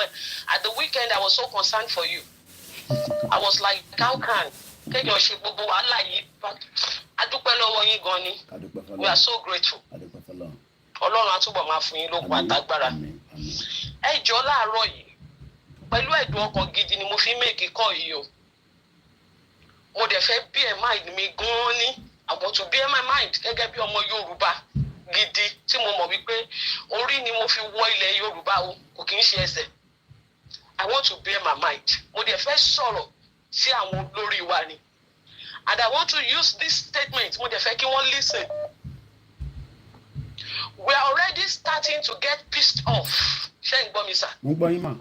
Especially àwa tá a wà nílé. We are already we are starting to get pissed off. Pẹ̀lú gbogbo bí wọ́n ti ṣe ń ṣe. Nǹkan tó bá ti máa gbà, òun ni a máa fún. Ní ilẹ̀ Yorùbá, tá a ní lọ́wọ́lọ́wọ́ nísìnyí, a máa sọ nǹkan tí a fẹ́ ni. Kò sí ọmọ Yorùbá kankan tó jù kan lọ. Bẹ́ẹ̀ni. Not even myself. Àwọn aláṣọ nǹkan tí a fẹ́. Not even myself. Nǹkan tá a bá dẹ̀ sọ wípé a fẹ́ torí pé nǹkan tó ń ṣẹlẹ̀ ní Nàìjíríà tó ń fa wàhálà sí wa lọ́rùn tó ń kó bá wa ní ti tó ń fi ìyà jẹ wá. Àtúní jẹ́ kó bẹ̀rẹ̀ sí repeat ara ẹ̀ ní Yorùbá nation. Nǹkan tá a bá dẹ̀ sọ wípé a fẹ́ yẹn òun ni àwọn tá a bá yàn gẹ́gẹ́ bí aṣojú káwọn kankan má bẹ̀rẹ̀ sí ríra wọn gẹ́gẹ́ bí nǹkan bàbàrà o. A fẹ́ yẹn rárá. Aṣojú ni wọ́n jẹ́ fún wa. wọ́n máa bẹ̀rẹ̀ sí ríra wọn bíi pé àwọn làwọn máa pàṣẹ lé wa lórí, àwọn làwọn máa là lé wa lọ. Gbogbo wa máa jọ máa jókòó, a máa jọ máa ṣe àpérò, a lè máa jọ máa sọ wípé ibi báyìí la fẹ́ lọ ni. And in between, mo fẹ́ fi àsìkò yìí, mo fẹ́ fi pe àwọn youth. Kí gbogbo youth, kí gbogbo wa ká dìde sí ká bẹ̀rẹ̀ sí ronú nítorí pé as I have mi ò tí 50 youth ni mí. So kí gbogbo wa ká bẹ̀rẹ̀ sí ronú pé a máa ní Yorùbá Nation Youth Forum. So that a máa jókòó, a máa sọ pé báwo la ṣe fẹ́ kí orílẹ̀-èdè wa ṣe rí, kí la fẹ́ kí ọjọ́ ọ̀la wa àti tàwọn ọmọ wa ṣe rí. Kì í ṣe wípé àwọn bàbá wa wọ́n wà ní advisory positions. A lọ máa fi àbọ̀ jẹ́ wọn, wọ́n wá máa advice wa, wọ́n máa tọ́ wa sọ́nà. Ṣebí àwọn náà ṣá ló sọ wípé àwọn ọ̀dọ́ ní ògo ọjọ́ ọ̀la. Kí ló wá dé tó fi jẹ́ pé ṣé ìpè ni, ṣé àfiṣe ni, tó wá fi jẹ́ wípé àti ẹ̀ní lẹ́nu àní lè sọ̀rọ̀. Àwọn bàbá yìí nìkan, irú ìyànjẹ burúkú wo nìyẹn, wọn ò ṣe bí pé wọ́n nífẹ̀ẹ́ wa náà. Tó bá yá wá gbìtàn fún wa, Ọbásanjọ́ was president at the age of 24, Kíní kan was president at the age of 27, Kíní kan was president at the age of Kíní. Kí ló wá dé gan-an? Wọ́n dẹ̀ ṣe bẹ́ẹ̀ ni pé wọ́n fẹ́ máa jẹ ayé wa mú ayé. Wọ́n ti ń jẹ ọkùnrin kan fi máa jẹ. Wọ́n fẹ́ káwa náà tiẹ̀ lẹ́nu, wọ́n fẹ́ ká nífọ̀kálẹ̀ kan náà, wọ́n fẹ́ ká ṣe. Wọ́n ti ń jẹ gidi kábà stop. Ẹ jọ̀ọ́ nítorí Ọlọ́run, ó gbọ́dọ̀, this must stop o. Ẹni tó bá sọ wípé àfẹ́ náà nìyẹn. Táwọn ọmọ Yorùbá sọ pé àfẹ́ èèyàn kan, àfẹ́ náà nìyẹn. And all these shenanigans, táwọn ọmọ Yorùbá ṣe, it must stop. Nísìnyí wọ́n wá máa sọ wọ́n fẹ́ búra, we don't àkó gbogbo yẹn jẹ, we don't believe in it. Our advanced countries, they don't get good leaders by búra, by taking oaths. They're voting competent people with good character, people that are resourceful. Tó bá jẹ́ ti rí pé èèyàn kan ò ṣe wọ́n gbà jáde ni. Gbogbo àwa ń búra, wá ń ṣe kí nìyẹn, kò jẹ́ èèyàn kankan, kò tí ẹ̀ kàn wá, kò ní túmọ̀ sí wa rárá. Ẹni tó bá fẹ́ lọ búra kó lọ máa kó kàn wá, kó jẹ́. Torí pé Yorùbá gan ló sọ pé kílẹ̀ tó pọ̀ ṣìkà, nǹkan burúkú máa ti bàjẹ́. Ṣé Yorùbá ò mọ nǹkan tí wọ́n ń ṣe kí wọ́n tó sọ bẹ́ẹ̀ pé kílẹ̀ tó pọ̀ ṣìkà pé nǹkan burúkú máa ti bàjẹ́ ni? Tó bá lẹ́ni tó búra ọdún 10 lónìí, ogún ọdún lẹ́ni tí ìbúra ò tí ì mú nǹkan tó dẹ̀ ti bà gbogbo nǹkan jẹ́. Ẹ jẹ́ ká stop gbogbo rẹ́dàdàdà táwa Yorùbá máa ń ṣe ìjàre. Gbogbo àwọn countries tó wà advance yìí, ṣé ìbúra ni wọ́n fi advance ni? Torí pé tó bá ti rí nǹkan tí ò dáa, they will be factual. Wọ́n á dẹ̀ sọ pé nǹkan yìí ò dáa o, wọ́n á dẹ̀ mú kúrò, wọ́n á dẹ̀ fi nǹkan tó dáa sí. Bí country ṣe ń ṣe tí wọ́n ń lọ síwájú nìyẹn. Ká stop gbogbo ilé ìta bẹ̀rẹ̀ sí í ṣe yìí. Ẹ wá jẹ́ iṣẹ́ tí wọ́n tún wá fẹ́ rán sí àwọn leaders wa. Tí èèyàn kan bá ti sọ wípé òun rí ọ̀nà tá a lè gbà lọ lélẹ̀ and all of that, ká gbé ọ̀nà yẹn yẹ̀ wò. Tó bá dẹ̀ ti wà viable ká tẹ̀lé. Kò ń ṣe wípé ọ̀nà èèyàn kan báyìí la gbọ́dọ̀ tẹ̀lé, because some people are coming now. Ẹ jẹ́ kí n go straight now. Ẹ sọ fún àwọn ìlànà. Yorùbá Nation ò sí ní under ìlànà o. Ìlànà kan ló máa wá là lé wa lọ́wọ́ pé nǹkan báyìí la máa ṣe. We are not ìlànà. It's just a group in Yoruba Nation. Ìlànà is just like any other group in Yoruba Nation. Wọn kì í ṣe ọ̀gá wa, they should just stop it. They should stop it. Idea tó bá ti máa mú wa jáde, tó máa lead wa through, òun la máa tẹ̀lé. Good morning. Oyè mi, yá mi. Idea tó bá ti máa lead wa through la máa tẹ̀lé. Káàdé máa jáde kúrò nínú gbogbo wàhálà yìí. A ní ebi ń pa wá, ìyà jẹ wá, wọ́n ń pa wá, wọ́n ń ṣe gbogbo ẹ̀. Wọ́n dẹ̀ fi ayé wa, wọ́n dẹ̀ fi play game. Èèyàn kan sọ pé tìtẹ̀ òun ló dáa jù. Èèyàn kan lè wá bàbá. We don't want all of that. Whoever the iṣẹ́ ti rí, àwọn ò sọ wípé àbọ̀wọ̀ fún àgbàlagbà o. Bọ́tà àníjẹ́ kí àgbàlagbà kọ́kọ́ wá pa wá dànù, àníjẹ́ kí àgbàlagbà kọ́kọ́ kó wá kórè wá sínú kòtò. Ọjọ́ títí wọ́n ti ń rebi àgbáre o. Àwọn ò tí ì rí nǹkan ṣe, àti rí nǹkan ṣe láyé. Kí ló dé gan? Kí ló dé? They should stop all this, John. They should stop. We don't want all this fracas. All this kìnnì kan máa wá sórí mílẹ̀ kó máa sọ̀rọ̀. Èèyàn kan sọ pé kìnnì kan ló dé. They should stop it. Tó bá máa ṣe nǹkan, tó bá ní ṣe nǹkan. Get out. Ẹni kan get out. Tó bá ní ṣe nǹkan kan get out. Get out ni.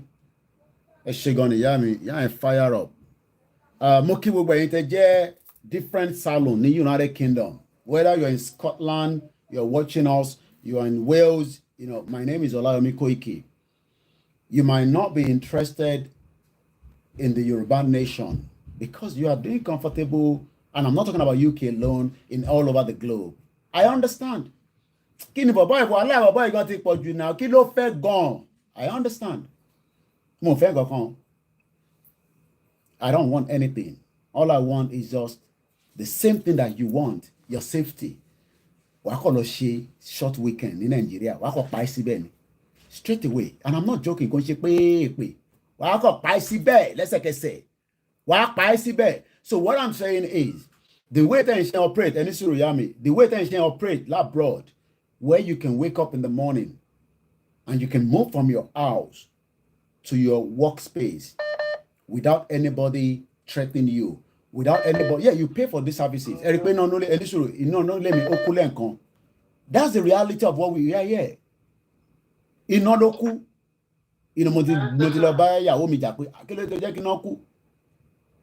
But I know I can understand.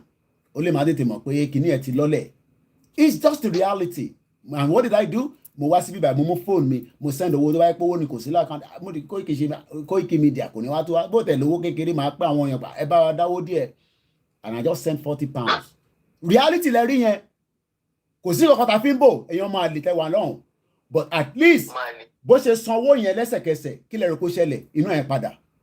That is interilẹ̀ kan kò ń ṣe kíní o, because èmi kan wà ṣọ́ka definitely mo mọ̀ pé náà lè kú tí àwọn àfọwọ́sọ máa kú. But ẹ̀yin ní sẹ́tẹ̀ ìraná sọ̀hún ẹ̀rí náà ẹ̀yin máa lè kò ní dá fún àwọn bàbá tó bí yín torí àwọn bàbá yẹn ti gba ayé jẹ́ ẹgbọ́n sókè ìyá mi èèyàn lórí burúkú. Mr. K. Èpè ló bá dé láàárọ̀ yìí inú ìkanra burúkú gidi. Ìkanra gbàgbàgbà ó tó bẹ́ẹ̀ àti ìdèbẹ̀ kò tí àti ìdèbẹ̀ ó máa débẹ̀ tó pé everybody máa rá sí títì máa bọ́ anybody létí. Nǹkan méjì ni mo kàn fẹ́ sọ láàárọ̀ yìí. Ẹjọ́ mi ò nǹkankan mi ọ̀rọ̀ ká máa ń sọ̀rọ̀ àgbà ẹ jẹ́ ká máa là ó.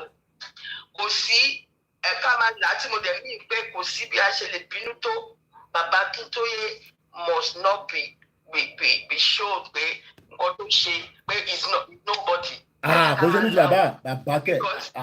Àní mo tó rí bàbá Akíntóyè lọ́lé irú bàbá yẹn láwọn báyìí kọ́ là ń sọ àná àwọn máa lé ọba ṣé mo pé ìyá mi kẹ́rìkó tó bá yẹ pé àwọn ọba lẹ̀ àwọn ọba gbogbo èyí tó ń sọ pé wọ́n ò lè jáde yẹn tó bá yẹ pé gbogbo wọn jáde àwa máa bèèrè lọ́wọ́ Fúlàní pé kó wá pa wọn ó máa pa wọn ó dẹ̀ máa pa wá nínú pálásì ni but àwọn olórí burúkú gbogbo wọn dákẹ́ yányá ni ẹni tó máa bọ̀ ọba. The lower house and everything. Ká bẹ̀rẹ̀ sí ní ṣe wọn. Ká bá ń pè wọ́n síta tí Lálì bá bẹ̀rẹ̀ àbí tí Láyọ̀ bá dé àwa Yorùbá mọ́lé ọ̀bẹ ní ká máa lọ. Ẹ jẹ́ ká máa pè wọ́n pé kí ló ti ṣe láti tó ti wà tó gbọ́ Yorùbá kí ló ti gbà fún olóògùn gọ́ọ̀mẹ̀ntì àbí senatorial district ẹ̀. Ká máa pè wọ́n ká máa sọ owó gbogbo ẹ wá dákẹ́ síbi àgbẹ̀ Yorùbá Yorùbá àti morúkọ ẹ̀ àmọ̀ yẹ́ àmọ́mọ́ ẹ̀mọ́ ẹ̀ lè tó bá dá páwó. Targets lè má kọ̀ sọ gbogbo ọ̀tá máa tó fún wọn. But we need to know them. Gbogbo ọmọ Yorùbá láti mọ̀ bọ́ tó wà ń bẹ̀yẹn tó kọ̀ jẹun wọ́n tó ọ̀dẹ̀ sọ̀rọ̀. Ọ̀dàkẹ́ lọ́lọ́ ọ̀sán kíkan Mr. Ogundele mo rí. Ẹ̀jẹ̀ ká mọ̀ wọn ká bá gbọ́ wọn lójoojúmọ́ lórí social media everybody ń pè wọ́n káàkiri wọ́n ló wà ń dé nígbà tí mi kí ló ṣe kò sí lọ́pọ̀ tó kò síbẹ̀ ó jẹun. Ìyẹn la máa ẹ̀jẹ̀ ká fi ṣe. Ẹnu yàtọ̀ pé Yorùbá máa sọ pé àwọn kan ẹrù ni wọ́n ṣé mọ̀ pé àwọn ọmọ ẹrú yẹn ti dàpọ̀ mọ́ ọmọ Yorùbá láti sábà kan tó ìlú àgbẹ̀ ló àkàrà àṣùpàkà àwọn yẹn ní àṣẹ sọ̀rọ̀ yá ti mọ́ wọn lára ìyá omi ọbẹ̀ ó ti gbọ́ ní gbogbo wọn. So tó máa ń fi àjẹ wọn tó tẹ̀ wọ́n lórí mọ́lẹ̀ wọ́n ṣe máa lọ́ọ̀gá wọn ni. Bí a ṣe sọ̀rọ̀ Yorùbá nìkan táwọn yúùtù kan àtàwọn kan wọ́n máa sọ pé ẹ̀yin lẹ́mọ ẹ̀fẹ́ lẹ́ bá jọba lójú kò dẹ̀ ní dáa fún wọn èmi náà jọ ẹ̀rọ láti ṣépè láàárọ̀ dáàbò àti àti ọ̀pọ̀ kíláàsì tó máa ní afẹ́ ẹni sọ̀rọ̀ tán sọ̀rọ̀ ẹ̀ka ẹ̀kọ́ sọ̀rọ̀ tán ẹ̀mí ètò bàbá mi ẹ̀jẹ̀ kan tán sọ̀rọ̀ tán. wọ́n ní kú síbi tàbí wọ́n wà. àṣẹ Jídé mò ń bọ̀ àṣẹ ìdùnnú rẹ̀ ẹ ṣé gan ni ìyá mi thank you so much. Let me say this again and again. Ìgbòho ní máa sọ fún yín pé there is a rally that is coming, there is nobody that can stop it. Kó bá àwọn gbogbo mídíà tí rally yẹn máa fẹ́ súnmọ́ tán máa lo power tí mo ní pẹ̀lú Ìgbòho àwa sórí program pẹ̀lú mi àwa bá mi sọ̀rọ̀ lé lórí power tí mo ní máa lò máa sọ pé bàbá mo fẹ́ kẹ́ wá bá mi sọ̀rọ̀ lórí rally yẹn máa lo power yẹn but mo nílò nísìn ó kù díẹ̀ máa sọ fún yín pé mi ni mò ń jẹ́ Koiki Media Ìgbòho àwa bá mi sọ̀rọ̀ ó lè má ju 2 minutes lọ àwa fòun lẹ̀ ẹ ṣèrè ó ní rálì ń bọ̀ ẹni sọ pé kò ní sí rálì ta ni bàbá tiẹ̀ tó sọ pé Ìgbòho ní rálì ń bọ̀ ìwọ ní pé ta ni bàbá tẹni náà kí bàbá ìwọ àti bàbá ẹ jáde ẹ lọ pàdé Ìgbòho ní Benin Republic ó ní rálì ń bọ̀ ẹ má bí mi bí ó máa àpíà bí kò ní àpíà ẹ ṣèrè ẹgbọ́n sókè jáde Mr. Biden ní dá fún bàbá yẹn. Hello, ẹ kò ṣe takuntakun Mr. Koiki Ọlọ́run ní gbòhùn lẹ́nu yín. Aṣẹ́dùmarè. Ọdún ọdún tí máa fún ní okun àti agbára. Àmín. Orúkọ Jésù. Àmín Jésù Kristi. Ṣé rí gbogbo àwọn tó ń kọ̀ sí wàhálà yìí? Why àwọn tó ń pera wọn ní YSDM àti media? Àwọn lọ́wọ́ tẹ́ bá wo interview ti Heritage tó fún bàbá Akíntóyè ní alẹ́ àná. Mi ò dẹ̀ wo yẹn èmi tètè sùn lánàá. Bàbá sẹ́rí ìyẹn lè máa wẹ̀ pé bàbá gan ló ń sọ̀rọ̀ bàbá sọ̀rọ̀ láti ló wáyé. I didn't even watch that. Ṣé gbọ́ interview bàbá lánàá? Mo ní láti lọ wò. Yes na interview bàbá lánàá. I was so tired yesterday. Bàbá wa ń sọ̀rọ̀ nípa pé bó ṣe bí ọ̀hún. Ṣé bàbá prof àbí bàbá prof Adéníran? Because I'm more to Prof Adéníran yẹn. Okay, I didn't watch that. Okay, I'll go and watch it. Okay. Ẹ̀gbọ́n sókè. Bàbá ń sọ̀rọ̀ nípa bó ṣe káńsù owó kóòtù tí ó káńsù owó Ìgbòho. Bàbá ń fi ohun sílẹ̀ ní pé àníṣe ó di ilẹ̀ Yorùbá yìí. Okay, the truth to Professor Akíntóyè. Okay. Bàbá ń sọ̀rọ̀ bí ìyẹn máa ń bẹ pé bàbá kọ̀ọ̀kan ló ń sọ̀rọ̀ yìí kí àwọn èèyàn ọ̀gbẹ́ni bàbá sọ̀rọ̀. Okay. Bí bàbá yẹn sọ̀rọ̀ yìí bàbá ń sọ̀rọ̀ pé àníṣe ó di ilẹ̀ yìí ilẹ̀ Yorùbá yìí ó ti di dandan la epo jẹ ká máa gbà á ní. Bàbá yẹn sọ̀rọ̀ bẹ́ẹ̀ ni pé ó jẹ́ ká gba Yorùbá yẹn ní lánàá yẹn ó yẹn sọ̀rọ̀ because ó káwọn lára gan ó wá láti ọmọ ẹgbẹ́ pé irú nǹkan báyìí yẹn máa wẹ pé bàbá kan ló sọ̀rọ̀ yìí kẹ bá wo nǹkan táwọn bàbá sọ láti ẹ̀yẹ pé bàbá bàbá ń gbẹ́nu àwọn yídí àyè àti ọmọ YSDM ẹnu wọn ló bàbá ń bá sọ̀rọ̀. Èmi ti sọ lánàá ẹni sùúrù I don't mix my words. Koiki ni mò ń jẹ́ mo lè sọ kórìí máa ta yín problem tí nìyẹn mo dá dúró independent ni bí a darapọ̀ mọ́ media kankan ẹ̀ mo dá dúró mo sọ pé mi ni máa gba Yorùbá Nation pẹ̀lú platform mi but platform tèmi tí bá ti ń sọ̀rọ̀ mo fẹ́ kó máa lọ bá Sultan of Sokoto lórí burúkú yẹn because ó set up media fún mi pé tí bá ti ń ṣe program kó máa monitor mi kò ní dá fún níbi tó wà program tèmi tí mo ń ṣe mo fẹ́ kí G7 G20 so èmi ti sọ ẹni 2 years ago pé Koiki bá ti ń sọ̀rọ̀ international community ni mo bá sọ̀rọ̀ mo sọ lánàá máa tuntun sọ Ìlànà should have been the only organization tó yẹ kó wà gbogbo ọ̀dọ́ YSDM kò necessary wọ́n ti hijack mọ́ bàbá lọ́wọ́ ni as far as I'm concerned à sì máa fún wọn ní support yẹn but mo sọ without mixing my word Ìlànà ló jẹ́ kó máa lead wa wọ́n lè máa wà perfect àwa máa gbà sí fún wọn kò ní wá jẹ́ bàbá là ń gbà sí fún àwọn tó ń bá bàbá ṣiṣẹ́ ìta bá fẹ́ gé lórí á gé lórí lánàá kókó sì kúrò kó máa lọ kọfẹ́ lòmí síbẹ̀ bó ṣe jẹ́ kó rí nìyẹn eléyìí táwọn sọ pé YSDM is the Yorùbá self-determination movement láti kó gbogbo group wa kí ló dé tí gbogbo group yẹn lọ rẹ́jísà tọ́bẹ̀ bàbá nígbà tá a kọ́kọ́ bẹ̀rẹ̀ ní 2 years ago kò ń ṣe pé ẹni sùúrù ẹ̀gbọ́n mi máa fún láyè ẹjọ́ torí ọlọ́mọ bẹ̀yìn torí Ọlọ́run ni tí spirit ẹ̀ bá ti fẹ́ jáde ẹ̀yẹ kó jáde mo sọ nígbà tá a bẹ̀rẹ̀ ní 2 years ago I set up a lot of platform tí mo dẹ̀ hand over fáwọn èèyàn ìgbà yẹn mo ní kí gbogbo èmi ni mo kọ́kọ́ sọ pé kẹ́ lọ máa ṣí WhatsApp group kọ́ jáde kọ́ sọ pé mi ò sọ bẹ́ẹ̀ èmi ni the only person tó sọ nígbà pé kí gbogbo yẹn lọ máa ṣí WhatsApp group kẹ́ ṣí WhatsApp group níbikíbi tẹ́ bá wà àmúdẹ̀ dúpẹ́ pé àwọn tí wọ́n ṣì kódà admin tí mo jẹ́ gan lórí ẹlòmíì gan sẹ̀ mo bá ti US títí dọ̀la mo mọ tán ṣe níbẹ̀ èmi mo ṣí group yẹn mo dẹ̀ hand over fún wọn ti Canada the same thing àfi tó bá máa ṣe ṣì mí and the whole idea then was kí gbogbo wa lè wà lábẹ́ Yorùbá World Congress nígbà yẹn kí wá ládìí kí wá fẹ́ wá ní ìdí YSDM kankan fún iṣẹ́ wo ni YSDM fẹ́ ṣe tí ìlànà UK ìlànà mi ṣe máa ń dárúkọ ìlànà UK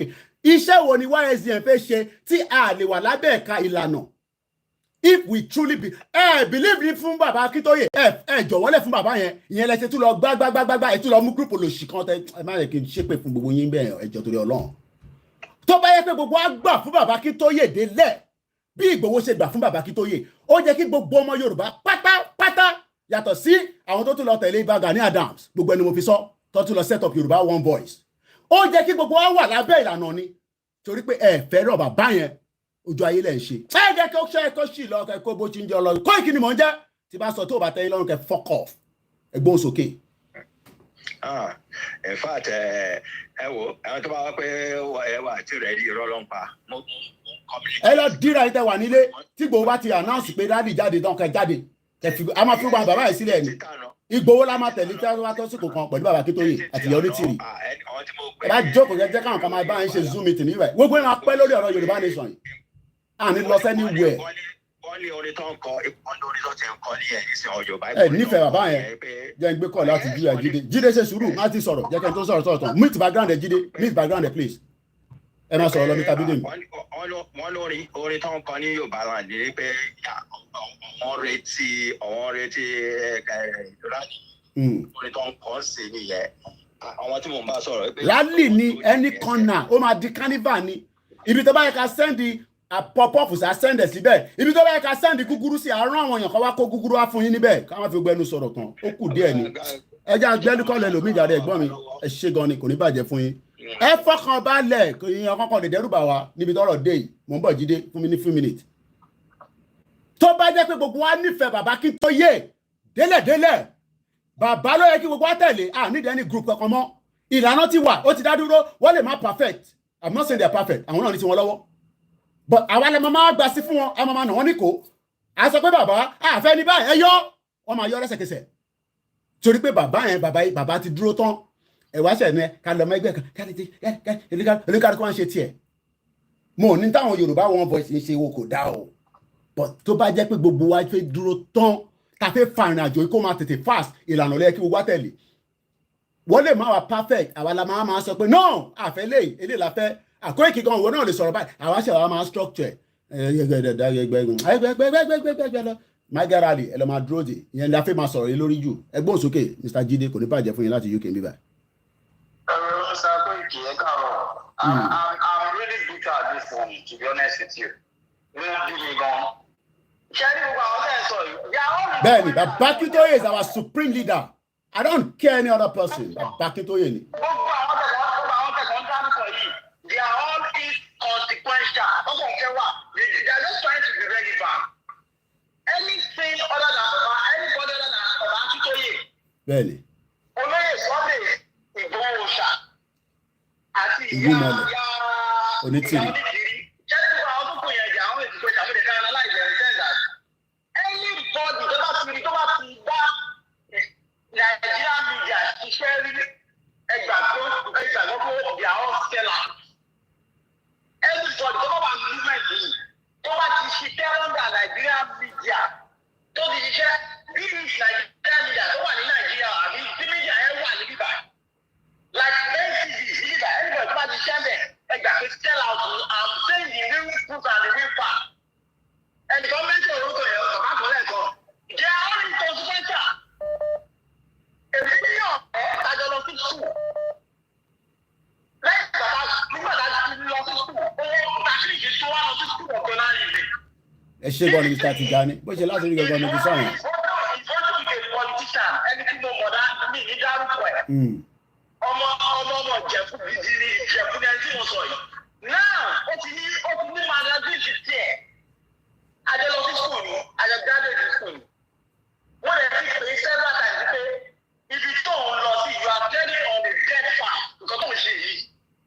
Because àwọn people yìí they can do and undo. Bẹ́ẹ̀ni. Àwọn tó ń bá ṣe yìí ikú ló ń ṣe ní wọ́n pè ọ̀rẹ́ mi gidi gan ni. Ọ̀rẹ́ mi gidi tó ń bá jọ jẹ́ lọ́wọ́ máa jọ gbẹ́yọ jáde school ni. Ó yé mi. Wọ́n lè máa sọ wípé ibi tó ń lọ yìí kí ẹni tí bá ṣẹlẹ̀ wá ẹni ìgbésẹ̀ ìrọ̀lọ́ òun lọ sí ìgbésẹ̀ àwọn ìgbòkò wá ẹni ìgbésẹ̀ ẹni. Ẹ ṣe gan ni ìyá mi Alákà Bọ́lá thank you so much.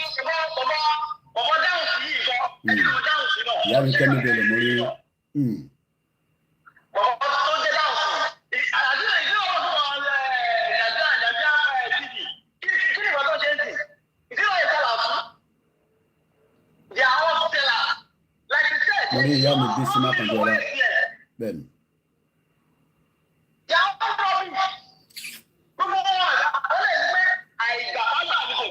wọ́n ò fẹ́ gbà fún bàbá Akíntóyè ni gbogbo wọn kàn ń dọ́gbọ́n fún bàbá yẹn ni wọn ò fẹ́ gbà fún bàbá yẹn tẹ́ bá fẹ́ gbà fún bàbá yẹn ni ìlànà ti wà ìlànà ní lead wa kí la túnṣe wa ń dá gbogbo kinní kan à ń dá kinní kan a ṣe structure ìlànà ká jẹ́ kí ìlànà máa jẹ́ the main picture because ẹlòmíì ní sí tó bá kàn tún gbọ́ YSD àwọn tún ní YSD kó tẹ̀ yéèyàn wọ́n wá ní gbogbo wa wà lábẹ́ ẹ mọ̀ àti ìlànà la yes mistake ti wà pẹ̀lú Yorùbá One Voice ìjà ti wà káàkiri àti agree but it doesn't matter ó dàbí nísìn ẹ mọ̀ pé n tó ṣe nísìn we are not political party ó wá dàbí bí Labour Party ṣe wà nísìn káwọn kan wá náà fọ́ Labour Party ìyẹn Labour Party ti UK àti Conservative ẹsẹ̀ tí wá fẹ́ máa run parallel kò lè work is either you go completely. ṣe rí gbogbo wọn ìjọba fi ṣe rálì gbogbo àwọn tó sọ fún àwọn pé àwọn onídìí àìjẹ́ ni ìkọ́ni ẹ̀rọ jáde nínú gbogbo wọn ìjọba fi ṣe rálì tàbí ṣe rálì ní Nàìjíríà ni o ní UK ni o ní France ni o ní US ni o gbogbo àwọn tó sọ àwọn onídìí àtàwọn tó kò tó ní débù nígbà yìí ìjọba ẹni kan tó bá wọn jáde. ẹ ṣe gan bàbá ẹ ti fẹ́ lómi láàyè ààrẹ tó máa bá dáhùn ẹ ṣe gan ni mo kí ìyá mi Grace Senior mo kí gbogbo ẹ̀yin GR1 ẹ jẹ́ mú ìpadà wálé díẹ̀ ṣe rí bàbá tẹ̀ ń wò yìí gbéyàn kan ní kú lọ́lẹ̀ pa ẹ máa kú dànù ní gbogbo yín tó bá yá he's 91 years old he was the last president ẹ mọ̀ good morning hope I didn't wake you up Amodua he was the last president of Soviet Union he's 91 he died yesterday you will all die everybody will die ẹyẹ máa fi kú dẹ́rù bà pé kìnìkan no everybody will die we will all die mo kẹ́ ń bẹ̀ Bashiru bàbá tẹ̀ ń wò yìí orí tiẹ̀ lọ ti fi fágbọn tí 15 countries fi jáde so pé èèyàn kan máa dẹ́rù bà yín pé Nàìjíríà ò lè pé ẹ sọ fún ọ pé òfútù fẹ́ tẹ̀ irọ́ ọlọ́pàá fún yín Soviet Union I've talked about it a lot of times. He died. He's the last leader of the Soviet Union. He's 91 years old. Ó ti kú lánàá. Orí tiẹ̀ ni Ukraine ti jáde.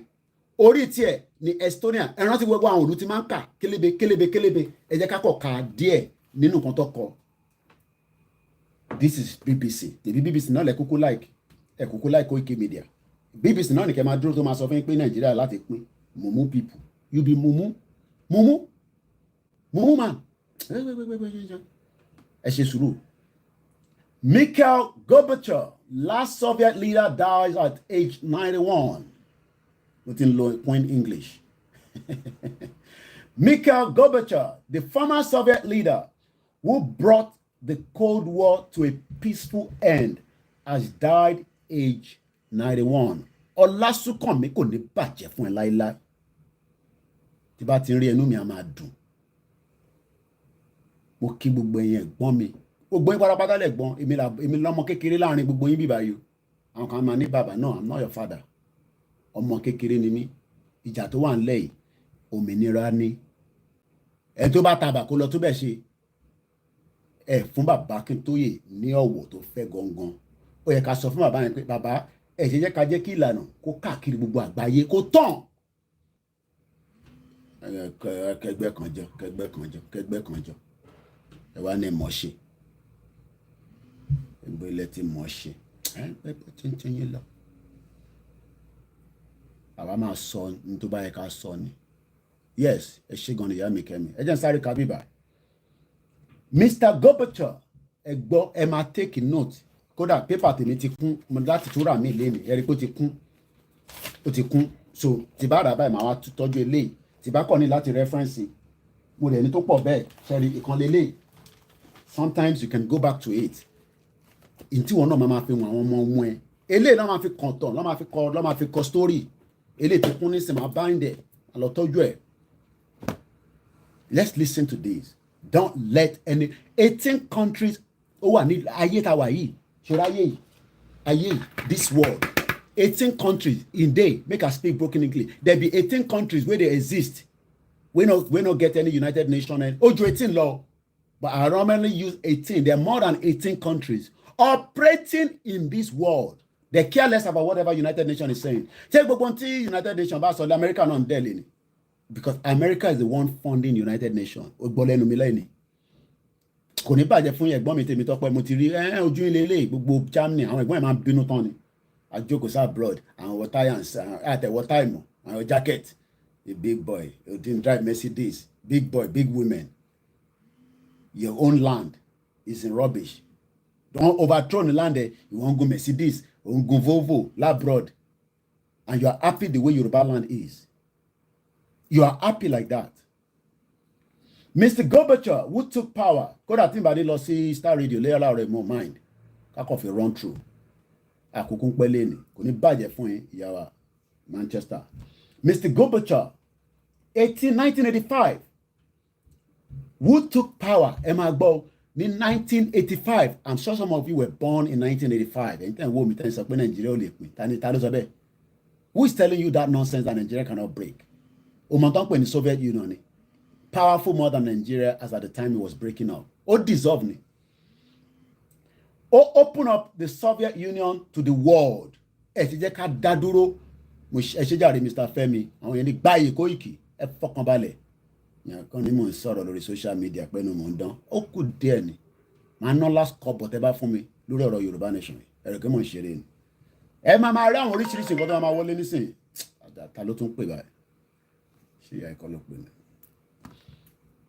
1985 mo ṣe wife mi ló tún pè nọ́mbà tó dẹ̀ ń pè yìí ìyàwó lè máa mọ́kàn mi fi scotch pro expect pé mo lè máa fi nọ́mbà yẹn ṣe program so máa pè ní ṣe sùúrù while I can pick up a call ẹ yẹ kó tí mo pé mo ń lọ fún ọmọ ìkíni kí ló ṣẹlẹ̀.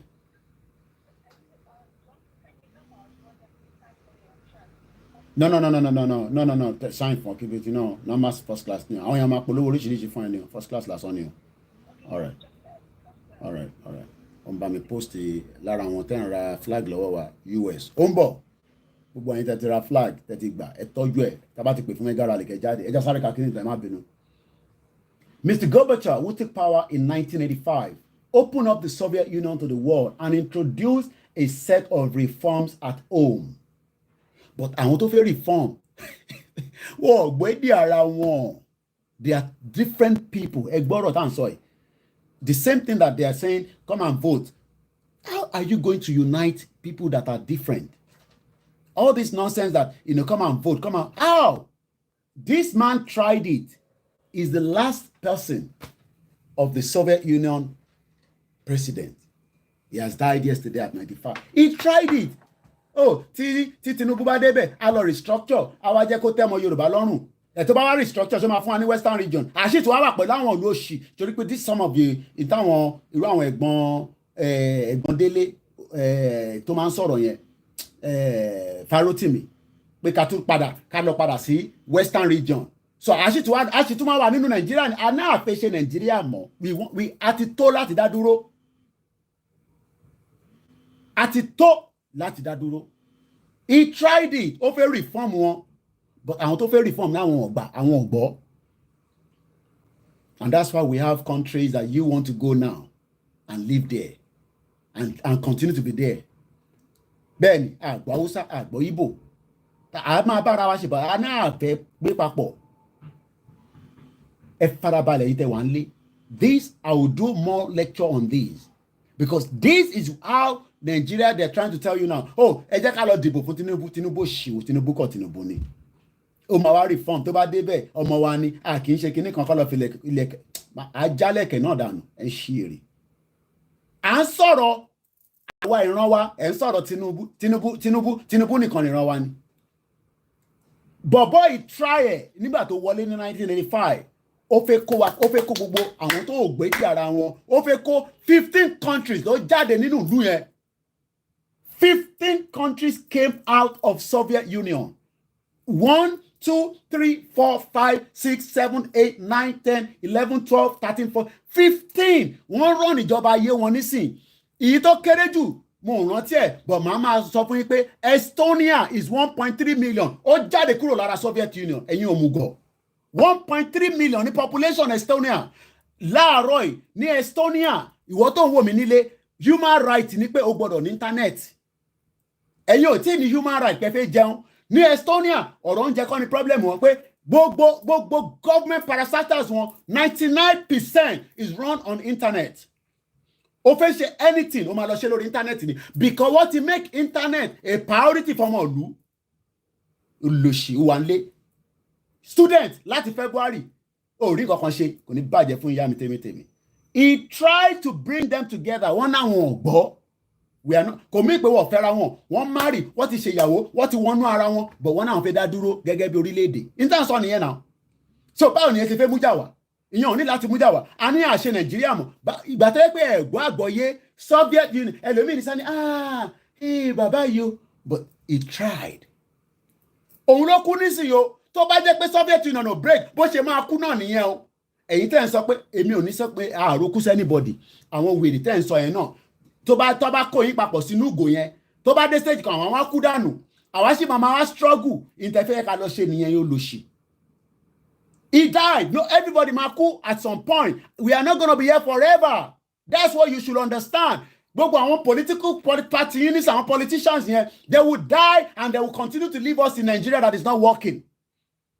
Is that not what we are saying? Now that Sherry Kintu understand 35 years old bobo tó na ọmọ wa yẹn tó punch tó na Anthony Joshua ìlú iná ló ti pín. He was only 4 years old. I ṣe mathematics yẹn. Ṣé Uleski orúkọ yẹn máa ń sápá mi lórí ẹ bá mi type síbẹ̀ yẹn kí n rántí orúkọ yẹn kí n lè pronounce it dáadáa. Ẹ rántí bọ̀bọ̀ tó punch Anthony Joshua. Soviet Union ló ti kúrò. He was only 4 years old. He's 35 years old now. Tó bá jẹ́ pé ṣì wà nínú Soviet Union as we speak today, probability wà pé ògùn ẹ̀ lè má tayọ ọ̀dẹ̀ ògùn ò lè yọ. Kó bá wọn ẹ̀kọ́ lọ máa gbàdúrà lójoojúmọ́ ògùn yẹn ò lè yọ ni mo sọ ọ̀dẹ̀ òmùgọ̀ ó lọ ṣọ́ọ̀ṣì tó ní production kò sí production nílẹ̀ Yorùbá máa lè ṣe bread lásán wọ̀ lè ṣe nílẹ̀ Yorùbá ọ̀dẹ̀ òun lọ sí ṣọ́ọ̀ṣì lójoojúmọ́ òun lọ mọ́ṣáláṣí òun lọ sọ́dọ̀ àwọn oníṣẹ̀ṣe olórí burúkú máa lè ó wá ń gbàdúrà àdúrà yẹn ò lè work because ìlú tó máa ṣiṣẹ́ ó gbọ́dọ̀ wà kọ́kọ́ gbọ́ èdè ara wọn ná ọ̀dẹ̀ òmùgọ̀ mumu woman à ń sọ̀rọ̀ pé ọ̀rọ̀ pọ̀ ń lọ ṣọ́ọ̀ṣì kan ó bá lọ kó lọ máa gbàdúrà lójoojúmọ́ Ọlọ́run ti fún wa ní nǹkan tá a ní lọ́wọ́ ọ̀dẹ̀ mumu man going to church ọ̀rọ̀ church lélẹ̀ ni he died yesterday at 91. Now let's read a little bit further. He tried ọmọ tó ń pè ní reform ó máa ṣe oríṣiríṣi nǹkan pé kátẹjọ gbé papọ̀ àwọn yẹn dẹ̀ ni pé we can't live together. We are not speaking the same language. We are different in identity. He was unable. Ẹgbọ́n òyìnbó tó lò ní bíbá. After he tried to reform, he was unable. Nígbà táwọn ilé ò bá rí ṣe, ìwọ wá rò pé Àtíkù máa jẹ́ kémi wá láìkì Haúsá àti Fúlàní àti Ìgbò ẹ̀ ń ṣe èrè. Òfin pé Tinubu máa jẹ́ kémi wá láìkì àwọn Ìgbò àti Fúlàní tájọ máa gbé papọ̀ náà. Kólúkálukú dá wà. Nǹkan sọ nìyẹn. He was unable to prevent the slow, the slow collapse of the Soviet Union from which was the modern Russia emerge. Emerge. We become the powerful nation in the world. Oh, ní láti máa lọ ṣọ́ọ̀ṣì lójoojúmọ́ yín lọ ṣọ́ọ̀ṣì fún. Ò ní dìyẹn lójoojúmọ́. Wàá máa bẹ Ọlọ́run, ìyẹn wà nínú ẹ̀, bọ̀ tó bá ti jí láàárọ̀ wàá lọ sí production line, wàá lọ máa ṣiṣẹ́. Àwọn èèyàn ti wà lójú títì nísìnyí tó ń ṣiṣẹ́ láàbúrò. Ìwọ wá fẹ́ káwa máa send owó wá sílé, káwa wá pẹ́ sá abroad ìrọ̀lẹ́pa, a máa pín. He was unable to prevent the slow collapse of Soviet Union. Àwọn tó ń kí Anthony Gores yẹn kọ́ la fi sọ. The hospital in Moscow where he died said he has been suffering from a long and serious illness. The US government not a key, blah, blah, blah, blah, blah, blah, blah, blah, blah, blah, blah. Mr. Gorbachev became the General Secretary of the Soviet Union. SN, what's up? Number 10 question. SN, what's up? Number Mondo. SN, what's up? Number 10 question Mondo. At the time, he was 54 years old. the youngest member of the ruling council, known as Politburo, and was seen as a breath of fresh air after several hedging leaders. His predecessor, Konstantin Chineko, had died aged 73 after just 1 year in office. And sort of way how our life would be better away from the shit old country called Nigeria. And the youth are running around. Those ones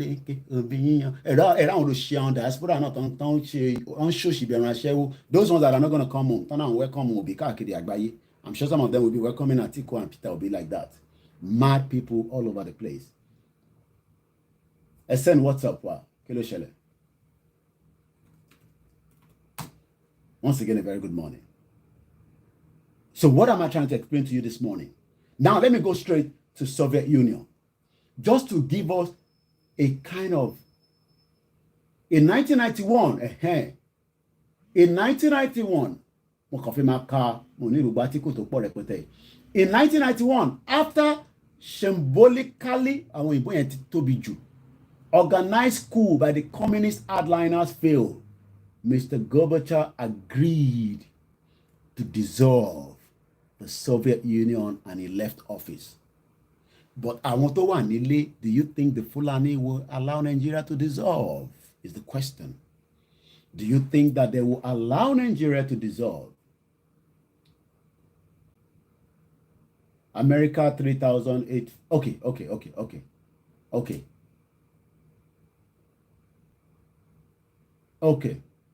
All right. Okay. Shetty Lonnie, I bet you only.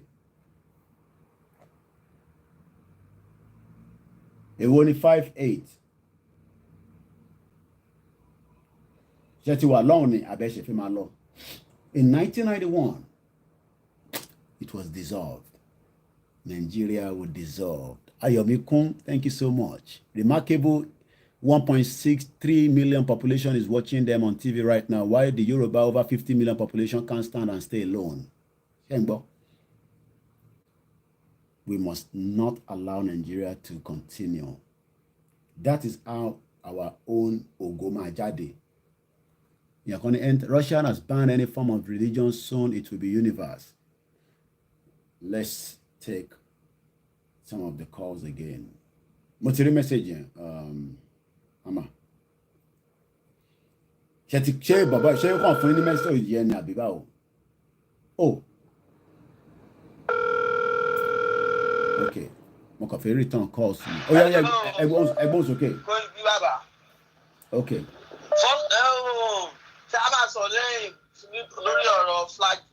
Oh yeah. We need as many people to do. Kódà ẹ ní láti fún mi nínú ẹ̀.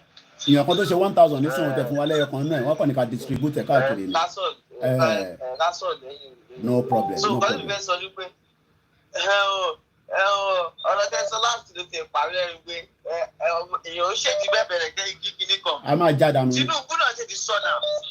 Ṣèlú náà ti sọ ní 1997 pé òun ò bìlífù ní Nàìjíríà bọ́tò òun náà ti wá jọ ìka báyìí sí òun ló fẹ́ wá ṣèjì Nàìjíríà. Ṣé àmì ìlú àwọn ọmọ Yorùbá kan pé ọpọlọ wọn ti kú pátá ẹni tó sọ pé Nàìjíríà ò dáa but òun náà ti jọ ìka báyìí sí báyìí òun náà ti wà ń bẹ̀ òun fẹ́ ṣe Nàìjíríà. Kò ní dá gbogbo kò ní dá pátá bàbá òun náà ó ti sọ̀nà nípa ó ṣe kìíní ó ti sọ pé òun fẹ́ kọ́ pọ̀ òun mọ́tọ̀ kí ló ń sọ yẹn. Restructuring ẹ̀jà fún tipẹ́tipẹ́ ṣe gbẹ fún àwọn ẹ̀dẹ̀ tó gbé àwọn restructuring kankan báwo ni ṣe wá fẹ́ ṣe tó bá dénú aṣọ rọ̀ useless people Yorùbá nation la fẹ́ nothing else.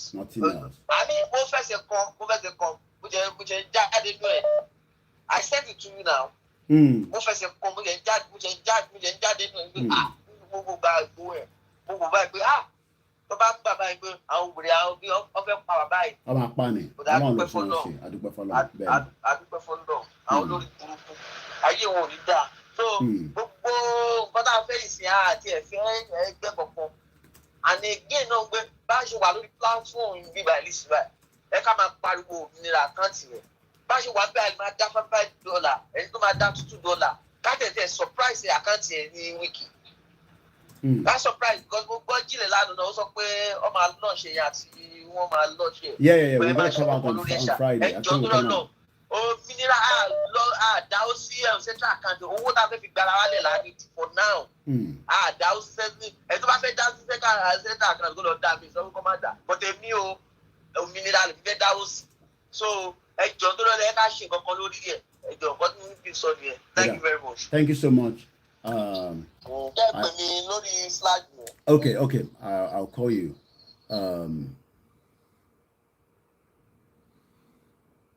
Let's take the next call. I'm not being more so much something very there. Ẹ̀gbọ́n sókè mo gbọ́ yín. Àti níbi àlá ti ń pè Ẹ̀gbọ́n sókè àti gbọ́ yín. Àwọn bàbá ẹ̀ ni àwa fẹ́ bá wí. Àti bàbá kan tọ́lọ́ ń kó lẹ́kẹ̀lẹ̀ kan sí lédì. Ṣé ti gbọ́? Méjì òṣèlú ló máa wó pa wọ́n tí wọ́n bá jẹ́ ká lọ́ lọ wa kí Yorùbá máa lọ lọ́tọ̀. Àwọn iláyà tá à ń jẹ gba bàbá tó fẹ́ máa jẹ́ kí ìdíwọ́ máa bá Yorùbá nìjọ tí ó fẹ́ kó lọ. Ó máa wọ́n láyà tá à ń jẹ Libya ní bíbá ìnira la fi wọ́n Libya ìnira la tún lò bíbá. Àwọn láàánira náà gbà kí ṣekú pa wọ́n. Bíríjì láwọn gba gbogbo wọn tí wọ́n bá ètè fún wa lọ́wọ́ sílẹ̀ káwọn bá ti wà lọ́wọ́ àfẹ́jẹ́ ìyàmọ́ afẹ́ wálé. Bọ́tà fẹ́ dá sí ìdílé ṣe ẹkú iṣẹ́ Ọlọ́run nípa ẹni kékeré. Àmín. Ẹ ṣé gan ni. We might just join the studio and then later after the studio we will continue. Màṣí fún Ilayi, ẹ jẹ́ kí n join studio. Kì í pẹ́ láàárọ̀ yìí. Okay, gbọ́n mi gbé irun máa sọ̀rọ̀. Táwọn bá mo tẹ̀ rí screen mi mọ́. Ẹni sùúrù ẹ̀ tó ń pè okay kì í máa lọ override. Ẹ̀gbọ́n mi gbé irun mọ́ bọ̀. Ó yẹ ṣe ní kíákíá because mo lọ sí studio ní sinmi. Ẹ change aṣọ mi. Ẹ go straight to the point. Ẹ go straight to the point. All right. Ṣé ẹ rí nǹkan tẹ́ sọ ní ìtẹ̀sẹ̀ àkómọ̀ mú inú mi dùn yóò mọ̀ dá fún yín kalẹ̀. Àmín. Ṣé ẹ rí mo wo program kan ní ọ̀dọ̀ Yèyé Dára sí ys kìíní kan di whatever tí bàbá yẹn ṣe ẹ rí ẹ̀rù bà mí ní time kan gbà tí bàbá yẹn ní òun ti ga canopy kalẹ̀ bàbá mú umbrella London bàbá ti wà ní under wọn which is canopy táwọn gà kalẹ̀ àtìgbà ìmọ̀ ti wá ní bàbá ti wọ páńpẹ́ definitely àwọn politician mo sọ̀rọ̀ ní bàbá táìmù yẹn mo tó mọ̀ pé ní politician ti wà pẹ̀lú bàbá then bàbá yẹn á tún wá jókòó wọ́n mọ̀ sọ fún wọn mọ̀ máa tá sí wa lójú pé ní àwọn ò mọ̀ nípa àkáǹtì o àwọn ò mọ̀ nípa àkáǹtì àwọn kéèké kan làwọn kó wá nígbà tí a mọ̀ pé dá mọ̀ nípa táwọn ọmọ yìí ṣe ẹ ṣe fáwọn ọ̀dọ́ láyé tó mọ̀ nípa gbogbo kìnnì it's like gbogbo wa wá fẹ́ dúró sí basket kan ṣé wá rí nǹkan tẹ́ sọ ìtẹ́ mention gbogbo ys butterfly I'm so happy pé ní mo ṣe ń follow àwọn program yìí àwọn èèyàn náà bá mi ronú bákan náà ẹ wò wá yẹ yín kalẹ̀ mo dúpẹ́ ẹ ṣe tó dàgbà. Ẹ ṣé gan ni thank you so much. A kí gbogbo ẹ̀yin tí ẹ̀ ń bá wa bá ètò yẹn nìṣó máa dìde nísìn mo kàn ń ṣe mo sáré ṣe nǹkan nígbà. Ó yẹ ẹ̀gbọ́n sókè ní kíákíá ẹ̀gbọ́n mi gbé ló máa pè yín just about few minutes. Go ahead straight to the point. Àkójọ àwa nìyẹn. Ọ̀rọ̀ tèmi ò pọ̀ tí mo fẹ́ sọ láàárọ̀ yìí ni pé lórí ọ̀rọ̀ àwọn bàbá yìí nǹkan tèmi sọ ni pé iṣẹ́ rí inú mi máa ń dùn àní ọmọ ọkọ ní ọmọ ọkọ ẹ̀dẹ̀ máa ń ṣó ọmọ ọkọ ilẹ̀ Yorùbá òun náà fún yín lórúkọ ẹ̀rẹ́ wá ìlayọ̀ ní iṣẹ́ rí àwọn bàbá yìí mo sọ̀rọ̀ kan àwọn bàbá yìí mọ nǹkan tó ṣẹlẹ̀ ní etí tí wọ́n mọ̀ bó ṣe ṣẹlẹ̀ tó irú la máa ṣe fún wọn ní ilé yìí tó máa gbé wọ́n gbé wá ní ilé àgbé wá ní ilé tó máa gbé wá lẹ́rọ̀ àgbé wá lẹ́rọ̀ àní gbogbo wọn a máa lé wọn kàbàkàbà wọn máa sáré jẹ́ kí kò yí wọn ní Nàìjíríà sí ni pé àwọn wa ti dúró wọn kàn sọ pé ká bu epo sí ni because jẹ́rí a máa lé wọn wọlé fún ara wa tá a jojú wọn fún ara wa wọn à ní máa bá a ṣe tó ti yẹn sí lọ́jọ́ yẹn ká tiẹ̀ ta sí wa àwọn kan mọ̀ pé yes ilé ó ti pé àsìkò ti tó láti lọlé ní àpẹẹrẹ òkèèrè wọn. ìkọ́ gbogbo wọn sì bá yẹn gan tó dáadáa pé kí a gbọ́dọ̀ fi kẹ́lẹ́ pé pé gbogbo wọn ṣe ń káàkiri gbogbo orí ìlú kiri nǹkan burúkú náà lọ ń ṣe tó tá a bá tètè ṣe ṣóò wa báyìí ṣe káàkiri ọlọ́gbọ́n jẹ́ kó pẹ̀lú ọ̀tẹ̀mí òkò tó ń fi Ọlọ́run bẹ̀rẹ̀ yín bẹ́ẹ̀ ṣe ń sọ àwọn èèyàn jí ní ká máa sọ àwọn èèyàn jí o láti ti jẹ́ kí gbogbo wa á gbéra jì òfin àsìkò kan. Lágbára Ọlọ́run ẹ ṣé gan ni ẹ jẹ́ máa pẹ̀ gbọ́n mi gbẹ̀rọ gbogbo ìtẹ́ fẹ́ pé ẹ máa ní sùúrù after tí bá ti ṣe Star Radio tán máa fún yín láàyè ẹ ní sùúrù bàbá mi ẹ̀gbọ́n mi gbẹ̀rọ mo kàn máa jẹ́ kó hand over kí n fi lọ sókè lọ change where is this call again? Okay, àwọn lélẹ̀. So màá kọ̀ lọ sókè nǹkan máa ṣe à ń pẹ́ lórí Star Radio láàárọ̀ yìí àìtí ṣetán màá plug gbogbo àwọn fóònù yẹn á máa dún tátátá ni ẹ fẹ́ fún bàbá ẹ kékeré bàbá mò ń bọ̀ tí bá ti sọ kalẹ̀ máa jẹ́ kẹ́ mọ̀ mo fi lọ sáré change aṣọ mi àwọn ṣe Star Radio. ok. àwọn olùgbọ́ yẹn máa sọ̀rọ̀ lọ wọ́n ń gbọ́ yín. mo kí gbogbo ọmọ ilẹ̀ Yorùbá lẹ́dọ̀kọ àwọn ọba yín ó ní tó ń ṣe lẹ́yìn torí ẹ̀pà ọgàn nǹkan tó ń jókòó lé lórí gan ó ti ń mì lẹ́sẹ̀ wọn mo ní sọ̀rọ̀ jù meanwhile Koiki mo tẹ̀ ní bá ọ̀rọ̀ sọ ṣe rí gbogbo àwọn tó bá ń pè tó ń forúkọ Yorùbá ṣe discard wọn ṣe ọmọ Yorùbá wọn bá lórúkọ Yorùbá ọmọ Fúlàní ni wọn because kò sọmọlẹ̀ Yorùbá kan tó máa rélé tí kò ní embrace ẹ̀ nítorí Yorùbá dẹ̀ ti lè embrace ẹ̀ kí sọ́dọ̀ pé jẹ́ pé Fúlàní ẹ̀jẹ̀ Fúlàní wà nù wọn ṣe ọmọ Yorùbá most likely ọmọ Fúlàní gangan ni wọn. ìran Tinubu gbogbo wọn tó bá jókòó tó bá kọjú síbi kan náà ọmọ Fúlàní ni wọn as far as I'm concerned so gbogbo ìtàn sọ yẹn àmọ́ ni kò ń ṣe egun meanwhile Yorùbá flag láìpẹ́ láì jìnnà ẹ máa rí ní nọ́mbà 10 very very very sure ó wà flag nínú ibẹ̀ kò sí nǹkan tán lè ṣe lọ́wọ́ mẹ́sẹ̀gì nínú nọ́mbà 10 gangan Yorùbá flag máa wà ń bẹ̀. lágbára lílo màrí. ní ìtàn bá lọ yìí lọ́wọ́ mẹ́sẹ̀gì mi ṣé gbogbo àwọn tó wá ń pè lórí show yẹn kọrin gáàdì wọn ṣe ọmọ Yorùbá wọn bá lórúkọ Yorùbá gbẹgbẹ wọn ṣe ọmọ Yorùbá no ó tọrọ ní mo ṣe fẹ́ jẹ́ ká máa wò nìyẹn because a bá délẹ̀ ilẹ̀ lérí gan wọ́n sì máa fojú wọn wọ́n máa jẹ́ orúkọ Yorùbá but wọn ò ní ṣe Yorùbá wọn ṣe ọmọ Yorùbá sẹ́yìn àwọn ọmọ àlè ni wọn ọmọ àlè ni wọn ọmọ àlè ni wọn lára Fúlàní ṣe nìyẹn sórí Nàìjíríà bẹ́ẹ̀ mi ṣe rí and mo dẹ̀ bẹ́ẹ̀ ká máa wò bẹ́ẹ̀ ìsìlábẹ́ ni pé wọ́n da virus kò ń ṣe corona bí corona náà ni wọ́n dà àwọn tó ń mú ló mú àwọn tó ń mú yẹn ni wọn ò gbọ́ nǹkan táráyé ń sọ wọn ń ṣèyàn gidi mọ́ wọn ò lè gbọ́ dọ̀là ká sọ̀rọ̀ yìí dọ̀là wọn ò lè gbọ́. ìyá wa kan ti sọ a máa drag àwọn kan wọnú Yorùbá nation ni àwọn ọmọ tó dá kankan mọ ọ̀dà ní ti mọ̀ bọ́ ṣe wà yẹn. àwọn ọmọ àlè àwọn báyẹn wò lẹ́yìn òtò ni máa tó bẹ sọ ọmọ ẹ sọ ilé lórí abẹ́bẹ́.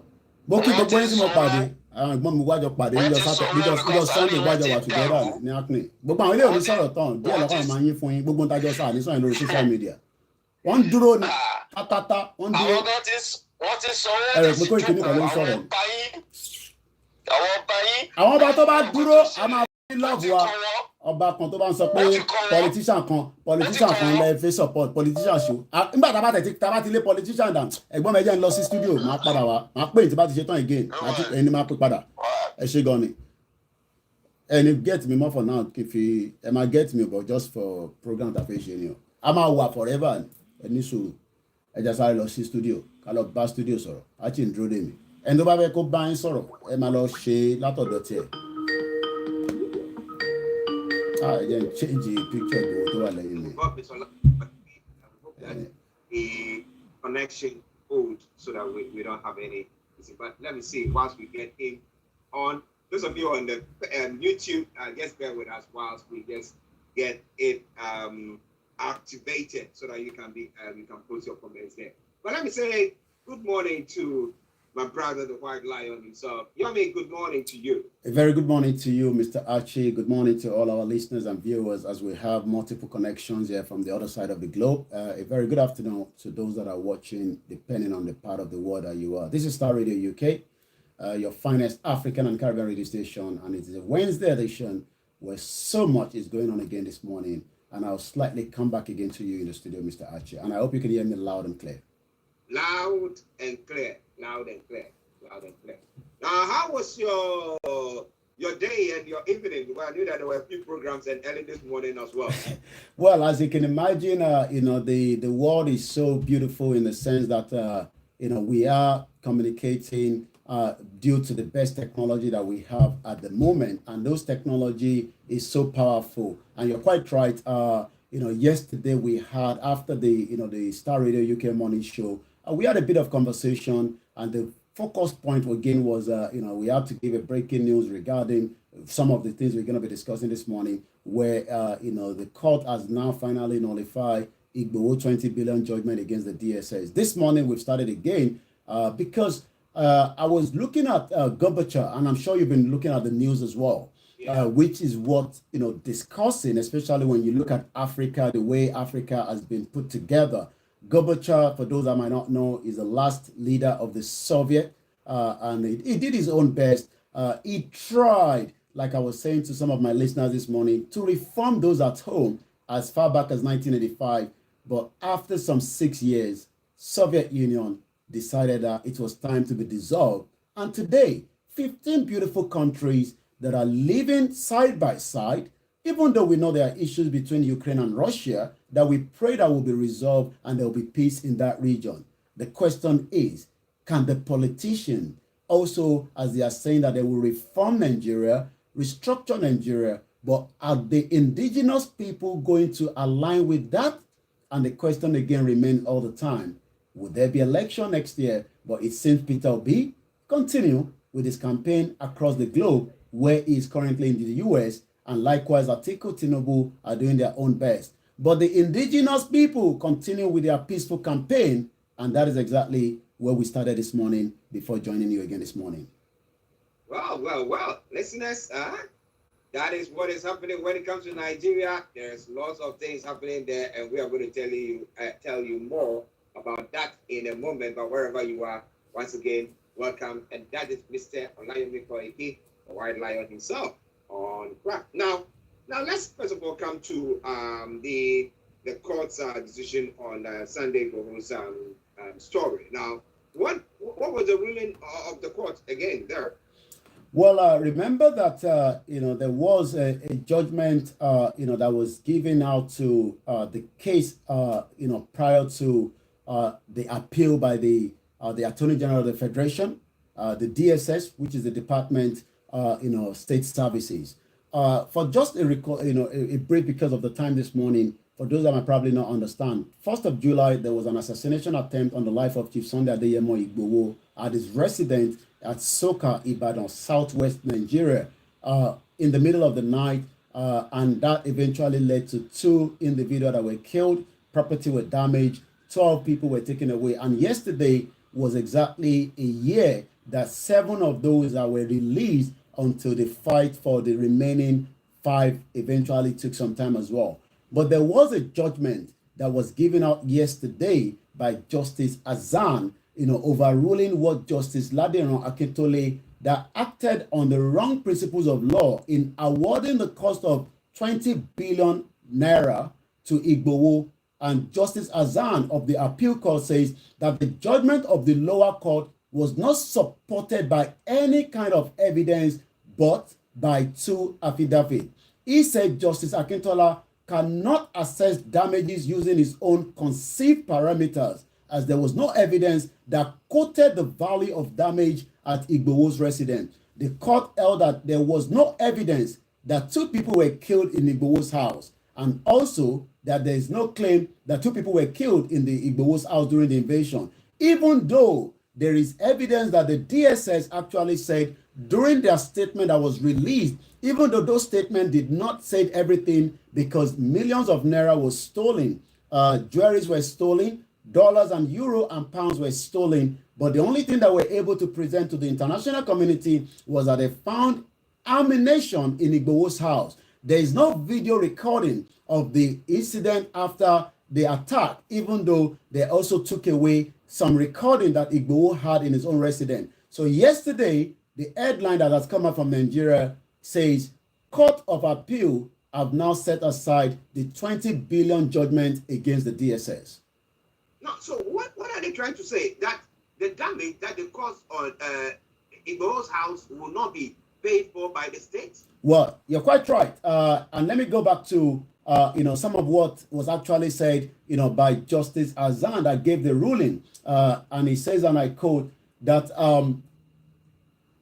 Igbowo filed, the appellant filed 6 ground of appeal against the court to determine if the trial judge was right to determine the issue of fundamental human right. If the trial judge was right to assume jurisdiction of the case against the federal government agency, if the originating motion of the respondent was also competent, if the respondent was right to take up arms against the government in his quest for self-determination, if the trial judge was right to enter judgment in favor of the respondent. So it seems that the government believed that the judgment that was given to Chief Sunday Adeyemo Igboho that was for value of 20 billion was a favor. It was also that there was that Igboho was taking arms against the government. I'm not sure whether they have any evidence to that, but it also went further to say that just as I read before, that Justice Akintola cannot assess those damages, on that basis.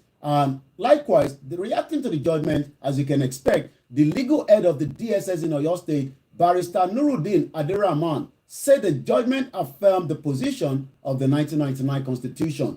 Justice Azan resolved issue 1 to 4, 5, and 6 in the applicant favor and resolved 2 and 3 in the favor of the respondent. He subsequently held that the lower court lacks the jurisdiction to entertain the suit and set aside the judgment, ordering that respective party in the case should bear their cost.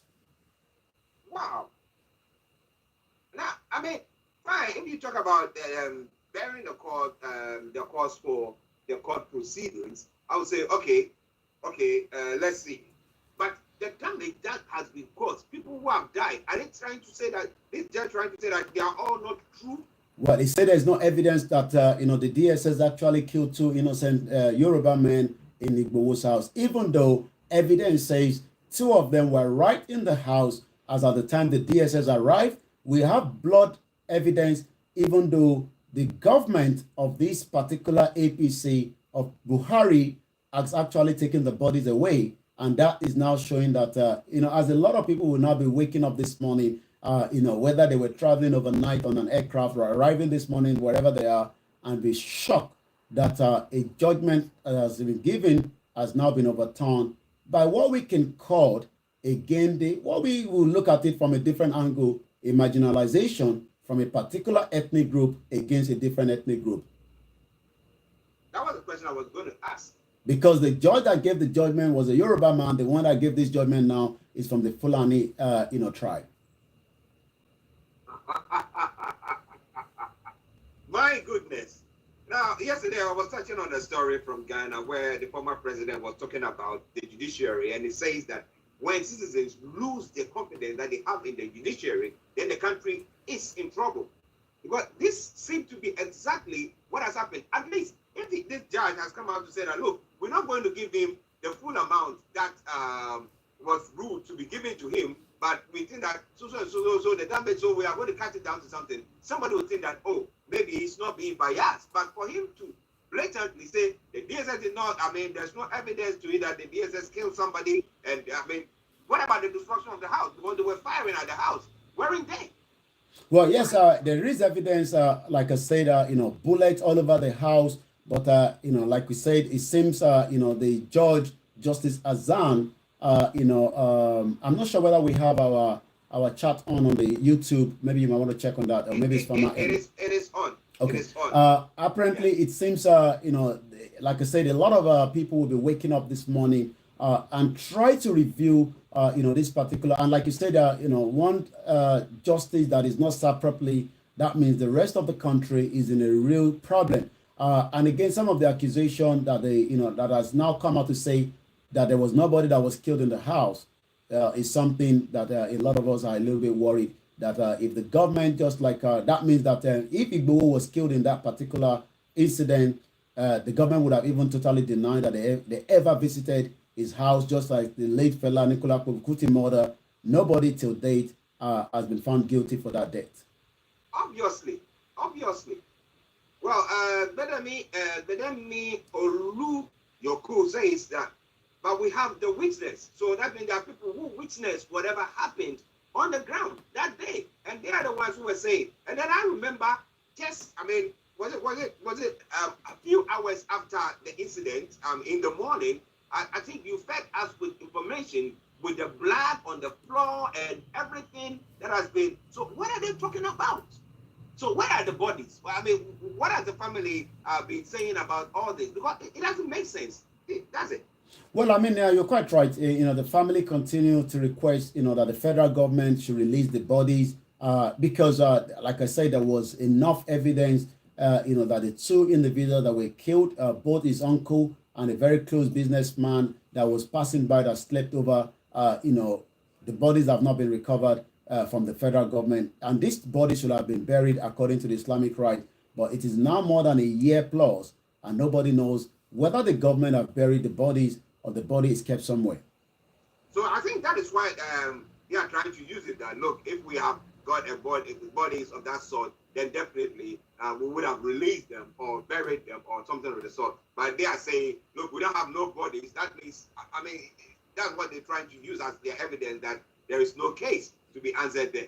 Well, listeners, let the debate continue. Prince OG, as for some of Yoruba elders still believing in diplomacy in getting a nation, Nigeria has surprised you again that there is no justice. It is a failed state. I agree with you there. Because I said, when it gets to a point where citizens don't have confidence in the judiciary, forget it. Everybody takes the law into their own hands because I know that when I come to you to seek redress, I won't get justice. So what is the point? Well, it is already UK, the Wednesday edition of the morning show. Mr. Olaimi Poikin, our North London studios. I'm actually here in the South studios, and we're bringing you updates from Nigeria. Do you want to say something about that? No. We just move on. Okay. Now, Osibanjo has left to the US to woo some more investors into the country. Now, because of insecurity, people don't want to come and invest in the country. And you go to the South East, where because people feel that they are being marginalized, they're also doing everything to sabotage whatever that is going on. And you come to the Southwest, you have all these Fulani herdsmen rampaging the place to the north. I mean, destroying what people. So, what kind of investment is he trying to get? That is eventually putting the cart before the horse. Well, it seems he's probably planning the same trip, just as Peter Obi is still currently in the US, doing everything possibly best, to speak to the diaspora and get support, because most of the politicians don't need the support of the diaspora that are living outside the country. You're quite right. The headline says Osibanjo, the Vice President of the Federal Republic of Nigeria, goes to US in search of investors for Buhari regime. Remember that this party, came in the next level, the change, but it doesn't seem all that is working. Nigeria needs $410 billion to deliver the energy transition plan by 2060. What a very good plan. But in reality, some of these plans have been something that have been said for more than 60 years now. The Vice President departed Abuja today for the U.S. to seek global partnership and support for Nigeria recently in inaugurating the energy transition. This is coming from Laolu Akonde, the media for the Vice President. The meeting, which is going to start on September 1st, to promote the plan and secure global support from the U.S. government, the private sector, and other partners. Are they ready to come and support or bring their businesses to Nigeria in the situation that Nigeria is at the moment, where the airlines are struggling to recoup their money back, from the sales of tickets, and likewise the insecurity that you've just talked about? Yes, most companies would like to set up businesses in Nigeria. They would like to get as many Nigerians youth that are currently out of job. We were actually speaking to somebody from Ikorodu, axis of Lagos State this morning. 4 of his brother are now driving Keke Marua, which is just like one of the local transportation in Nigeria, as a degree holder. When they should have jobs, we hope that this trip that the Vice President is going will probably woo a lot of investors to come to Nigeria. That's if they believe in Nigeria, because of the instability that we have presently. I don't think if I have money, I will want to invest in a place where there is insecurity, where I'm not sure if I go put something up, somebody's going to come and just destroy it. Why would I want to do that?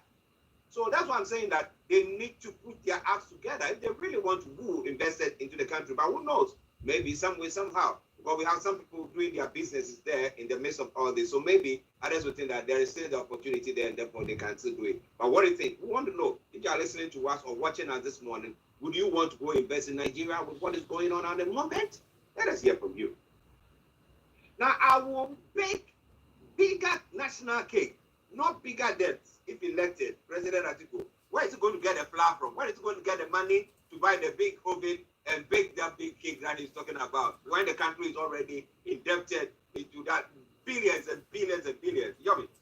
Well, you're quite right. Atiku, that is also vying for the presidency seat, is currently also doing everything, to tell Nigerians, the plans and what it had to do to make Nigeria a better country and to make Nigerians to have opportunity. I will bake the bigger national cake. It seems when people hear this national cake, automatically it seems already there's too much knives to slice the cake, and that's why Nigeria hasn't worked for a very long time. It seems everybody is just building this national cake, and then only some percentage of people are having the bigger share of the cake. I mean, it's nice to build a bigger cake, according to Atiku, not bigger debt. That is what the current government is doing if elected. Mr. Abubakar noted that going into more debt would be a recipe for macroeconomic instability in Nigeria. The former Vice President Atiku, the presidential candidate on the platform of the People's Democratic Party, has announced the intention to create more wealth for Nigeria and not weigh down the nation with unbridled debt burden.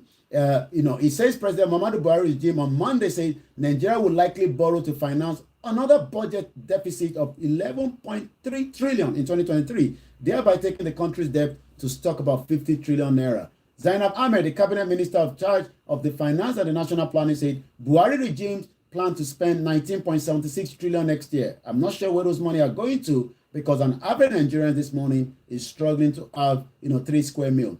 Mr. Abubakar said he was also considering a government of national unity, tax rebate if elected in president in 2023. Wow, listeners, Star Radio UK, the Wednesday edition of the morning show. So we don't have much time, but there are some interesting stories there. The group says Nigerian politicians and officials dodge accountability and transparency. And this is the case where we have the president promising that he's going to assist 500,000 Nigerians who have been affected by flooding. Where is he going to get that money from? Well, you're quite right. Flood does have effect on the fire across the world, and just as we had it, here in UK, in England, and other regions as well, during this summertime, that there was a lot of fire due to the weather.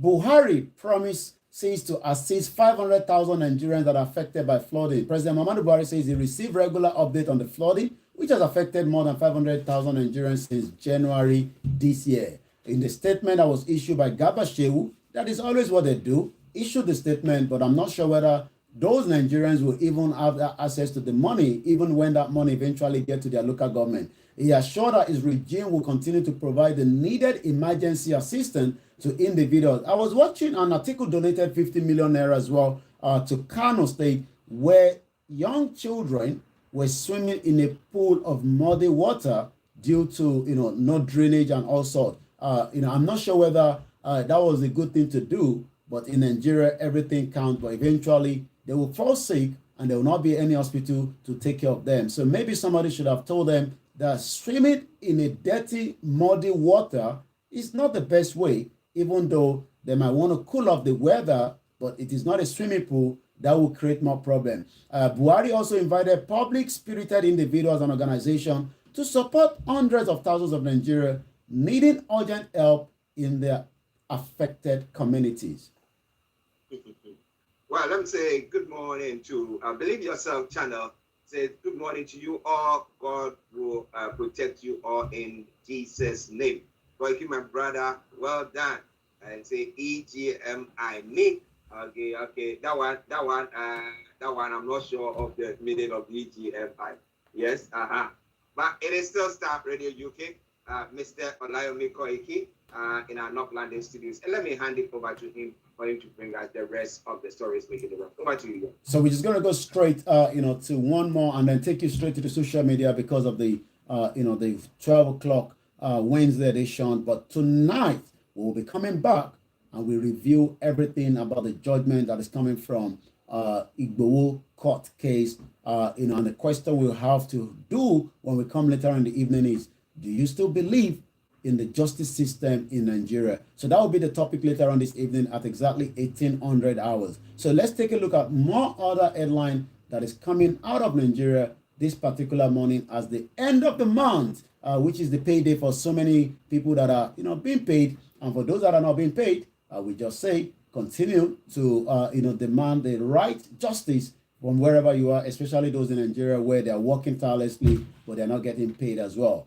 Tinubu lobby to become Abacha minister. Join Adeko after rejection. Peter Obi camp. You can see that the firing between all these political parties is definitely out at the moment, as each of them will use everything to speak against each of their other campaign as well. Peter Obi media office has lampooned Dele Alaka after his comment about the Labour Party presidential candidate.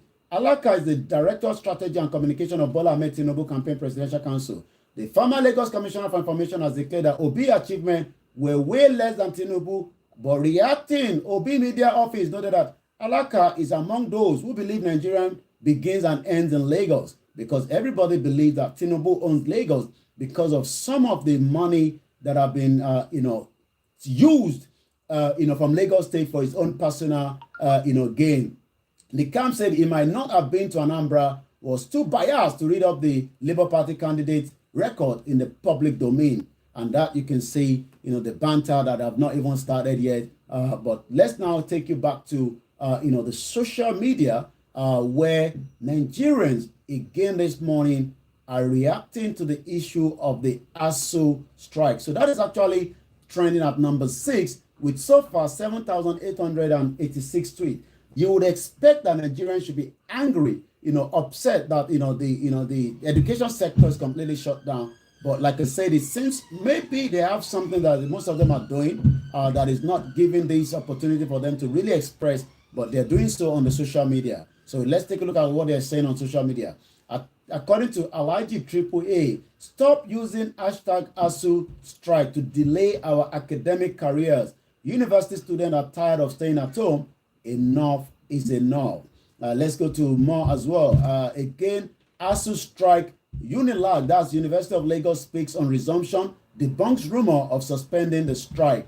So it seems there's also tussle between some of the state university that wants to resume, but there's a lot of pressure from the head of the ASU. And according to what we have here, ASU strike. Unilag speaks on resumption, but debunks rumor of suspending the strike. Also, federal government to hold a special meeting with the NUC, Pro-Chancellor and the Vice-Chancellor over ASU indefinite strike. So as we speak right now, ASU is currently on an indefinite strike, as we speak at the moment. So once again, if you've just joined us, this is Star Radio UK. It is your finest African and Caribbean radio station in London as we continue to look at some of the headlines and the news coming out of Nigeria. Now let's take you to to some of the other what is trending on the social media when you talk about Nigeria. As a lot of the Yorubas continue with their campaign, and so like the Biafrans are doing the same thing as well. The question then remains is as the government now have just about 30 days to respond back to the letter that was put out by Professor Banji Akintoye, the leader of the Yoruba self-determination movement, towards a peaceful exit out of Nigeria. Let's look at what Ilano UK said some few hours ago. A nation characterized with all the threat captured below can never progress. Hashtag Yoruba people have completely detached ourselves from the doomed contraction to lead good lives in our sovereign Yoruba nation, where we will fully enjoy our freedom, land and resources. And this is exactly what was said by Alice O'Connor, pen name. When you see that in order to produce, you need to obtain permission from men who produce nothing. When you see that money is flowing to those who deal, not in good but in favor. When you see that men get richer by graft and by pull, then by work, and your laws don't protect you against them, but protect them against you. When you see corruption being rewarded and honesty becoming a self-sacrifice, you may know that your society is doomed. This was said in 1957 by Alice O'Connor. And just as we said earlier, it seems most of the politicians do not want a good transparency when they come to you during an election. They will tell you everything that you need to know. But when the right time comes to perform, it seems they are not ready to do so. And that is why the particular group says Nigerian politicians officially dodge accountability transparency. Access to public information to demand accountability remains an Herculean task. You will never be given a free information so that they would not want you to know. And that is the reason why a lot of Nigerians, according to the Resources Center for Human Rights and Civic Education, has faulted elected and appointed office holder who make it difficult for stakeholders to access critical information for accountability. This is Star Radio UK, 11:35, August 31st. And the last day of the month, like I said, is a payday for some of us, but not for everybody in Nigeria. Well, those of you who have got your pay, remember those who don't even have some of the work to go to get any pay as well. It's sad when our leaders, live the flamboyant life, and then you see the ordinary people being marginalized. Well, it is Star Radio UK. Ademola Sahil Saka, good morning to you and to Yoruba Ogo Adulawo TV. So well done, Mr. Koiki. No going back. Yoruba Nation must surely stand. And Prince Oji says, hashtag for Igboho now. Hashtag justice for Igboho now. Hashtag justice for Igboho now. Because, well, that's why this evening on the Niger Voices, Yomi says, if you are looking at whether you still believe in the justice system in Nigeria, because one court rules, because they think that, okay, that judge comes from maybe your tribe, so maybe he ruled in your favor. And another one will rule when they go to appeal, the appellants go, then they will also rule against you. So what kind of system is that? If I think that you've taken something from me, then I come all out. If I can get it, I can get it. I have whatever means that I want to use, I use it. Otogile Peter, good morning, everyone. And thank you very much for joining in. Yomi. Well, that will be for us to this morning, but make sure you tune in at exactly 1800 hours where, we'll be discussing, do we still have a fair justice system in Nigeria, reviewing the Igboho court case, and there will probably be an opportunity for a call-in. That will be on Star Radio UK. Remember, Star Radio UK, you can join us on all the social media platforms so that you can catch up with all the latest news, not just from Nigeria, across the globe, where we review everything. But for now, I will leave you in the hands of Mr. Archie when I'll be back again in just about 6 hours from now. All right. Let me say thank you very, very much for that wonderful update there as well. Bye for now. Bye. Well, listeners, that was... Okay, we've left that one, and then we're back on our own here again as usual. Even though, like I said, we don't spend too much time. So we're just going to go straight to where we were in terms of Ibita Balo Tade Badelenkon. I might be busy doing a lot of things at the background here, so that I haven't got much to post today. But if you're still interested to get your flag, please, 1957, what a good information. Yeah. African Wonder Woman. Thank you so much, Yawa. You imagine how students lose a whole year in learning and the extra cost that is incurred. You're quite right. And it seems a lot of our youth do not understand that, it's not because we are here, lambasting you. We're just worried that the future is no longer bright for any one of you. So the line is back on for some of you that will probably still want to get involved should you want to do so. I mean, I'm not in a rush to go. I might be, because I think the family want us to go somewhere, but I still have a bit of maybe some time before they start pushing me to say we're ready to go. But for now, I say a very good morning. One thing we've got to understand, I want to go take us back again to Soviet Union. And I know sometimes about someone look like let me go back again and give you a background. Ìlú kan wà tó ń pè ní Soviet Union. Wọ́n dá sílẹ̀ ní 1922 ló fi wà, okay, 1922, but lẹ́ni kò sí, but tá bá sì Google orúkọ ìlú yẹn a sì máa gbọ́ nípa ìlú yẹn. Yéṣu kí ọmọdúà put it down. Tá bá sì dárúkọ ìlú yẹn lẹ́ni ó kàn máa fún wa ní reference point àbọ̀rọ̀ mòye yín nísìn, but as we speak today ìlú yẹn ò sí mọ́, but àwọn ìlú kan ti wá jáde lára ẹ̀. Àwọn ìlú wo ló jáde lára ẹ̀ àti pé kí ni ìdí tí àwọn ìlú yẹn ṣe jáde? Kò sí any other reason ju pé 15 ìlú kan ó kúrò lára Soviet Union. Lára àwọn tó jẹ́ the last leader wọn òun ni à ń sọ pé ó ṣaláìsí tó kú ní àná, ìyẹn Mikhail Gorbachev. Gorbachev was the leader that was there when Soviet Union was dissolved.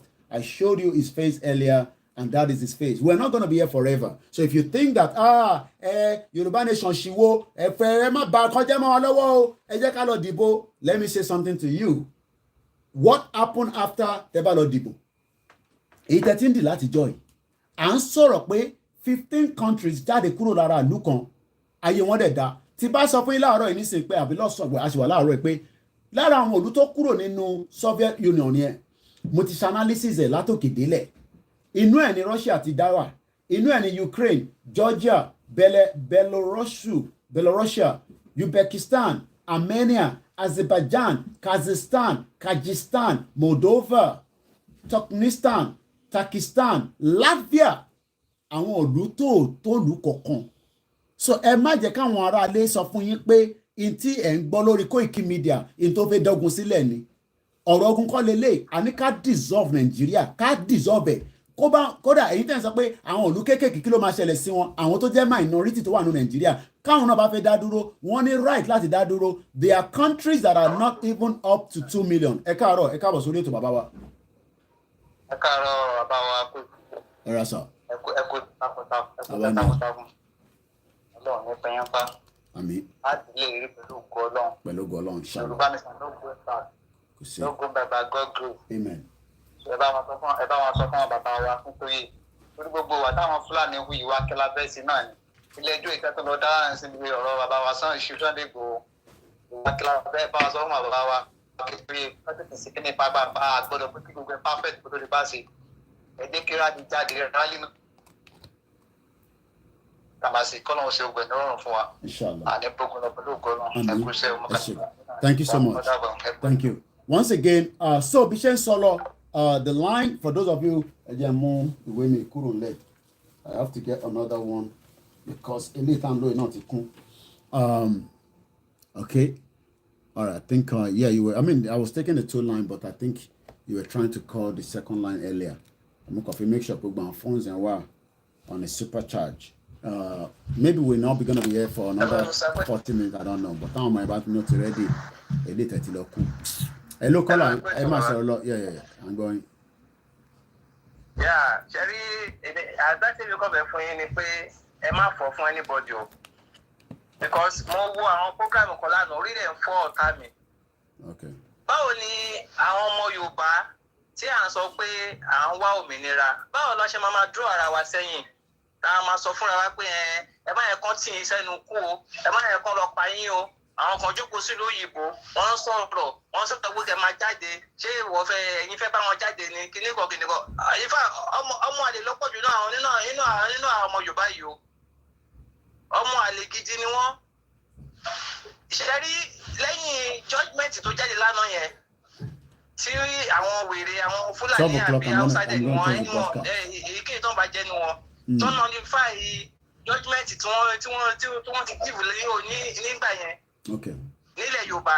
So wọ́n sọ fún wa yí pé no matter how we think we are clever, we are not clever than them.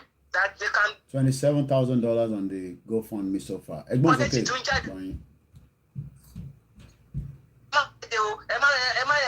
kó tì í sẹ́yìn kú o. Ó dà pé kò fẹ́ da fún ẹlòmíì láyé àti lọ́run ṣá. Because ó dà pé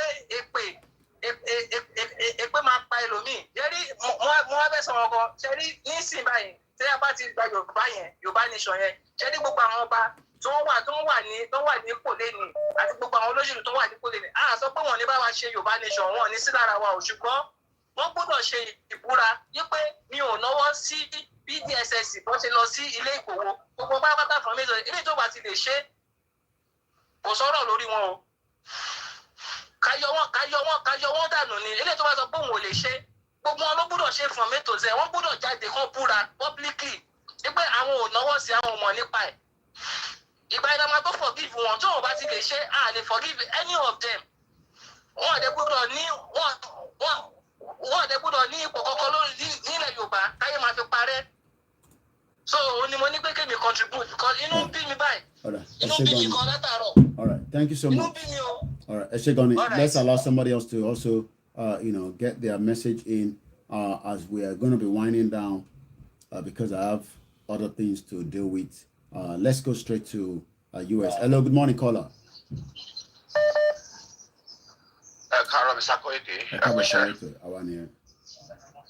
Mute tún gbọ́ nínú ilé yẹn àkànníyẹ tèmi bá ti lè gbọ́ nídìí yẹn rárá mute tún gbọ́ra yín nìyẹn kò lọ́sẹ̀ okay, sorry.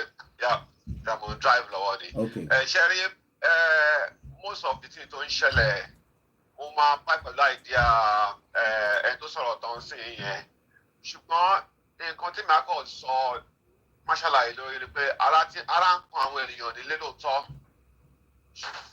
kó má gbọ́ ọ̀rọ̀ tí gbogbo àwọn èèyàn bá ń sọ pé àwọn kan wà nílùú òyìnbó pé wọ́n tí wọ́n sẹ́nu kú mo fẹ́ pa àkéésí wá sí kankan pé láàárín àwọn tí wọ́n ń sọ Yorùbá àbáti pé bóyá àwọn olóṣèlú wà láàárín wọn àwọn Fúlàní tí wọ́n ti pẹ́ ní àárín Yorùbá tó yẹ pé wọ́n gbọ́ Yorùbá wọ́n gbọ́ àṣà Yorùbá gan ju àwọn atajẹ́mọ Yorùbá lọ wọ́pọ̀ ṣé rí ọ̀pọ̀lọpọ̀ wọn mix mọ́ inú prógrámù yìí àwọn lè ń rí tí wọ́n ń da àárín àwọn ọmọ Yorùbá gidi dúró àwọn lè ń rí tí wọ́n ń sọ oríṣiríṣi ọ̀rọ̀ láàárín wọn kí jẹ́ pé òye àwọn èèyàn náà nílé èmi ń bá àwọn èèyàn sọ̀rọ̀ nílé gbogbo gbà náà mo ń bá ọ̀pọ̀lọpọ̀ àwọn èèyàn sọ̀rọ̀ nílé gbogbo gbà ọ̀pọ̀lọpọ̀ wọn ló ti sún ṣùgbọ́n wọn ọ̀rẹ́ tó máa wà níwájú tó máa lé jù wọn bí ológun nǹkan tó ń ṣẹlẹ̀ gangan mo ń sọ fún yín èmi sì yìí láàrin pé mo wà nílùú yìí mo ti fojú wo ibi tí Yorùbá nation máa ní embassy sí ní Ottawa nígbà tí a bá ti rẹ́sì flag yẹn ibi tí flag yẹn máa wà mo ti fojú wo bẹ̀ sílẹ̀ mo ti fojú wo ibi tí máa gbé flag yẹn mo ti fojú wo bẹ̀ sílẹ̀ so àwa ni ká máa dọ̀dọ̀ ara wa lórí kínní ẹni ká declare ní táìmù tá a máa declare tá a bá ti declare tó gbọ́ pọ́sítà níjọ́ kan náà throughout the world níjọ́ kan náà la máa bọ́ ta wọ́n yẹ pọ́sítà ní Nàìjíríà làwọn tàbí ní bíbá yìí náà làwọn pọ́sítà pẹ̀lú flag wà níjọ́ kan náà ni mass migration ló máa jẹ́ níjọ́ kan náà ni ẹgbẹ́ tó lọ lọ́wọ́ ọlọ́run fún wa ṣe ẹgbẹ́ fẹ́ lómi láàyè. Ọ̀dà ẹ ṣé gan ni thank you so much okay mo tẹ̀ rántí mi Ọlájírè mo ní kẹ́ send address yẹn ẹ̀ tí send ẹ̀ because mo charge phone yẹn so try láti kàṣà dẹ̀ǹgẹ̀ process ibẹ̀ yẹn I máa pé pé wálẹ̀ ní 12 o'clock so that I can go and deal with a lot of other things as usual. Hello caller ìgbóhùnsókè. It's a busy day. Hello, Mr. Peti, ẹ káàárọ̀. Ẹ káàsán. Ẹ fi tẹ́. Àwa ni ẹ. Àwọn àṣà tí mo ní lọ́kàn tí mo kàn fẹ́ béèrè. Nígbà àkọ́kọ́ bàbá Bánjí Akíntóyè, bàbá Ìgbòho àti màmá Oníkìrí àwọn lámọ̀. Ẹ̀yin náà ti máa fi tí mo ti ń kọ̀ mí ní láti dárúkọ. Mo fẹ́ béèrè wípé àwọn gómìnọ̀sì wọ̀nyẹn tí wọ́n wà lórí ìjọba nígbà tá a bá ti kí á kí la fẹ́ pẹ̀lú wọn tí wọ́n máa fi wọ́n lẹ̀ kan lò tẹ̀lé wọn tán àti báwo náà ṣe fẹ́ àrètí yẹ ìyẹn náà. Ká ṣe kéde. Ṣé a máa fi àwọn gómìnọ̀sì yẹ sílẹ̀ ni kan lò tẹ̀lé wọn tán àbí àbámọ̀ ní wọn fún bẹ́ẹ̀ sókè yìí sì bẹ́ẹ̀ number 2 number 3 wípé àwọn boundaries wa àwọn boundaries àwọn tó wọlé Yorùbá báwo la ti fẹ́ mọ́ǹtì báwo la ti fẹ́ kọ́pàdé yẹ tó jẹ́ pé àwọn ẹni ò ní rí bí wọlé láti wá sí wa ní ìjàmbá. Àwọn kan tó sì ń rú mi lójú nìyẹn. Bẹ́ẹ̀ nígbà tí a bá gba Yorùbá nation àwọn gbogbo máa wà nípò àṣẹ láti máa control everything. There will be an interim government now. Very welcome now. There will be an interim government. Sherry, gbogbo àwọn question tẹ́ ń béèrè yìí, let me just give a quick analysis of it. Nígbà tó bá declare coup tó bá gbàjọba, àwọn ló ń ṣèjọba yẹn. Mẹ́dá mi lọ ìwé mi náà bẹ́ẹ̀ náà nísìn. Tí ìgbà tí Abacha tó declare coup tó lé gbogbo àwọn èèyàn lọ tó declare coup tó máa ń ṣe oríṣiríṣi coup yẹn. Àwọn mélòó ló ń declare coup nígbà yẹn? Àwọn ló ń ṣèjọba yẹn. Ṣé nígbà tó bá declare coup ṣé gómìnà ṣì wà lórí oyè? Ẹ dáhùn náà ẹ dákẹ́ sọ̀hún. Wọ́n sọ̀rọ̀ ni. So kílẹ̀ wọ́n sọ̀rọ̀ pé a fi kí Yorùbá nation bá di kíní kan ṣé gómìnà ṣé ìgbà tí a bá declare Yorùbá nation. The same thing kò ń ṣe military. Any sùúrù there will be an interim government.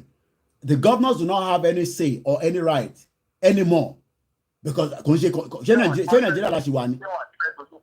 Ìjà ń bọ̀ ẹni ọmọ dira bàbá yìí ẹni sọ pé ìjà ń bọ̀ ẹ̀rọ pé kékeré là ń sọ ni ìyẹn láti sọ pé ìjà ń bọ̀ ẹ lọ dira kẹ lọ ìbílẹ̀ lẹ́yìn wà kẹ lọ dira ìjà gidi ń bọ̀ tí gómìnà yóò bá ní sùúrù tó bá ní sùúrù báyìí gọ́sẹ̀ kó máa kó nǹkan máa bá lọ lọ́rọ̀ tó wà nílẹ̀ àníjà ń bọ̀ ẹ̀rọ pé Fúlàní là ń bájà ni politician gangan là ń bájà lọ́wọ́ yìí tí olórí burúkú ni wọ́n ṣèbọ́tì Ọlọ́run ní sọ̀kalẹ̀ àwa la máa fàájẹ̀ ẹ̀fẹ̀ Ọlọ́run sílẹ̀ Ọlọ́run tẹ́ ti sọ fún wa ní ẹ̀yìn bàbá yìí láti sọ fún Ọlọ́run kọ́ Ọlọ́run tẹ pépépépé látijọ́ tí gbogbo ń jókòó sínú ilé tẹ́lẹ̀ sọ̀rọ̀ àdíjà ń bọ̀ èrò pé ilé à ń ṣe ni ẹgbẹ́ má jẹ́ kí yẹn kan ẹ lọ́ máa díra ẹ̀wọ̀n alẹ́ ẹgbẹ́ òsókè.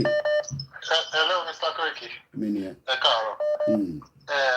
Mo ní feeling pé nǹkan tó ṣe yìí yes mo both were in the pipeline but it's a preemptive strike against the rally and I think it's high time we start planning as in to show them that we're not backing us. Okay, no problem. I don't know, maybe, we don't necessarily need that rally to happen in that place. Let's just go ahead with declaration and start mobilizing our people on ground to start defending different different governmental bodies, buildings, and start taking control. We need Bandru, Kanshi, Okay. International body kan tó fẹ́ rí rally tábà ti take control kò sí wọ́n tó fẹ́ ṣe mọ́. Àgbọ́yé. So káà náà bẹ̀rẹ̀ sí máa ṣe kọ́ta ní mo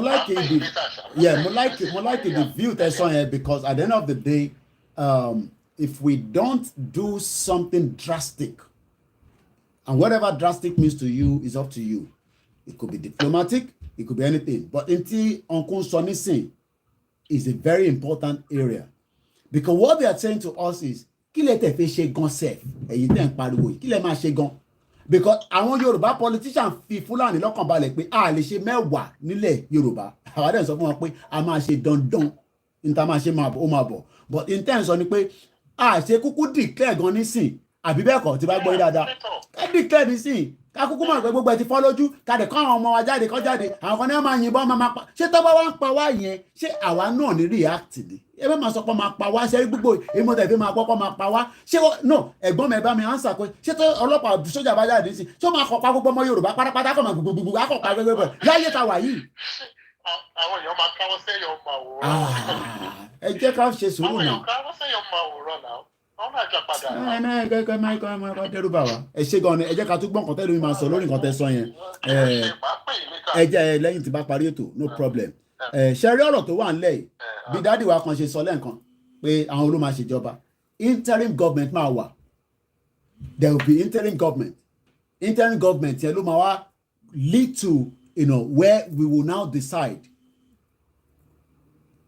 ẹ̀gbọ́n sókè Prince. Èmi ni ẹ sá. Lágbára Ọlọ́run àti gba Yorùbá nation wa. Wo àwọn tó bá jẹ́ àwọn àgbẹ̀ ìgbọ̀njẹ́ tó wà láàrin wa, Ọlọ́run máa pa wọ́n run. Ṣẹ́dùmarè. Lágbára ṣe rí àwọn tó ń sọ̀rọ̀ pé àwọn kan ń sọ̀rọ̀ pé kọ́ máa jáde kọ́ máa jẹ́ kọ́ pa wọ́n. Ẹjọ́ tó lọ́wọ́ kì í ṣe àwọn tí Tinubu fún lówó ni àwọn tó iṣẹ́ owó wọn náà ń ṣe.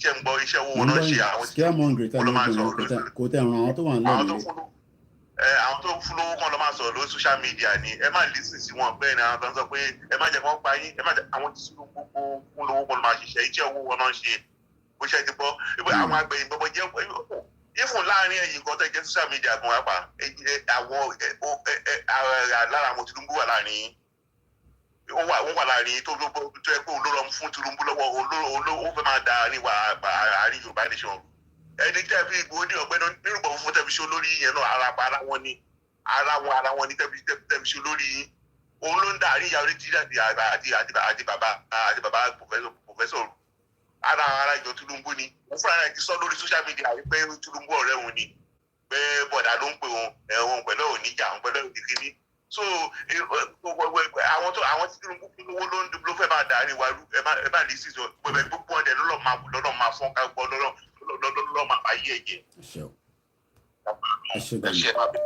ẹ ṣé gan ni mo dúpẹ́ lọ́wọ́ gbogbo ọmọ káàárọ̀ oòjíire níbi tí a ti fẹ́ máa gbé ètò yẹn wá sílẹ̀ ẹni tó bá ráyè wọlé ẹ má fi ṣèbọn rárá ẹ mute background yẹn I can hear myself. ẹ káàsán látọ̀dọ̀ wa ẹ káàárọ̀ lọ́dọ̀ tìyín náà. aspect kan ni mo fẹ́ gbé ojú àwọn èèyàn sí. à ń gbọ́ yín. àwọn kí lorúkọ ẹ̀ àwọn cantonment àwọn military cantonment ibo ló yẹ kó máa wà ibo ló máa ń wà normally láwọn developed countries inú igbó ló yẹ kó máa wà.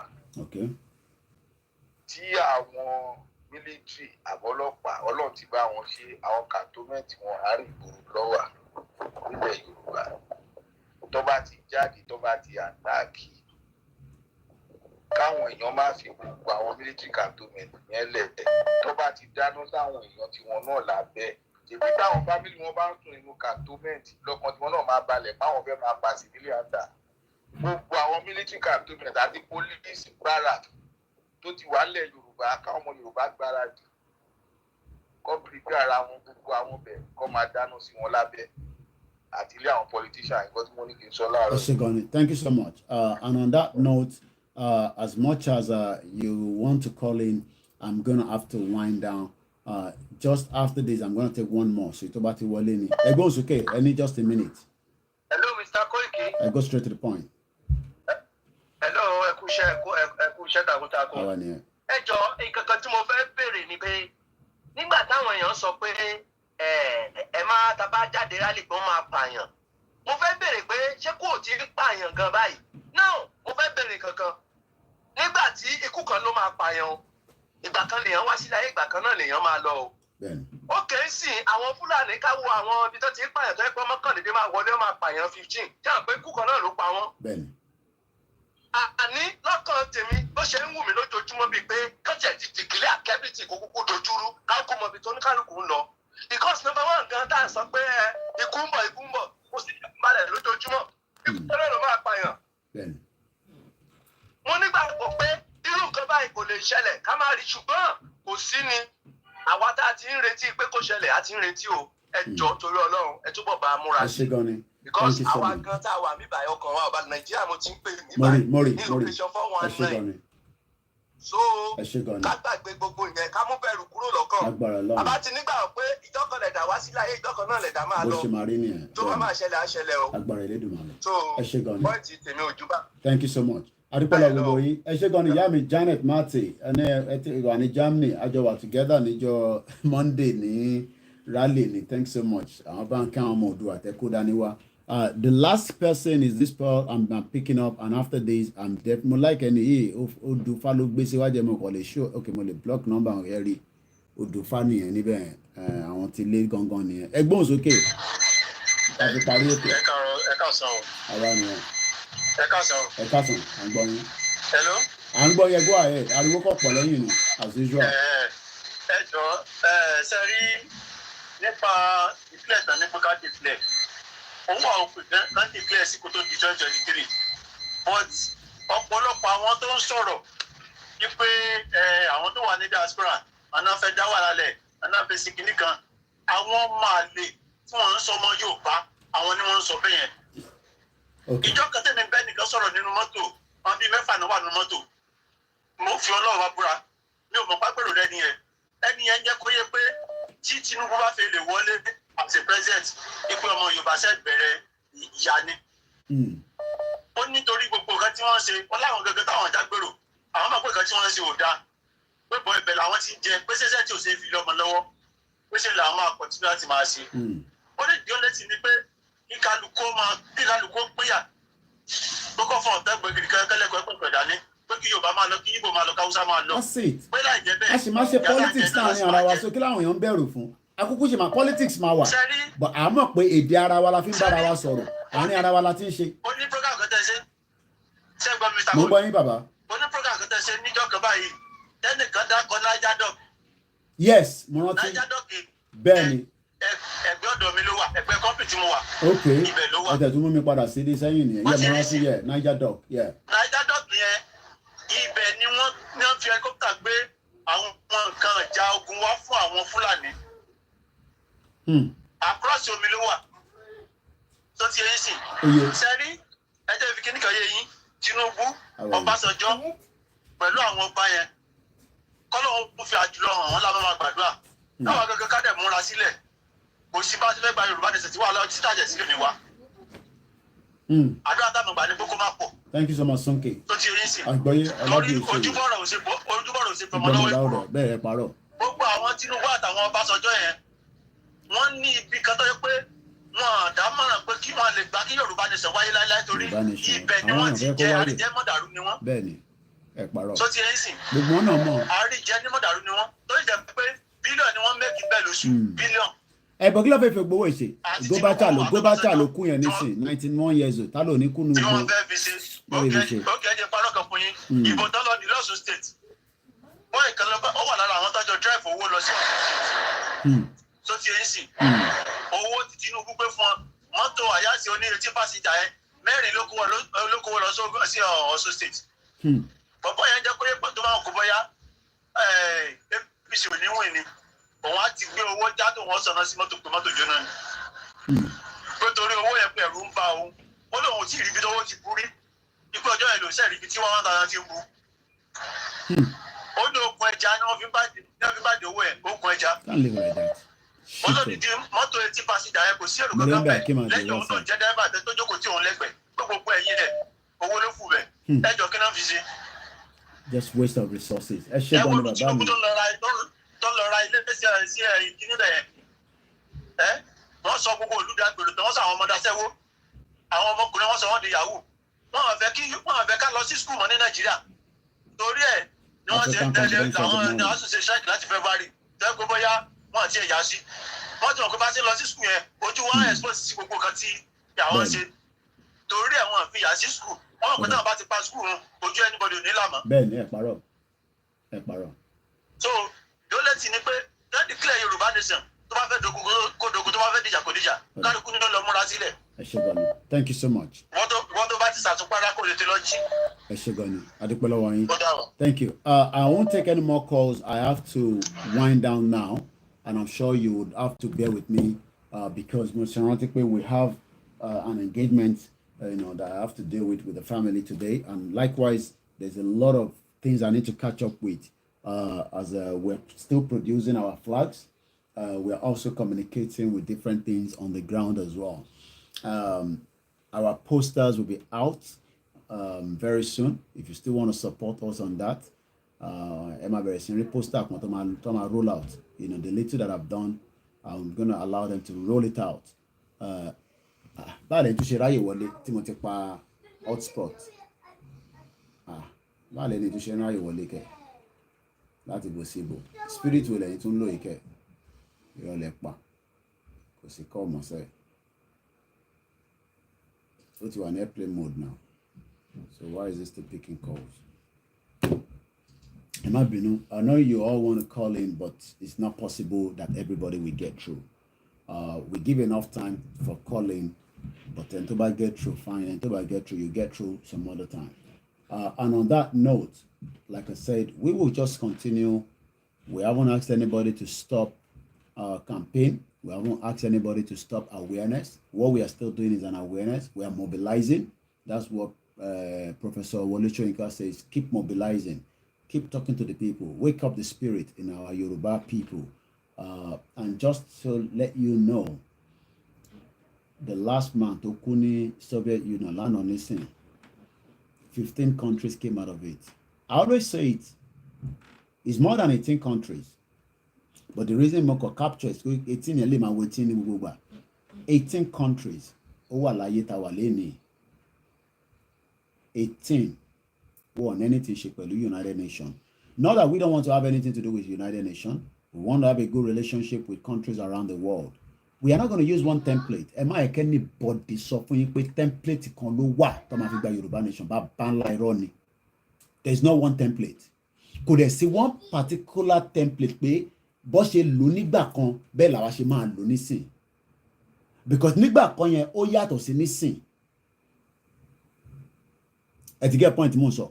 Ẹ má yẹ kẹ́ni bọ̀dì fúlù wa pé ọ̀nà kan ló gbà báyìí. Wọ́n wá tì lọ báyìí, wọ́n gbé lọ báyìí, wọ́n fà lọ sókè báyìí. No. We can use any template láti fi announce pé a ṣe Nàìjíríà mọ́. Anywhere tẹ́ bá ti ń gbọ́ pọ́n sọ pé ọ̀nà kan ló fi gbà ẹ sọ pé rọ́ ni. A lè lo ọ̀nà kan láti fi kúrò ní Nàìjíríà ní 2022 tàwa yìí. Kódà àwọn tó lo oríṣiríṣi ọ̀nà níjọ́ náà lọ́hùn gan, àwọn gan lo the same ọ̀nà.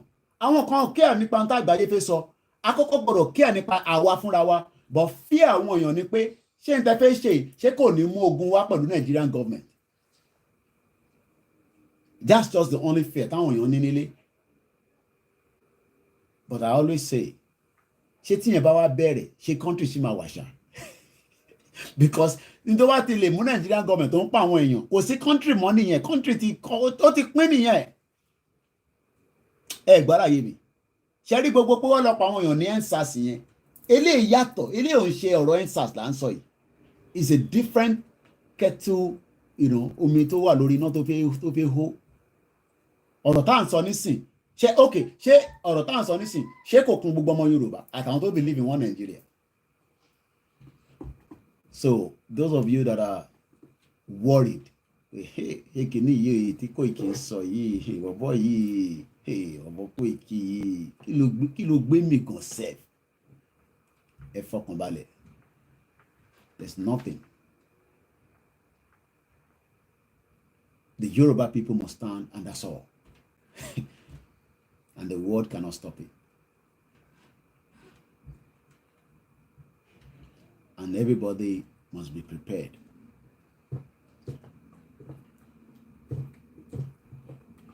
I would like us to be in a situation where, but even this time next year, tó bá jẹ́ pé ká ṣe máa ṣe gbas, then àmọ́ pé kò sí Nàìjíríà mọ́. For me, I love it that way. Because nínú crisis, ẹ jẹ́ n sọ nǹkan fún yín, ẹ jẹ́ n kẹ́sẹ̀ mi sórí chair mi, inú ilé mi mo wà. Ṣé rí nínú crisis, àbúrò mo yẹ yín nísìn, nínú crisis, ibẹ̀ ìgbádùn tún máa wà because UN á máa gbóúnjẹ wọlé, humanitarian aid á máa wọlé, tá máa fi níyànjú ẹ gbogbo ẹ̀. Ìyí tó ń kóúnjẹ nìkan lọ sí North East, oúnjẹ máa yà kúkú, wọ́n máa gbóúnjẹ oríṣiríṣi wọlé. Ọkùnrin àti ẹ̀ balẹ̀ díẹ̀, àwọn kan ní kí la máa jẹ. Ẹ mọ̀ wọ́n pè crisis máa ń create a lot. Àwọn kan tún máa fi pawó rẹpẹtẹ o because ṣe rí gbogbo nísìn tí crisis bá ṣẹlẹ̀ Nàìjíríà nísìn àwọn international body máa ní àwọn set up NGO owó tí wọ́n tẹ́ máa sanwó síbẹ̀ àníkẹ́dáwó nísìn ẹ̀dáwó. Àwọn kan yìí máa fi make owó rẹpẹtẹ irú àwọn first aid kìíní kan aid ẹ̀kọ́ àwọn yẹn lọ́kọ̀ recognize táwọn yẹn bá ti ní àwọn Nigeria is in crisis we need $10 million píyà gbìrìgbìrì owó àkọ́ máa wọ bẹ́ẹ̀ ni ẹ̀kọ́ kí ló ń ṣẹlẹ̀ báyìí. But one thing is, during that period, we must not lose focus. We must remain. Ibi tá fẹ́ dé yẹn gangan là ń lọ, because those bodies, they'll probably still want Nigeria back.